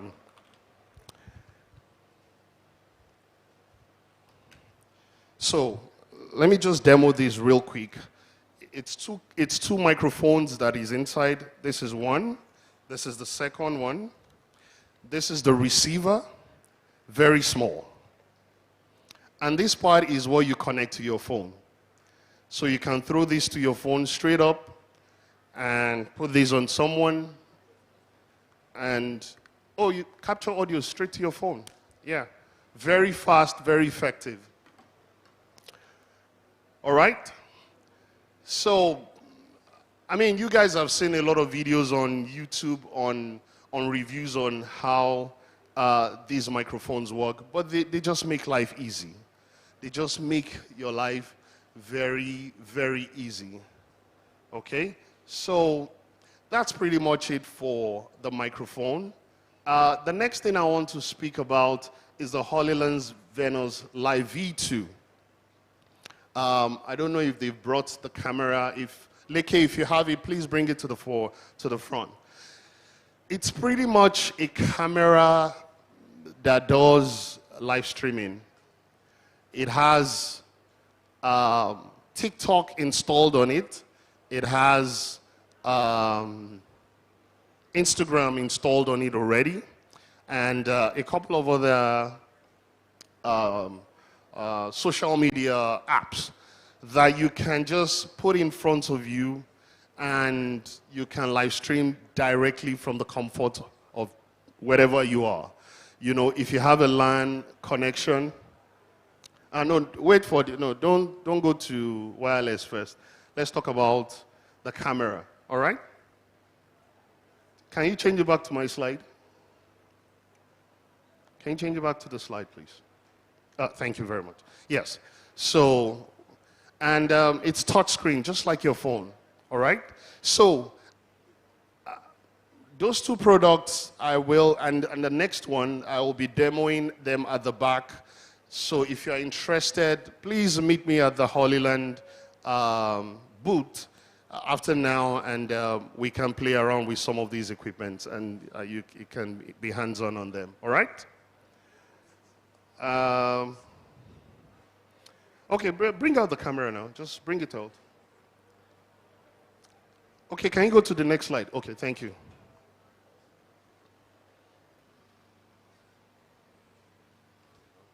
All right. Now, the Holyland Pyro 7 is the third product I want to talk about real quick. It's an all-in-one transceiver monitor, dual band transmission with audio frequency. In simple English, well, not really simple English, it means that you can, the auto frequency means that you can jump between 2.4 and 5 gigahertz. Does that make sense? Does it make sense? See, in simple English, for those of us that went to night school, it's very reliable. It will not break transmission, basically, all right? That's what it means, because starting to explain 2.4 gigahertz and 5, let's not do that, all right? Fantastic monitor. Where's the monitor? Can I have the monitor? And I'm just going to, where's the monitor? No, not. I thought someone was handing me, no, the one that we have connected already.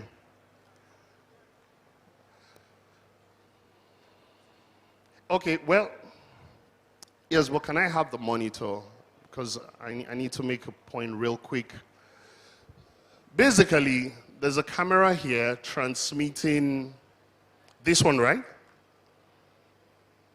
Where's the monitor? Oh, okay, let me have it. Okay.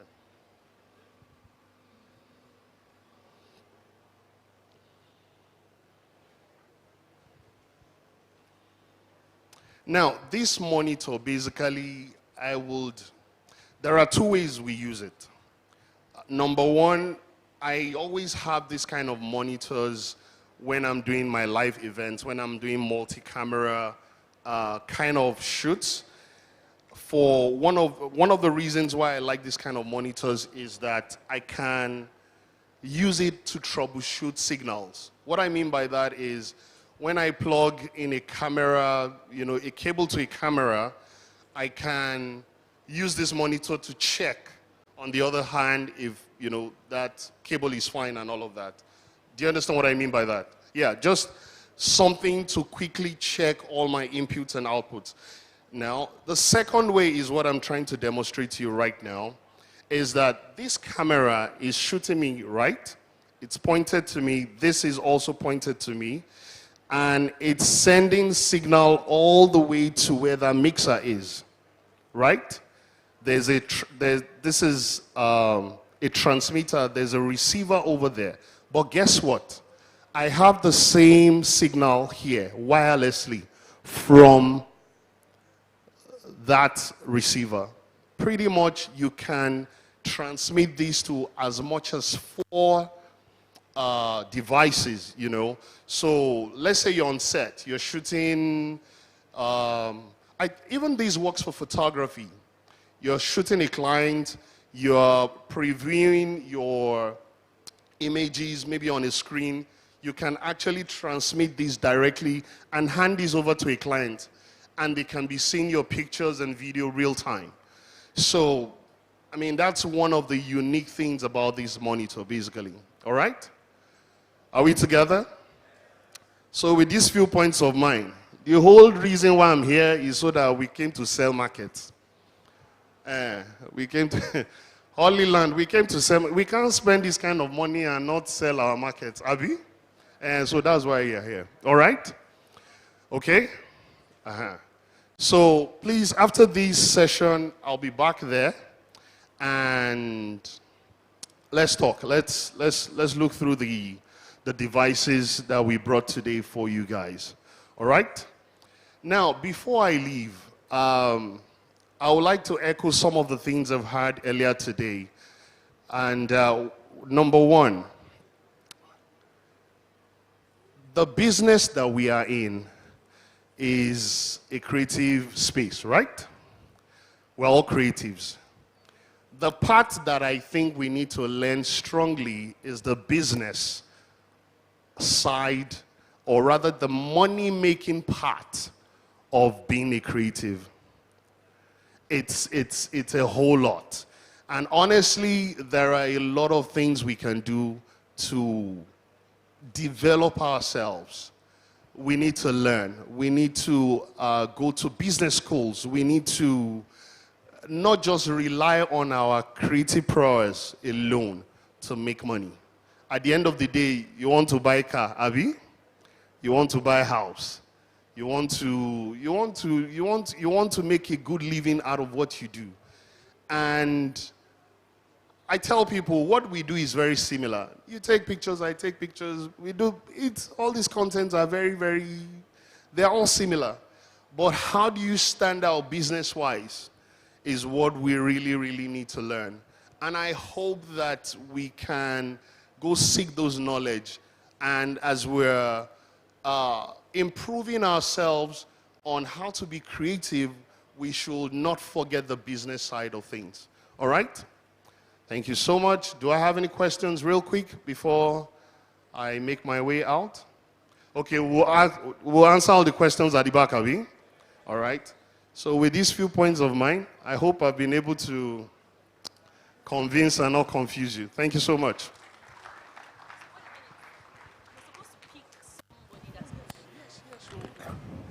Sorry. They will have not forgiven me. So, I'm supposed to give one of these out. One of these lack. Sorry. I'm supposed to pick and is this give my one own? of these. No. This is a sample. This is actually my own. Sometimes they used to call me Sample. It's my nickname. This is my own. So, okay. So where's the raffle? But your mics are really good, though. Okay. Everybody can testify. Amazing. I use Oliland, and it's amazing for content. Is your name in this? No, it's not. Okay. But I know you directly. I don't need you to pick my name. Okay. You can just call it through the mic. It's fine. Okay, so this is another time for your name to be picked. And if it is, then you've gotten yourself a good one. Let's go. And I'm pleased to announce the winner of the Holyland LAC M2S microphone. Wow. Alpha Image. Alpha PH. Image. Alpha image. Is it still around? Baba, are you Alpha or you are the Omega? Alpha. How do we know that you're alpha image? It's going to show us. But you are not looking excited, though. Do you know what you want to win? We have to see your website, your driver. His parents' affidavit of. Okay, wow, this is good. Are you Jayola Ablan? Okay, all right. Oh That's my correct. God. Okay. Wow. Baba, come and stand here. How much did you pay for this event? Freely have you received? Freely you're collecting. Wow. Wow. Please, you need to put your hands together for Holy Land. This is amazing. All right, Larry, Asha, before you go, you're also going to help us pick some names, right? Because we're moving straight to the raffles, right? Don't worry, this will not be prank. Nah, legit. Legit, ne? Okay. All right. So, let's do this.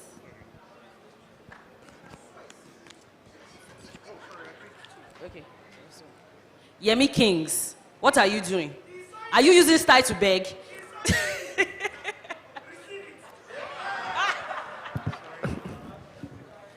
Thank you very much. Oluwaseun Agbaje, Integrity Visuals. It looks like somebody is even more happier than he is. Baba, congratulations. All right, I think we're calling how many? We're calling 4. Yeah. All right, so you can help us pick 3 more. You want to come up stage? You can come. You can stand here, my brother. Okay. Brand Tefaren. Hey. Adzo Tefaren Eunice. Where's she? My sister. I don't want to say Adzo Tresses I clean. Sorry. Yeah, that's very good. She's here. All right, you can stay here too. All right, the representative from Top Space, could you please come up on stage? Laptop Space. Laptop Space. I beg your Okay, pardon. this is Taiwo Adeleye, T-Rich Photography. You say it? Ty-Rich. In your Tai Chi. Hey, bro, you said I should pick you outside. I remember you. Congrats, man. You're now chosen. Okay. Is that the last one? This is Black Margin. Black Margin, not Black Magic. Black Margin. Not here. Thank you. Quickly, another one. Let's move on. Black Magic, no day. They don't conjure black magic from a village. Shodia Desola. She don't come out. Shot by. Oh, she's around. Almost She there. is over there. Please, let's make it as fast as possible. Thank you. Amazing. So we have 2 guys, 2 ladies. Can you please put your hands together for that? That is beautiful. Shodia Desola. Good to see you. You're welcome. Okay. Yes, please. Thank you Thank so you, much, Mr. Olushola. Larry. Mr. Olushola. Are you really going with my Holy Land? I don't like meeting people at the back. I meet people in front of the world. Thank you so much for what you did. Really amazing. Okay, so yeah, they need to pick. Yeah, fantastic. Okay, my chief. Good to see you again. Immediately after this, we're going straight to the panel session. I will make it as short as possible, but yet impactful. Okay, let's go. My brother, you have what? Bro, come. I don't know what you did to do this, but come. Stand here. Do like this. Jump. Jump again. Okay. You have won yourself a gym mat. You need to gym. This is your. Congratulations. You have won yourself a. Because we thought this is your super pack. You need to gym. So that when you are shooting, you know, cover lens. Okay. All Let's go. Desola just won herself FGD O2 mouse pad. Oh. You need, your mouse to control some things. Congratulations to you. Let's take it quickly. Can I get yours? Okay, you also won yourself a mouse as well. Congratulations to you. Why not they win mouse like this? You did not win just a mouse. You won a gaming mouse. That means you need to be playing more games. You are taking this life too seriously. Can you please help me bring the gifts to them? This is great. The one I love most is that your mat. You need to gym. Or you could convert it to a yoga mat. Anything will work for you you. want. I'll use and pray. But this is good. This is good. Yes. But the mat be like wallpaper. I've been on my eyes. Congratulations Baba, to you. please. Please, pictures. Yeah, yes. please. Yes, please. Friends, don't forget to follow at laptopspace.ng. Baba, be proud of what they gave you. Show it up. Exactly. Exactly. When you post it on your status, say New Year, New Me. Amazing. Thank you so much. All right. Thank you. I would love to invite Yemi Kings. Is going to be picking the next names for the raffle. Please let's jam our hands together as it comes up on stage. So we're doing this quickly. We know our time is fast spent and we're behind schedule already, but Yemi with the we just bombs. quickly have to do this. All right, let's go.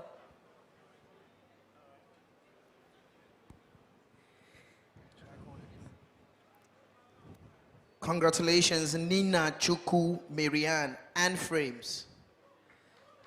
She's here. Okay, great. Congratulations. What's happen? All of them are for there. Don't try to collect a number. I mean, what did you say? No go love her. We love her. 5 people. My sister, they have been loving you. You're welcome. Congratulations. The people on a row, on the seats on a row, please, can you put your hands together for her? I'm just hoping she does not win another mat because she no go need them.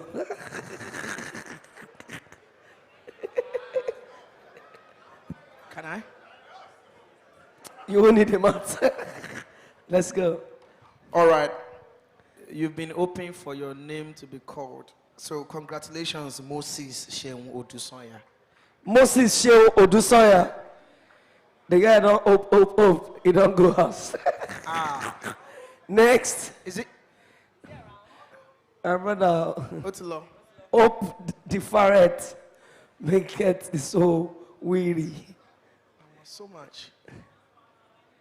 Is that waiting? Okay. Is indeed a miracle. Miracle Oliver. Oliver. Hey, this is how I like people to win. See the way he's excited and jumping. About go there, you feel win mouse now. Hey, calm down.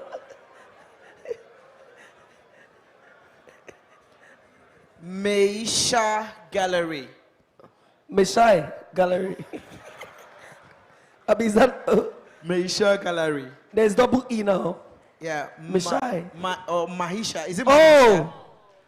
Maisha. Who got it correctly? Maisha. I did now. Are you from Elisha? Okay, you're welcome, please. Congratulations. This is great. You guys are friends? You met outside. Meet people outside. Meet good people. All the people you met. Okay, you met that guy that collected maths. I wasn't calling you. Script for social. Read them. Script for social media. Oh, don't worry. He writes a name for back. J Sharp. Now, J Sharp. Last, J Sharp, no Sharp. Oh, he's here. Sorry. J Sharp. Sorry. J Sharp, not a confused destiny. Like Which one be script for social media? Yeah. Okay, you were jotting in front. They wrote it at the back. Okay. J Sharp. Oh, J Sharp. Congratulations. All right, thank you, Yemi Kings. Congratulations. But you guys, have you noticed? Again, 2 guys, 2 ladies. Balanced. I love this. This is amazing. Thank you. You are the one that is picking, pick it. Anyone. J Sharp. May you no sharp going maths like that. Okay. Oh. All right, J Sharp. You just won yourself I sure say don't win maths. No, no, Show no. me Jai. You don't win math. What's he win? Funny thing I say. The guy had mixed feelings.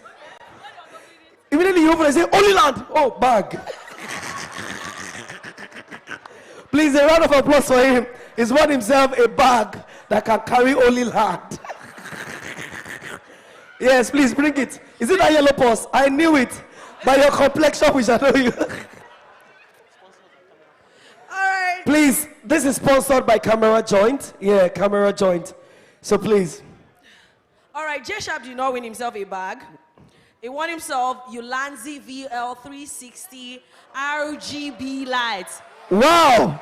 I shall not say lights, end down. Wow. With the plenty grammar. Wow, I know this I light. mean, yeah, now we are talking. Now we are talking. Light your word. Light up your word, J Sharp. Baba, I don't go lie for you. You need light. Please. Who no need light?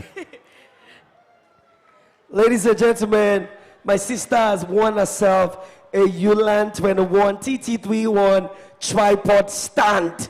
Congratulations, that's amazing. Wow, that's great. All right, you just won yourself Ulanzi Vlog tripod stand as well. Wow. All this is sponsored by Camera Joint. Joint. Don't forget our sponsors giving us gifts at Camera Joint and also at laptopspace.ng. Please follow them. Please, do we have any representation? Okay, Yes, yeah. please, you're taking That's pictures. my sister.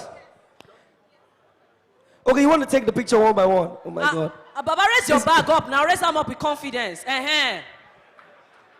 Okay. Wow.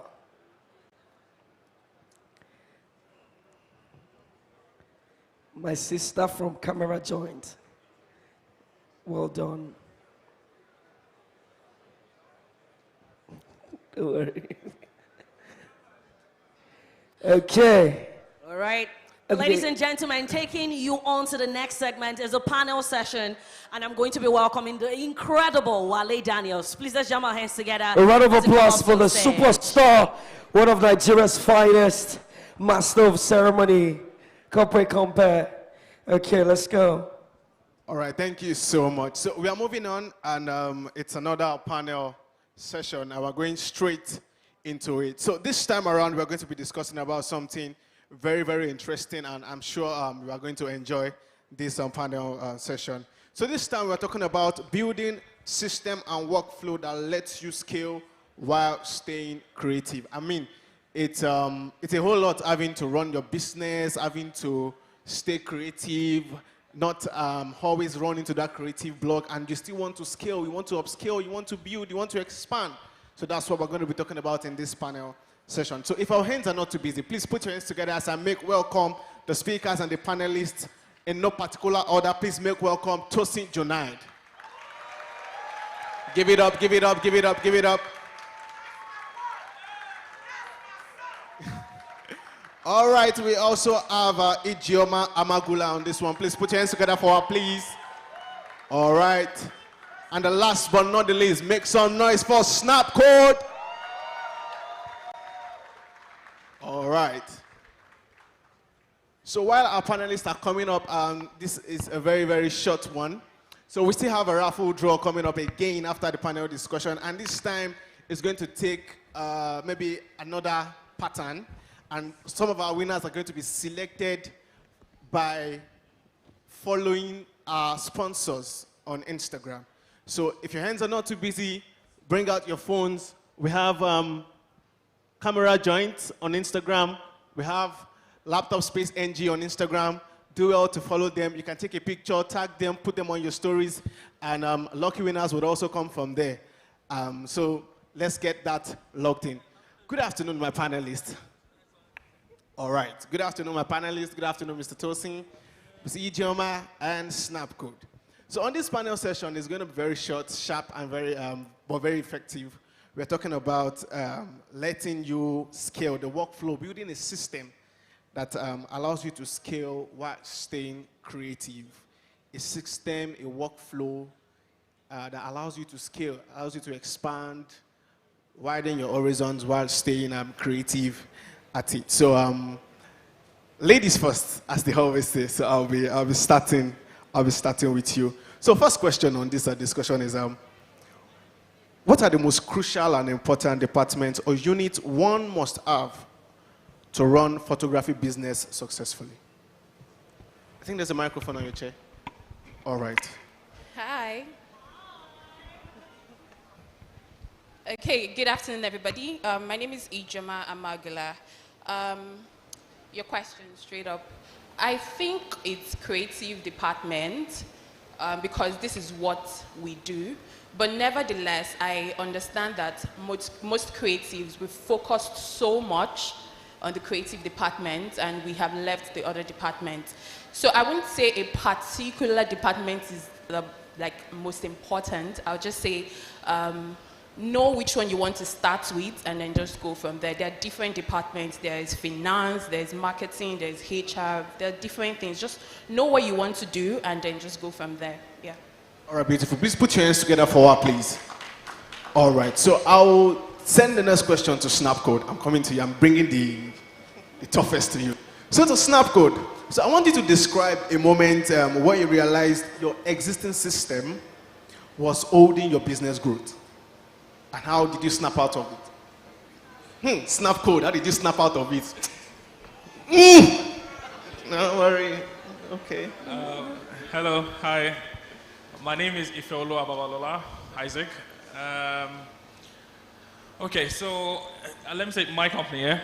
So in my business, the most important thing for us is we always check through every system we're using now. We check through quarterly. So whatever method you meet us doing in March, you will not meet us doing it in July. So, and most times when we discovered, okay, yeah, things were not working out was when it was just only me. That time it was only me, and I kept on getting so many clients, especially during some events. Sometimes I have up to like 14 clients in a day. And at that point, the first thing I did, because I got so overwhelmed, and the first thing I did was hire a personal assistant. And then I was like, okay, she was helping me organize my stuff. So when it even became shoots in the studio, I started getting tired because I was set of next background again. I would have me go still carry road, put inside. Okay, and that's I got assistants. I got people that I would train, to become photographers, and they were assisting me in the studios. And next thing I want to think about, because of work, I was trying to think about, okay, who will edit like me? Now nobody will know. Okay, I got someone that was already editing at least to an extent, and I trained him to edit like me. Do you understand? So I started, the system I said I worked for me is the system of people. When it came to the time when I had to start to decide, what am I going to wear? Because it's another wahala. I'm not a stylist. I'm not. I was just a boy from Ota. I don't know anything about fashion trend.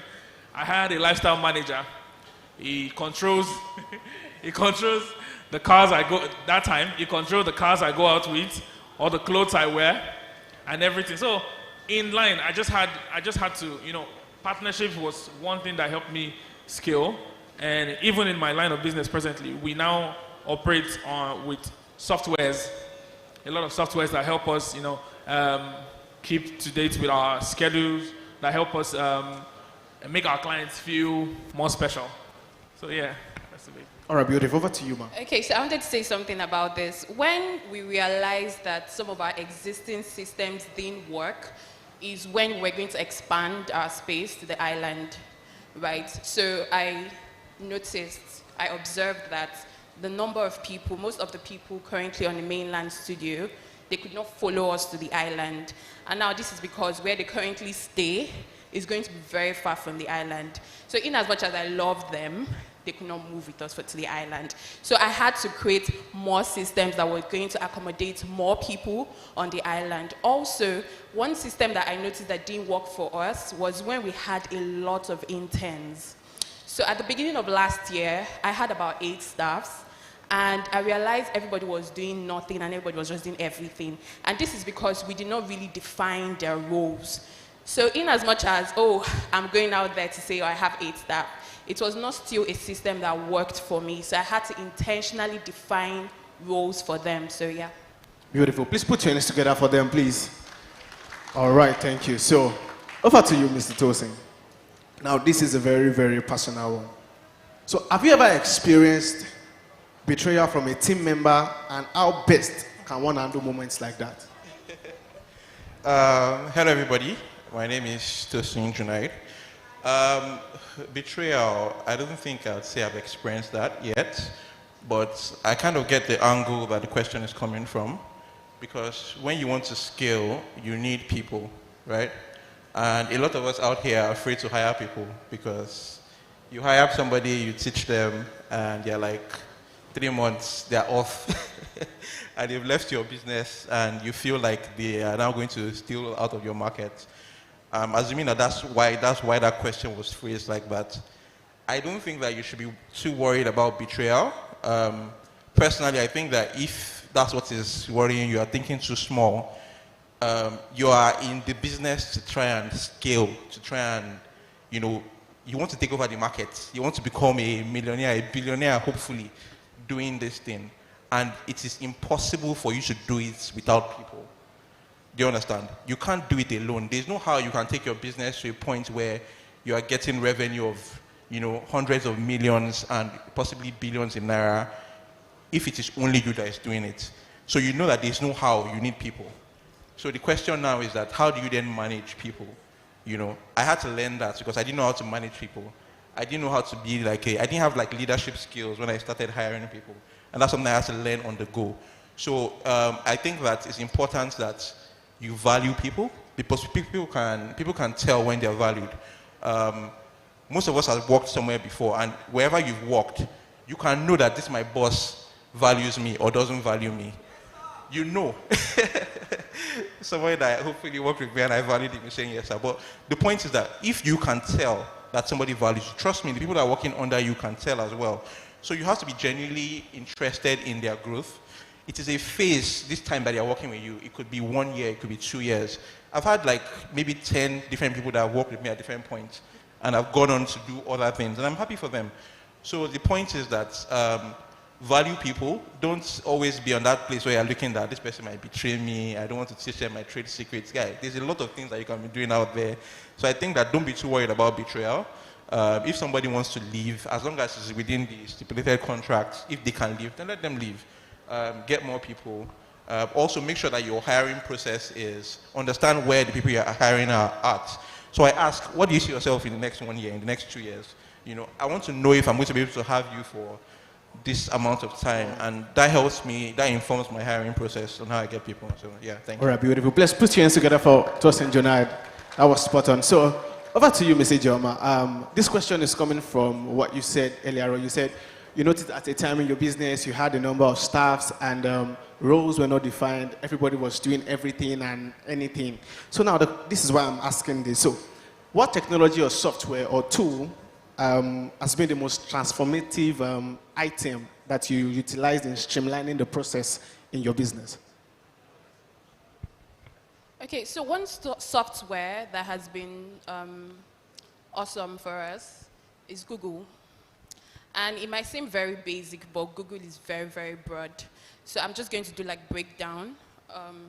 For us, we use Google Doc and Google Sheets for team KPIs. So when everybody is supposed to assign tasks, when you're supposed to assign your tasks, once you're done, once you want to speak to another team member or ask someone else, we use Google Doc and Google KPI. We also use Google, recently did appointments. So we have consultation calls scheduling via appointments, right? Google Drive, yes, Google Drive. We usually will share some of our pictures with our clients via Google Drive. Another platform that has helped is Calendly. So for us, Calendly, we use majorly Calendly for conducting interviews, right? When we want to onboard people to our media firm. There are other software, there's Pixelset, there is Flowdex for CRM tools, but yeah, majorly for us is Google. All right, majorly Google. Yes. Beautiful. So I'll be taking the next question to Snapcode himself. So this one is very direct. So How best can a photographer start to build a team early on? And is it really important that one must have a team? I think you would know. I think you would know. You just know when you're like, oh man, I die a day. You're like, no, nah. So it's not. See, when they say the idea of a team, two people can be a team. You don't have to go and hire. Not some people. If you do some of the things that your neighbor is doing, you can run mad. Because if you say you want to, like now in our space, we have over 30 creatives that we work with. And if you say you want to try it, sometimes I used to want to almost run mad. Because working with creatives, you know. So you don't need a billion people. At this your early age, at early stage, at early whatever that you're doing, you can start up. You don't even have to pay. Funny enough. Okay, you know what you are doing, yeah? Okay. Now, no, chill. You know what you are doing, right? Now look for your team. Now you know that, okay, you don't have money to buy clothes. That's how I started. You don't have money to buy clothes. Okay, look for a designer that is very good. Now, come into collaboration with him. What does he want? Pictures. What does he want? Videos. I give you all your collections, you give me clothes. You look at one person that is walking around aimlessly, no purpose with his life. And you give them purpose. Okay, come. Your mother says you are stubborn. I mean, oh yeah, come. The moment he's following you out for shoot, he's seeing how people can better their lives. You are impacting someone's life. And guess what? He is your intern. So you don't have to wait till, I can't wait till I can hire and pay. No, pick that person. So the thing about people is, my oldest staff has been with me for 8 years. Now, I can say what's the English? Categorically, that I have never lost any staff. No one has ever lost me. Okay, I've never lost. You get what I'm saying? But, and the youngest person that been with me is, I think, 1 year. 1 year and some months. And that's Timmy there. That's the head of content there. So, you don't have to, don't worry, all of them get paid though. They get paid though. So you're not going to think no. I'm just telling you that in your early stage, you know that, okay, you cannot do anything alone. Only you now want to go and set up lights. Only you want to do research. Only you want to position lights when it's not looking good. Only you will tell the camera, you will tell the client, please let me hold my camera. Do you want to run, man? If you don't need a whole number, you need at least one person. Two. And that two, you guys must have an agreement together. That okay. Remember, before you know it, and foster in collaborations. And before you take anybody into your space, into your lane, what has helped me a lot is pray about it. We try to, I don't know, maybe bring down the essence of prayer in business. There is no branding without prayer. There is no upliftment. No man can succeed. No man can excel without prayer, without the backing of God. You can quote me anywhere. No man on this earth can pass a particular level without the backing of a spirit. So why not bank on the Father of Spirits? So it's when you pray. I remember one time when I wanted to hire one of my people, and I said I was not going to hire anybody again.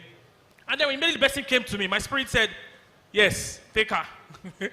And then I said, God save you, and not take anybody. She said, "Hey, me that have been praying, that she has been praying for." So your spirit has to sync. It's not that you just pick one person on the, just pick. Okay, come. Then you now start to. God does not make mistakes when you ask Him for guidance. So those are the moments. You know when to expand, because if you are in sync with the Spirit of God, you will start to hear there is a shift in the Spirit. So then you start to understand that okay, we are moving into a new dimension. So that is when you now know that okay, I am ready for it to evolve. Because if you come before your time, you will disappear. Oh my God, my God, my God! Remove man.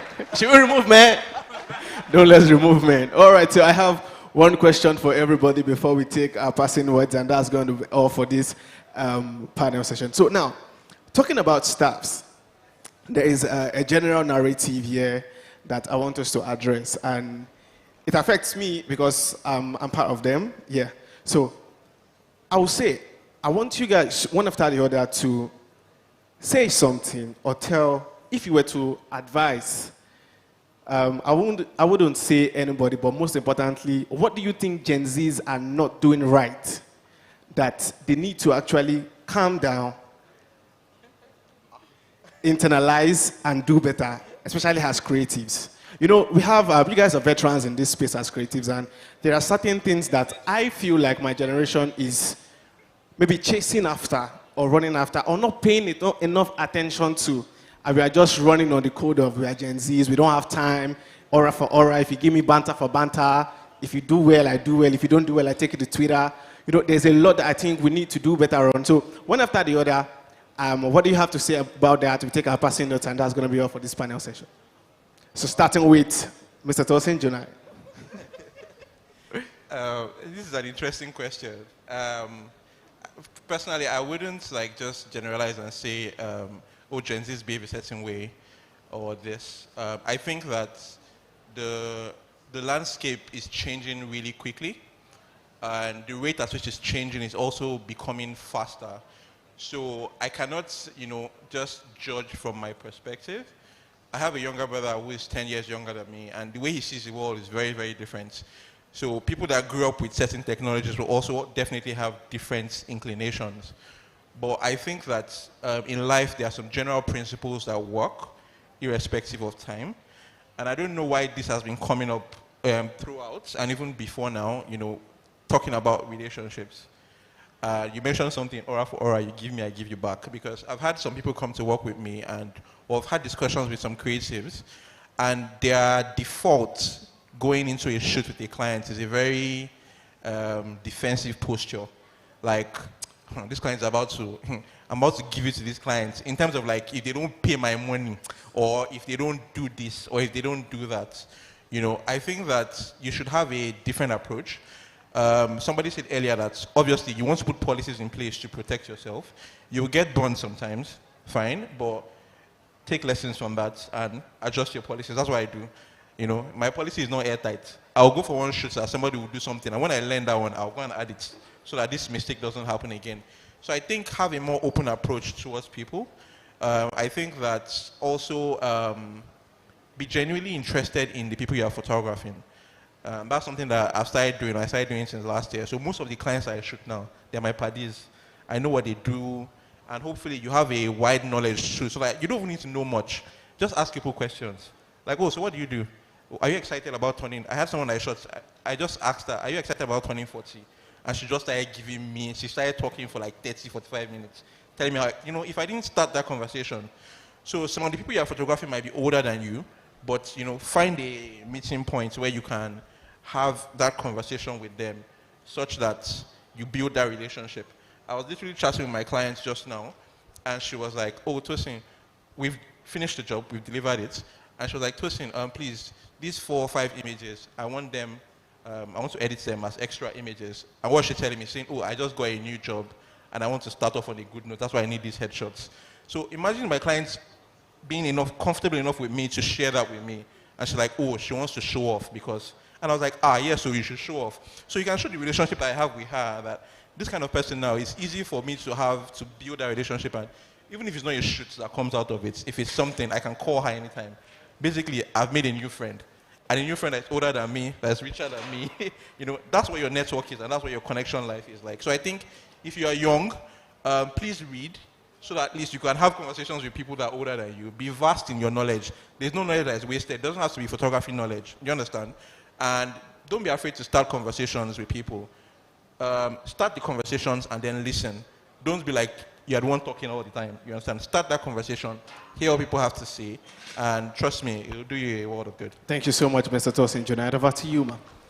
Okay, so just before I answer your question concerning the Gen Z, I wanted to speak a bit about what Snapcode said concerning how to build a team. So I need us to understand that it is okay to run a one-man business. like, it is okay if only you want to be in that business.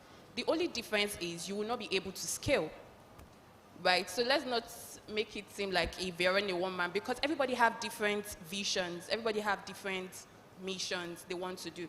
So it's completely okay. But when you want to scale, you now need to know, okay, how can I go about it? I'm going to give a typical example. I'm a woman, right? I'm a woman, and we have stages in our life. We get married, we have children. I don't want to be 8 months pregnant and be carrying a camera. No, right? That I already understand, and I know that. So eventually, I know that because of I don't want to carry a camera, I have to build a team. Right, so first things first, what are the things that you can delegate? Because I think that a lot of people are scared. First things, what they will say is, oh, I can't afford the salary. Or maybe how much do I make? I made 150, somebody will charge me 150 for salary. That's all that is going to happen, right? But you need to delegate. How can I delegate? I want to do photo book. I don't want to be running up and down to do photo book. I want to go to the print shop. I don't want to be running up and down. If I want to set up, I don't want to be running about. Already, typically, I know I need an assistant, right?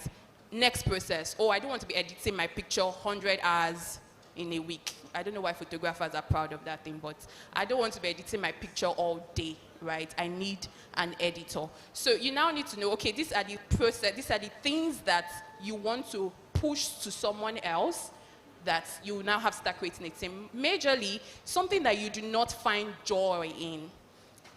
I don't edit pictures. I don't find joy in editing pictures, but I find joy in strategy, right? So I'm definitely going to outsource my editing. Doesn't mean that I can't edit, but I don't find joy in editing. Already, I know that I need an editor in that aspect. Now, back to your question. For Gen Z,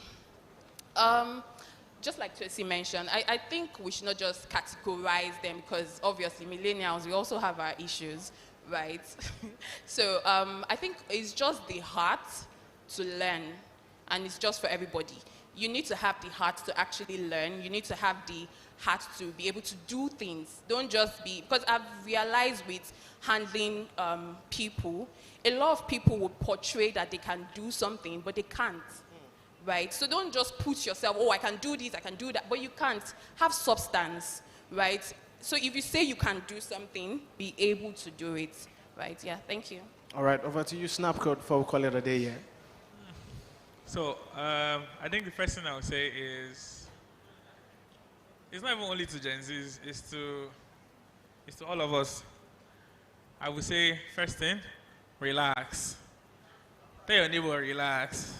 Relax. Yeah, we need to relax. There's this need to, it's, how will I put it? You are starting a craft now, or you are learning something now, and you're like, oh yeah, by at least if I learn 2025, 2026, I should have made 10 million.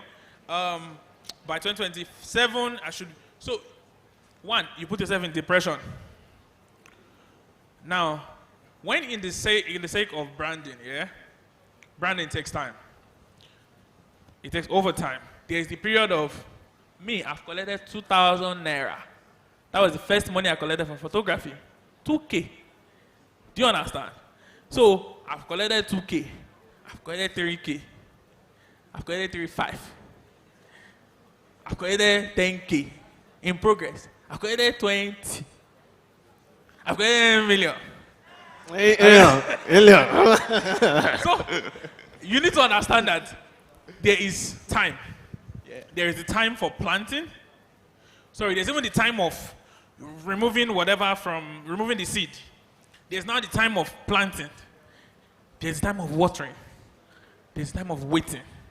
There's the time of the fruit coming out. Then there is the waiting period. Now you need to understand that in your space to do whatever you're doing, I need you to, before you say I'm too spiritual, I'm not, let me just cite this one example. So in your space of when you are trying to, like, I know it's not easy out there, the economy is crazy. Before you say, this is not easy. But do you know that even as you are shouting, it's not easy? Some people are raking in millions and millions of dollars every day. 100. So that point of, I'll say it, that point of prayer. Okay, I stay with my chest. Okay, thank you. I stay with my chest. So that point of prayer cannot be exempted. Now, if you read through the Bible, I can't remember the passage, but when Saul was looking for David, David was somewhere. It was called the cave of what? Adullam. Now, you are supposed to be in your cave of Adullam. That is your place of preparation. So the moment when everybody is saying, you've seen everybody succeed, that you are feeling like, oh, are you sure you're going to be building capacity? Be building capacity. Be waiting, though. You are building capacity. You are waiting. You are not sitting down one place. You are not saying, oh, this picture. I remember in 2018, I left my job in 2017. So it was not a mistake, but okay. I shot a wedding for my boss's daughter, and the job I was doing, I was going to work Monday to Friday. I collect 130,000 naira a month, and then I shot my boss was like, you are a photographer now? I said yes. Now, mind you, I've never shot a wedding before. I didn't even know much things about photography. Immediately I didn't know much about photography because I started like 2 years, but you know, there's when you know and when you know. You understand? So when he asked, how much do you charge? I said, sir, I'll get back to you on that. I called my friend, Tosin Akin. Tosin Akin should be here somewhere. So I said, how much do you charge for wedding? I told the man, 300,000. The man said, okay. I said, sir, that is the best price. It's not. He said, where are the things you've done? I called Tosin. I said, Alpha, send me a picture. He said, sharp. He sent it to me. I showed the man. I said, I don't really post stuff on my IG. No, man. Like, formatting. He said, okay. Maybe we're not streaming this thing later. No. Okay. It's a safe space. So I just told him, I said, that you need to understand that some of the work I do, they're under NDA. Non-disclosure, simple as ABC. And they were like, okay. I just showed him like, amazing work. I said, thank you, sir. Now, what now burst my head? They picked the date. I called Tosin. He said, sorry, that day is booked. I said, hey. Okay. So now, I had to I didn't know any photographer. I have never mixed with photographers. I don't know. I didn't know any photographers. I went for a convocation one day and I saw photographers shooting. I said, my guy, Alpha, I'm a photographer too. How much do you charge to second shoot a wedding? That one said, he just told me. That time, currency was very, very, it was like 30K. I was like, okay, cool. I called the other guy. I saw that guy in front. I said, how much do you charge now? Like weddings and all of that, you know? I just said, second shoot. He told me to. Now, I negotiated from 50 to 30 with him, so that is 60K. I thought. I was like, okay. I called another person, say, editor, say, you know how to edit. I said, 25,000. I said, okay, that's cool. On the day, I booked a car, 11,000. Car carried us to where we wanted to shoot. I did not shoot one bit. I just do invigilator. Oh, yeah. I said, oh, yeah. So mind you, I was reading, I think I've come through the whole of Google about wedding photography. I've read everything that I watch videos.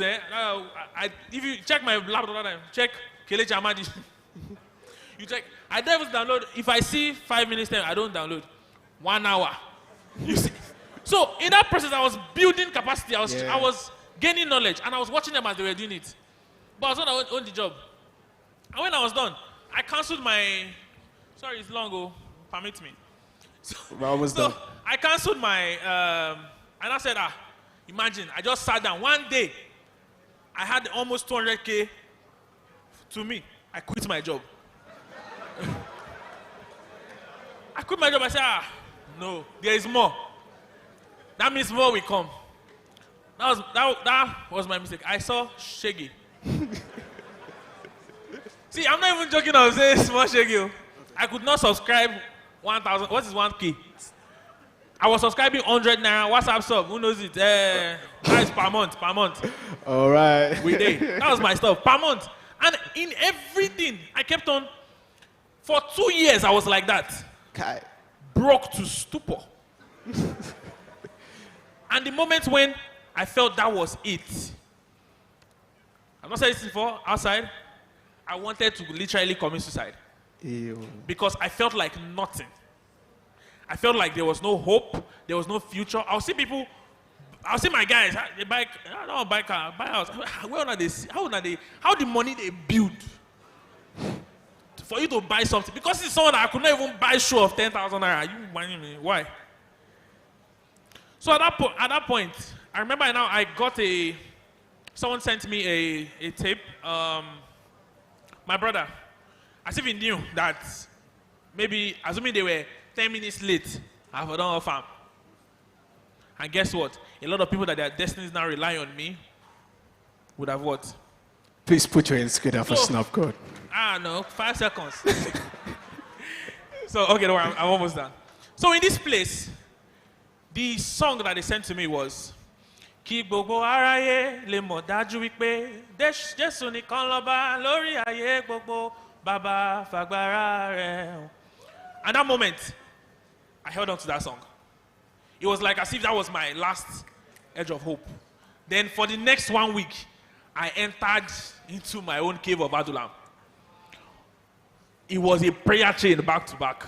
It was 1 week turned to 2 weeks turned to 1 month. And in the process, all of a sudden, someone just remembered me from nowhere.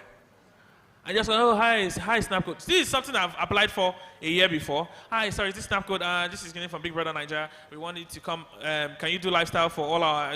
like, Now they're like, how much do you charge? I don't charge all those kind of... I just say, I think give me 100K. I will come. And they never negotiate, they just give me. And before you knew it, like that. So sometimes I think we put too much pressure on ourselves, on the people we are learning from. Sometimes the Yoruba people say something that,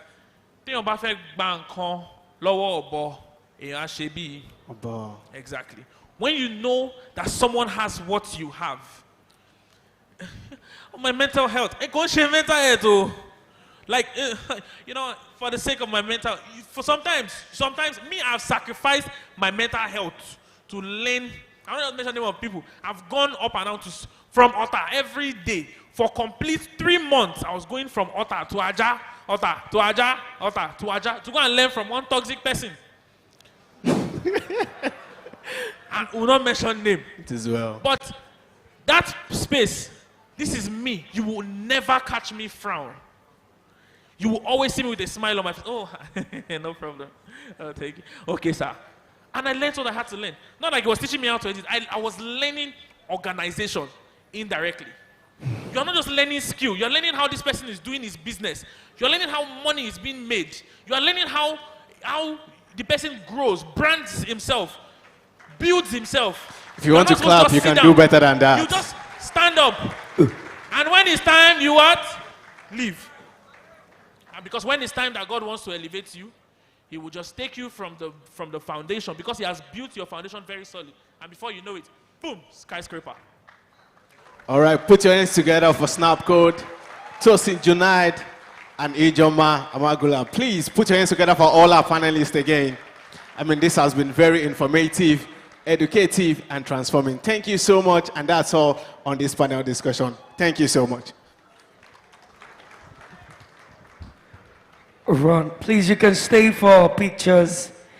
While they're snapping pictures, please, if you go to any event and this does not happen, you are not in Nigeria. Somebody will be blocking somebody. So please, many of you don't even know your plate number. So if you came here with under Accord, any type, stand up. You are blocking a 2025 Range Rover. It's not good. Under Accord AKD 53GT, and Islander KJA 232HW. You came here with an Islander or a Honda Accord. Please go and repack your vehicle. Thank you so very much. This is great. This is very, very great. Okay. Okay. DJ, can you give me something good? Let's go. DJ, where's my DJ? DJ. Let's go. DJ.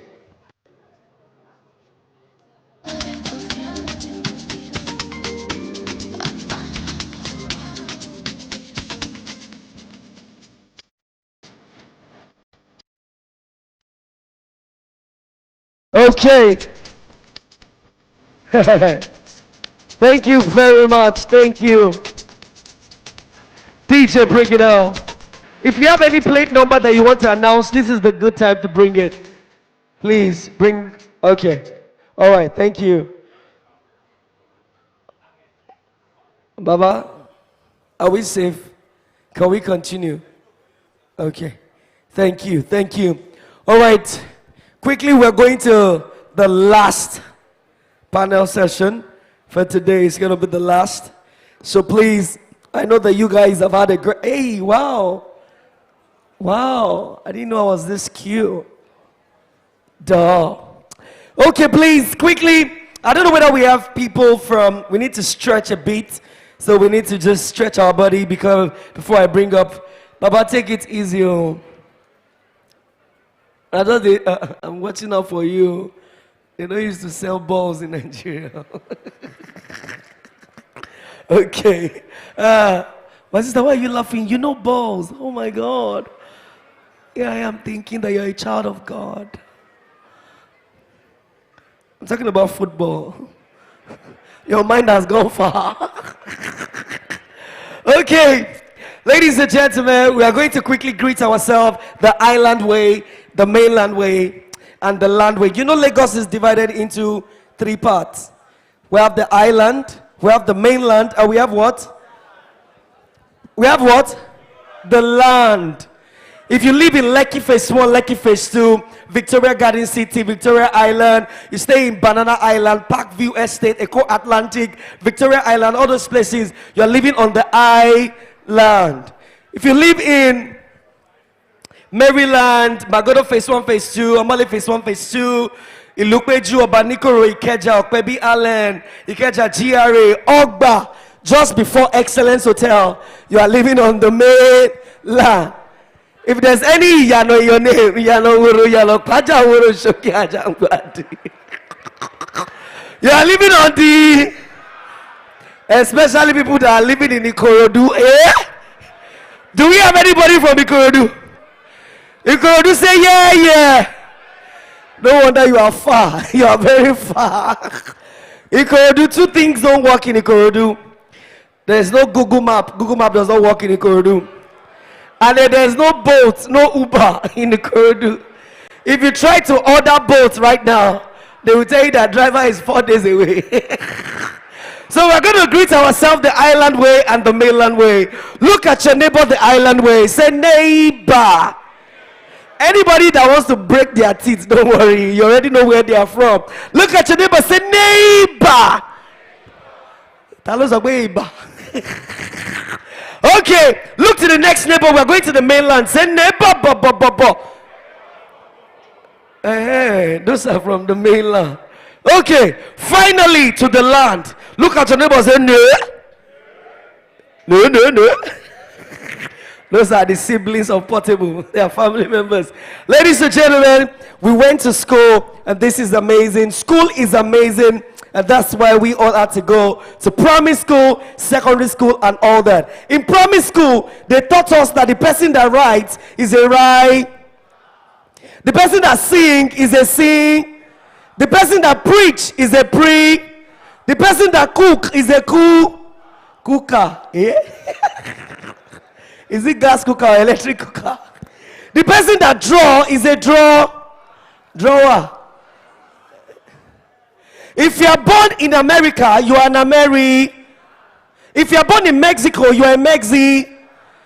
If you're born in Jericho, you're a Jerry. You're a Jericho. If you're born in Texas, you're a Texaco. Oh my God. If you are born in Lagos, you're a Lego. If you are born in Russia, you're a Raw. If you are born in Ogun, you're an Ogun. Edo, you're an Edo. Ajaku, you're an Oje.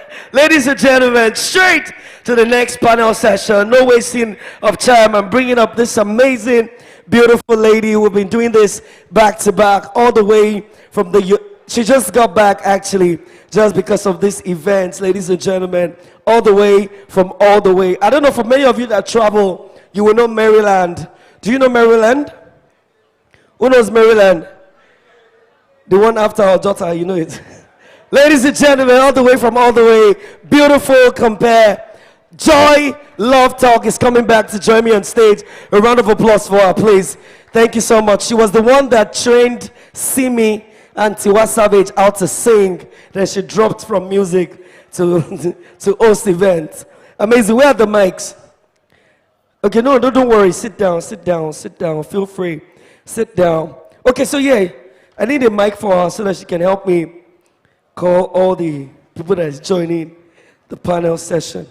Thank you very much. All right, thank you so much, MC Relax. It's Launch25, and of course, you're still building and scaling. Ladies and gentlemen, join me as I make welcome the Truth Wedding, Olayinka Ojo, as he joins me on this panel. If your wedding a lie, you know if you shoot him, it does only truth. Truth Wedding. Thank you so much. So the third panel session is going to be about how to change your mindset and cultivate self-discipline as a creative. All right, joining us also on this panel is, I was almost going to say Adekunle Gold, is Adewale Gold. C3 Pictures. I mean, for this tease and composure, I beg, jam your hands together. C3. I mean, I was going to ask what happened to C1 and C2 though, but why I chose C3? C3 That's Pictures. the official photographer of Banky W and many other people. I'm telling you. Great. All right, we're going to be really fast with this one, and we're just going to make sure we touch on things quickly. First question is, how do you think your mindset and self-discipline influences your results as a creative, especially as a photographer and a videographer? I'm starting with Truth Wedding. Okay, good afternoon, everyone. I started photography on the backside of wilderness. My journey is similar to that of John the Baptist. Glory to God. Meaning you're working in an environment where you are not seen, regardless of how good you are. I'm talking of a place where if you invest 100,000 naira into an Instagram ad, in 1 hour, you're not going to get 5 likes from that particular location. If you charge anything above 250K, people will probably assume that you are a ritualist. So when you're working in that kind of environment, it is difficult for you to see beyond that place because you will look down on yourself as though you're not good enough. You will think that you're doing something wrong, and that is why you're not getting the kind of result that you desire.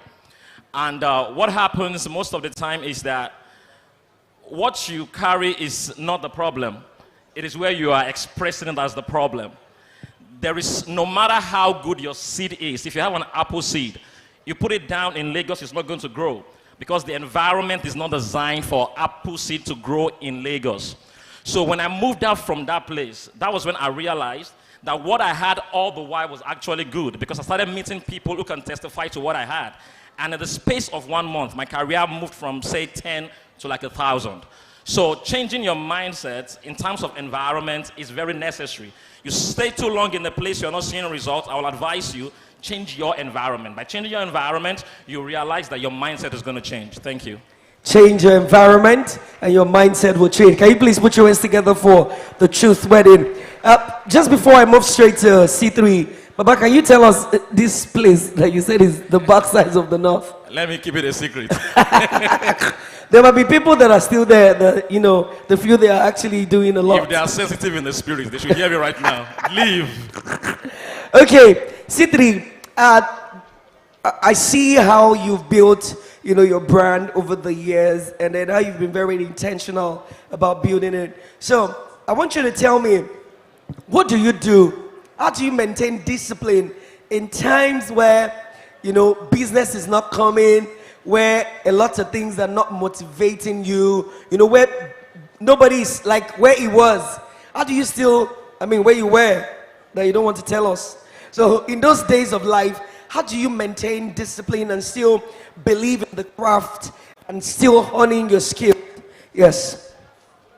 Thank you very much. Good evening, everyone. Before I answer the question, I need to mention this. I want you to be very intentional with this section, because I believe I'm not here for everybody, but I'm here for maybe just one person. And I am not just a photographer, I am an apostle in the marketplace. So I am here to shift someone to another pedestal. So please be very intentional with this section. Don't just take it casually, because when I speak, at some point, something is going to drop inside of you, and there's going to be a betting of a new season. So I want you to be very, very intentional with this. And anything we'll be saying here, don't just think this is motivational speakers aspire to inspire to aspire. But I want you to understand that whatever we are saying here are the things that we have done and has brought us to this place. And if you can do it, it has the capacity to replicate itself in your life too. There's this in Ecclesiastes chapter 1, 9 to 10. It said, the thing that has been is the thing that shall be. And that which is done is which shall be done. And there is no new thing under the sun. Is there anything thereof? It may be said, see this new, it has been already of the old, which was before us. That means no matter where you are going to in life, there are people that have been there. No matter what you want to do, there is nothing new. You want to be the richest man in the world? Someone has been there. You want to create whatever you think is new? Oh, I am so motivated. I have this thing that nobody has seen before. You might just be betting that thing in a new way, but it is not actually new. So what we're going to be saying here are the things that we have done before, and this thing, if you try them, you are going to see the same result. So back towards the question that has been asked. So things that I've done. Please repeat that question. I want to get it. Okay, so what do you do in seasons that are challenging? Seasons where things are not, you're not motivated, businesses are not coming, life is not the way you plan it to be. How do you maintain discipline in seasons and times like this? So one thing I will first tell you is that where discipline will fail, system will work. So if you want to depend on discipline, I can assure you that 70% of time you are going to fail. That's why a lot of persons, when you start New Year, you say, New Year, new me. New Year, new me. But just 15th of January, you discover that you fell off the radar. So what will help you in those seasons is you creating a system. So how do you create a system? That is what you should major on. Like, let's say you want to gym. It's easier to say, I will be going to the gym every day. But there's a way you can put a system in place like, okay, you go, you register for the gym, then you have a gym partner that will always come and drag you from your house to the gym. That is a system. So if you want to keep motivation and you don't want to get discouraged when it comes to discipline, one thing you need to establish is systems. What are the system you put around yourself? So you have to create system. So system is the best way to discipline. All right, system over self-discipline is what C3 is trying to paint, the picture is trying to paint. And the thing is that the moment you have that system, make sure it is something that works for you. Do not create unrealistic systems for yourself. But also still talking about mindset, let's talk about daily routines that you incorporate to influence your mindset, to make your mindset better. So what I do is I wake up in the morning and I call it the mirror therapy, because I look at myself in the mirror and I act like I'm performing to so many crowd. I do that every day, and it's a routine that has helped my mindset become better. So what routine as a photographer or a videographer you can incorporate in, you know, what is that thing you could incorporate into your daily routine that influences your mindset? One of the wisest guy in the West, particularly in this century, Jordan Peterson, he said that you should not trust someone who wakes up in the morning and they can't lay their bed. As simple as that is, it is a system that engineers your mind into doing things consistently. So being a photographer, your job essentially is to take pictures. Your job essentially is to take pictures. I know that we've talked about the business angle of things. However, if you are a photographer and you are not taking pictures, then you are not a photographer. So you have to set a target. In every week, I will at least have 3 shoots. And then you stick to that. You might not be getting profits as regards to that, but over time, when you are consistent with that and you stick with it, you realize that, number one, it becomes a part of you. So that you don't only shoot when you are called upon, but you only shoot because you are a photographer and that's what you do. It becomes like a breath to you, and that helps consistency, that helps discipline. Thank you. Thank you very much. A round of applause. I don't know, did you go to a school to get the accent? It's like the way you're speaking, you're not from here.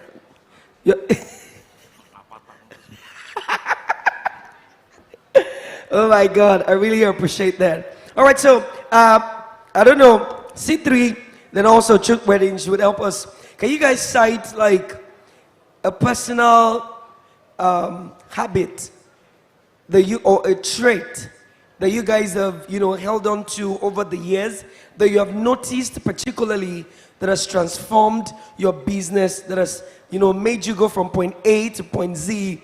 Is there a particular trait or habit, a professional one, that has, you know, changed the trajectory of your business over the years that you want to just share so that people can learn?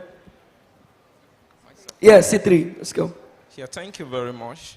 I have several things I do that have really been of help to me. So the first one is I work heavily on my mindset. And there is a saying that says, if you work on your job, you make a earning. If you work on yourself, you make a fortune. So what I do so well is to work on my mind. You see, even God cannot help you beyond what you can see. So a lot of time we build limitations around God himself. So there is nothing that you will achieve in life. There is nothing your hand will ever touch that if your mind cannot undo that thing, your hand cannot touch it. Whatever your mind cannot capture, your hands cannot handle. So you want to work on your mindset and you want to see far. What can you see? So one thing I've seen about people is this. A lot of time you see that people go up, they go really up, and at some point they start declining. Do you know the reason for that? A lot of persons have gotten to the peak of their dreams. And what happens when you get to climax? Automatically it is anti-climax. So when you go to the peak, if your dreams is really small, all you want to do is to be the best photographer in your state.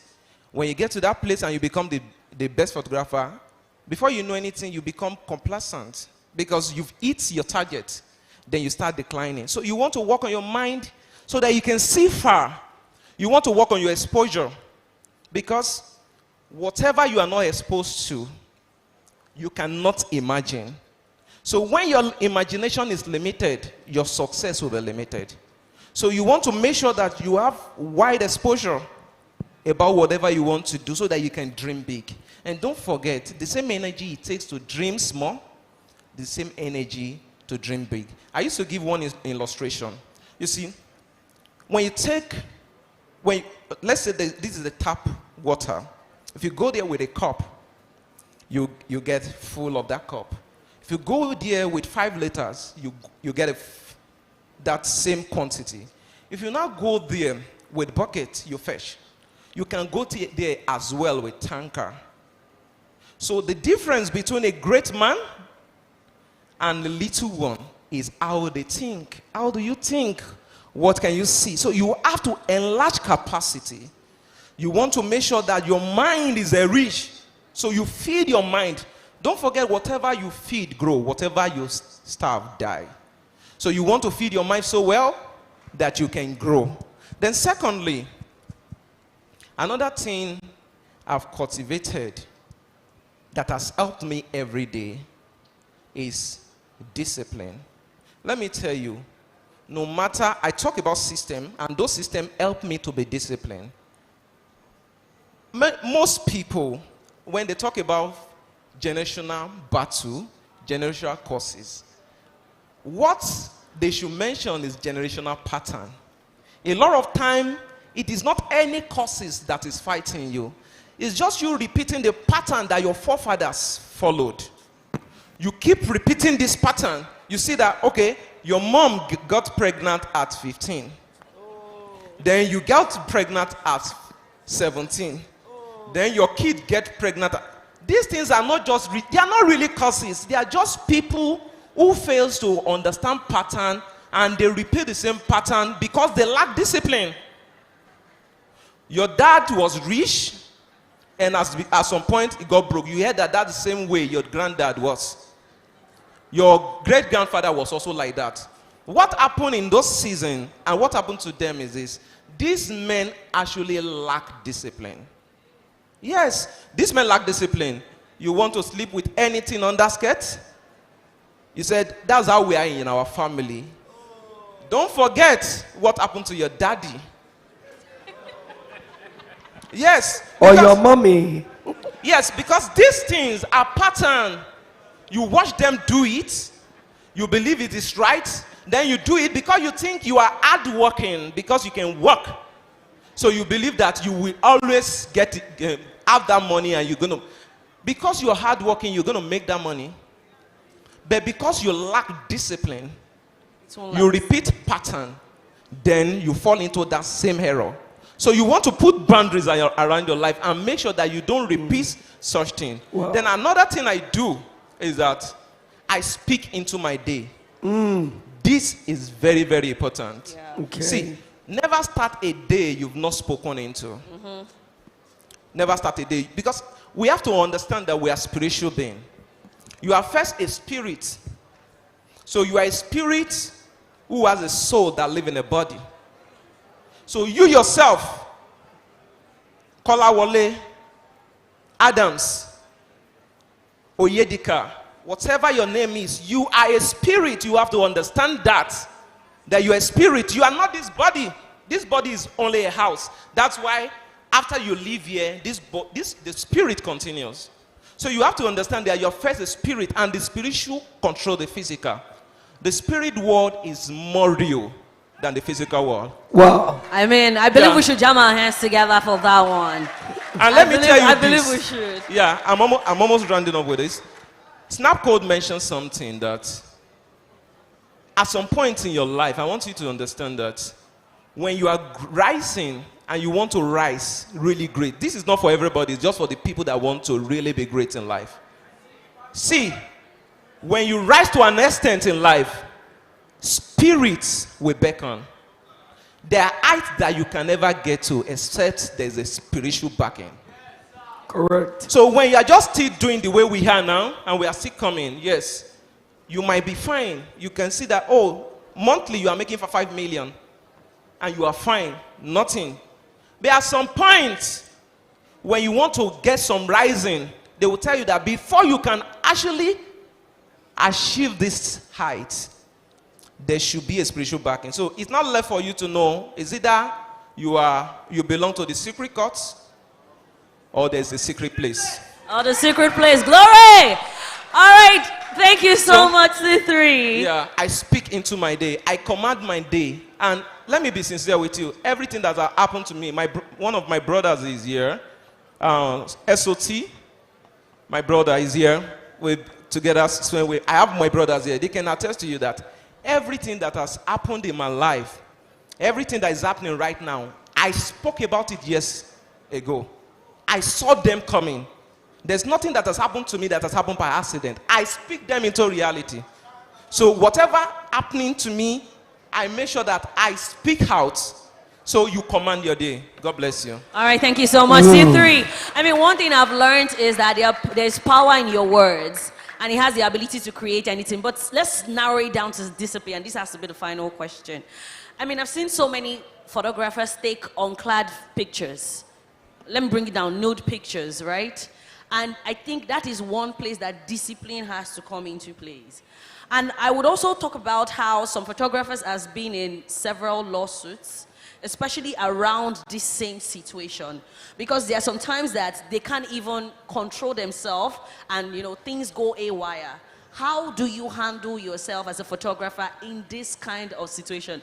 Because even as much as you're trying to keep it professional with these ladies, there's still some one or two flying around. How do you handle that and bring discipline in place? All right, first of all, boudoir or nude pictures is an artistic expression. There is nothing wrong with it. And I'm not talking from a religious angle.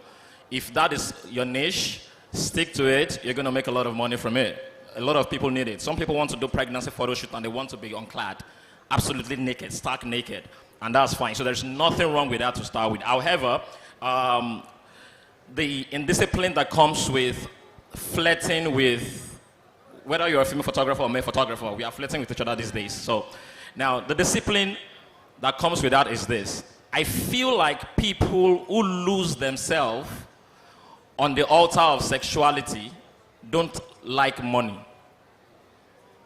You like bunda more than money. Sorry, what's bunda? What's bunda? We're joking, please. Go Yeah, of course, ahead. I know.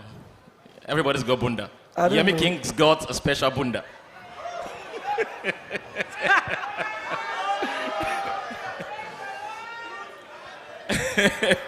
That is why he likes wearing overalls, to cover what the Lord has done. All right, so what I'm saying is this, right?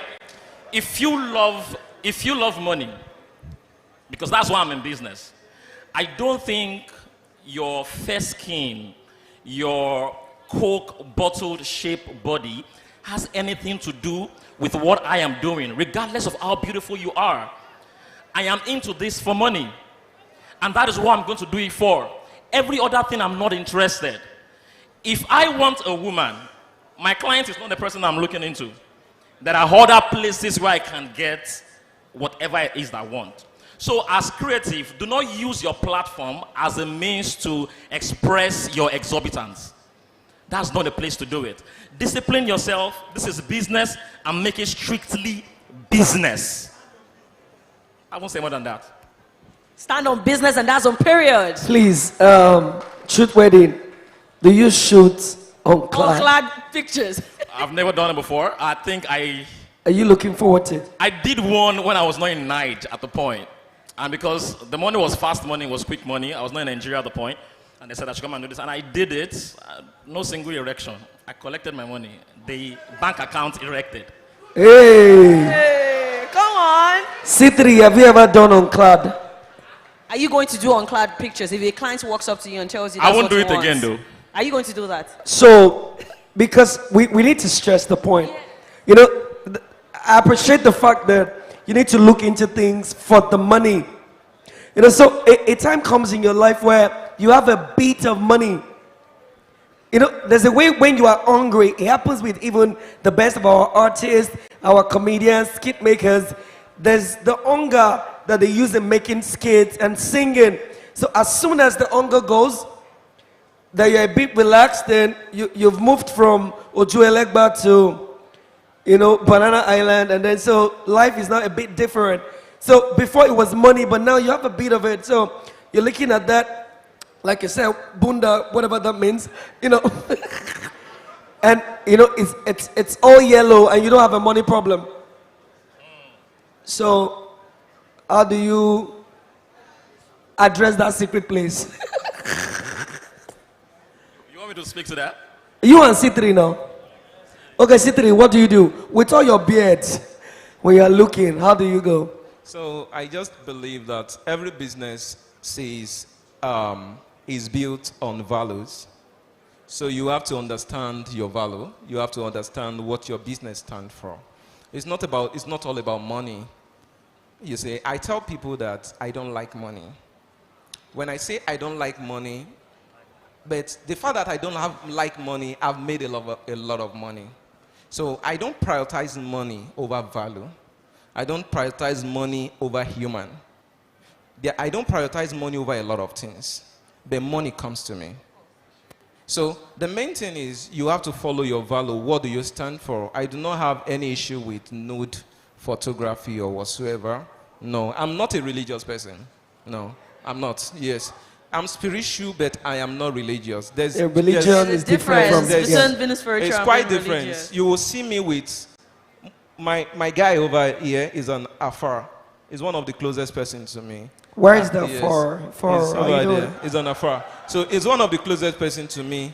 Ola of Lagos is my guy. Ola is Muslim. So I have people that are even into more secular world, like really, really into secular. Sure. And we are very good. So I'm not religious. I don't care about what you do and stuff like that. But I have my values. There's no amount of money you pay me to take babies. You get me, right? Yes, we don't even do it. So we just have our niche and stuff like that. So notes to me and all that is same thing as me taking baby shoots and stuff like that. I don't have any issue with it. I don't just do it. It's not in my business areas and stuff like that. So it's just all about that. And that's Thank you. This is amazing. Ladies and gentlemen, Mr. Yemi Kings, you have a question? You have a question? Or you...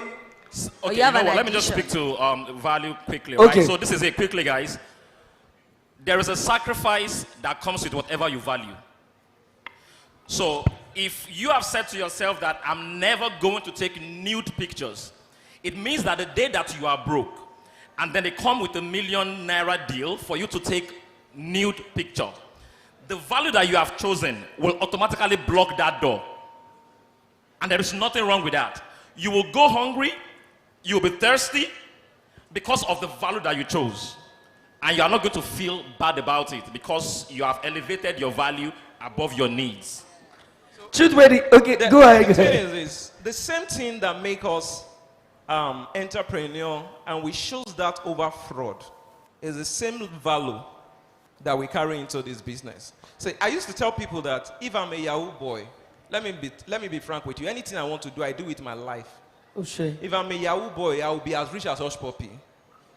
That's it. Because I will do it so much that I will put my life into it. Okay. So I can choose to be a ritualist. And I used to tell people that if I'm a ritualist, I can literally use everybody in this world for rituals. Yes, apart from me. So anything I want to do, I do it with my life. Baba, even if you do it with your soul, you don't feel rich me. I'm just talking about the population of how much I can go, right? So the fact that we choose entrepreneurship into this, and I used to tell people that I have never stolen a kobo anywhere in my life, not even when I was a child. That is value. You get me, right? You have to have value that you can stand by. What people know you for. So the same thing we bring into business. So it's not about because we have money now. Even when we did not have anything, we were like that. All right, thank you so much. It's the end of the third panel session. Thank you very much. I hope we had so much fun. Thank you, Truth. Thank you, C3. You can come and take the pictures, please. You know, the funny thing is that you guys are just, I don't know why you guys are so much on the clap pictures.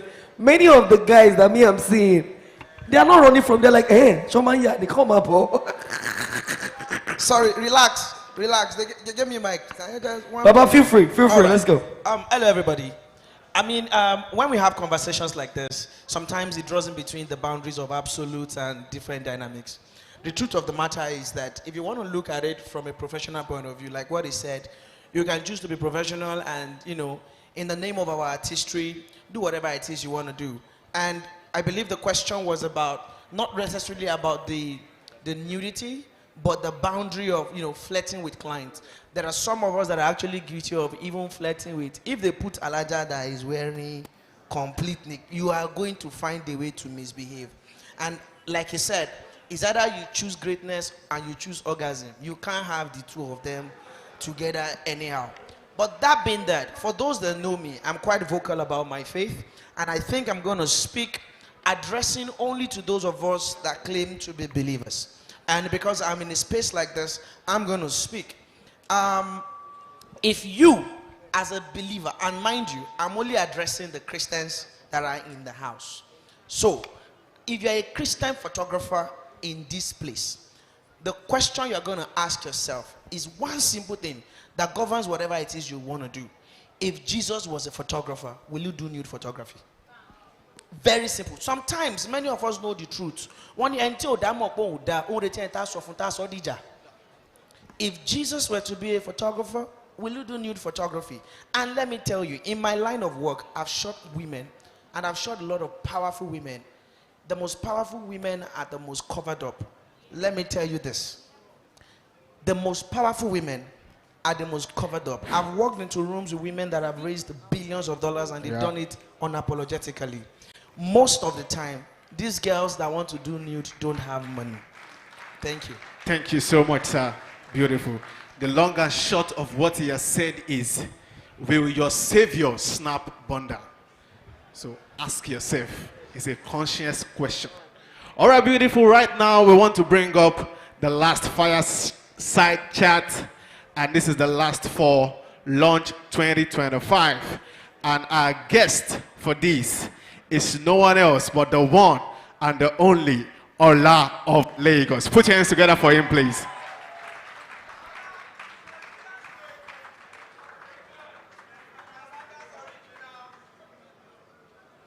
Okay, bro.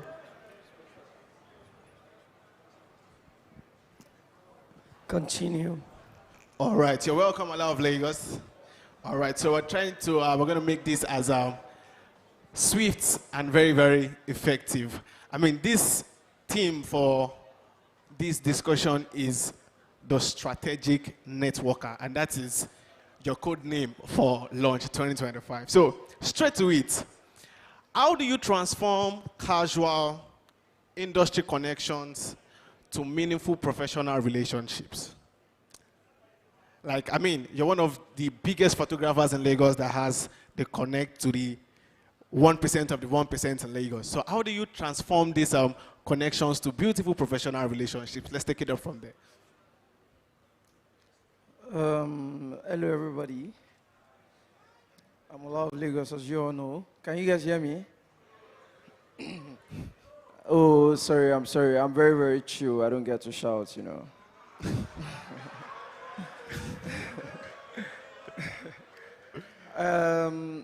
So I feel you said something about casual connections. I feel like even before you connect with somebody, you already know what you want. It's a thing of mindset.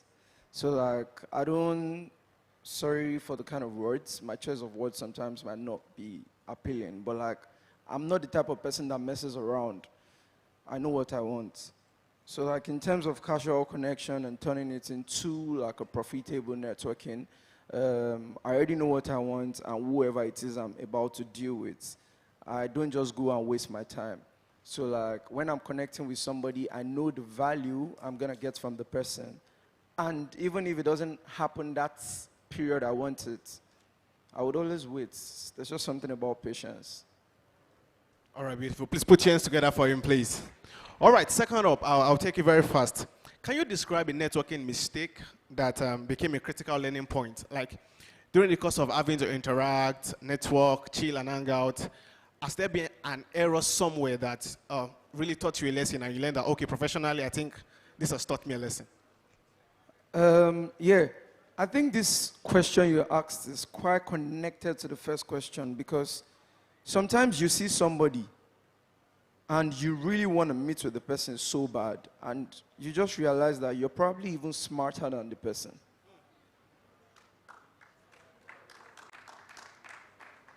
Yeah, so like, I feel like most of the times when you want to network with somebody, you should actually take your time to study what the person is about and don't go for the hype. Don't go for the hype. All right, beautiful. I think I have about 2 more, and I will we'll call it a day from there. In the course of networking, doing the photography business and everything like that, where do you draw the lines? Sorry, can you come again, please? Okay, in the course of carrying out your business as a photographer and in networking, relating with the 1% of the 1%, where do you draw the lines? Are there certain offerings that come and you be like, okay, I'm sorry, I can't go beyond this? Can you ask me that question one more time? Okay, in the course of carrying out your professional job as a photographer, interacting, are there certain offerings or things that come your way and you be like, I'm sorry, Oh, I are there can't do certain this? offers that come Yeah. my way? Yeah, I mean, a lot of offers. I say no a lot. There are a lot of things I can't do. I mean, I feel like every businessman, not even as a photographer, should have standards. Yeah. So, like, you don't jump on every gig. There are some gigs that when you jump on, it just kills everything you've been building. All right, so 1 more, and that will be it. So, how do you add value to your client without expecting immediate returns? You can't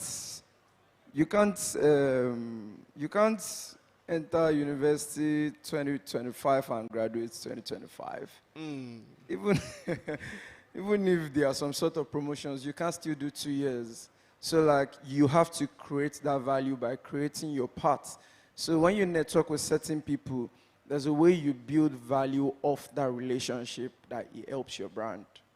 So like it's just about timing and believing. All right, beautiful. I have MC Relax in the building. Yes, my brother, how you doing? So, I mean, talking about networking, brands and all that, how do you manage, because you are Ola of Lagos, and there is also another Ola of Lagos. Okay, it's plenty.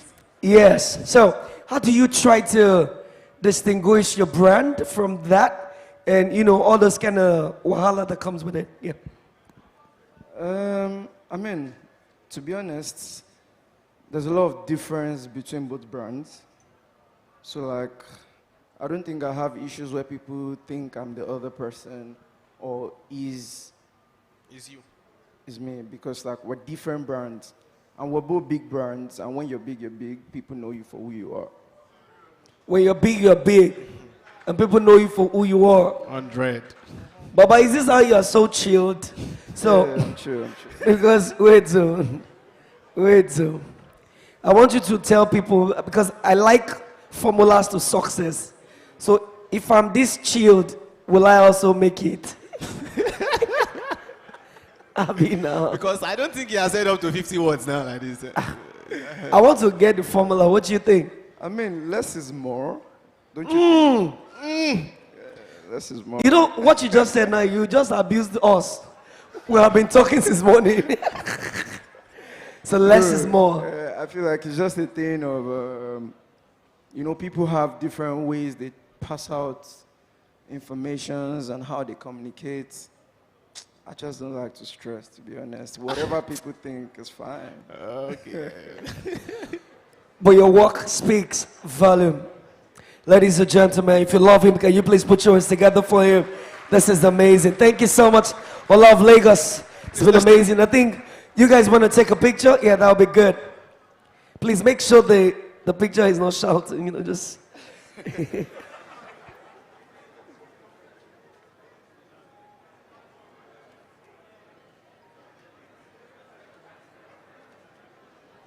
I think we've gotten to the oblate part of the event.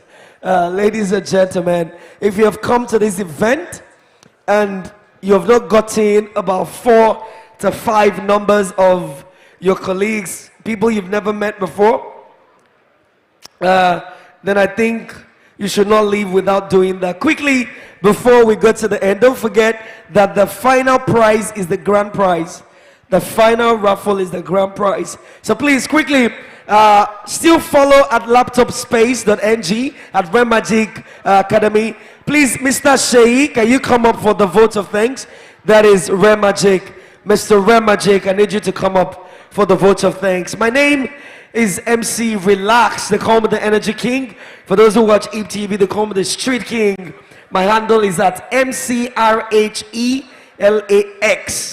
People usually have problems spelling relax. RHELAX. Wale Daniel, can you please tell them? Please, Mr. Sheikh, can you come up, Baba? Let's go. 100. My name is Olawale Daniel, aka Wale Daniel. I'm too soft. I'm the softest MC as long as Nigeria is concerned. I mean, Ola is my new mentor. I don't want to be talking too much. You get. Okay, so you don't want to talk too much. Just soft. Less is what? Is Less more. Is more. Be quiet. As an MC. Please, where's Remagic? Please don't go. We're doing like a group, a group picture that we're trending tomorrow morning. So please, don't go. Please, Remagic. Yeah, you want to say something? Remagic, where are you? Mr. Shay. Please, somebody get me Remagic. Somebody get me Remagic. Okay, this is beautiful. DJ, please, you can play us a song.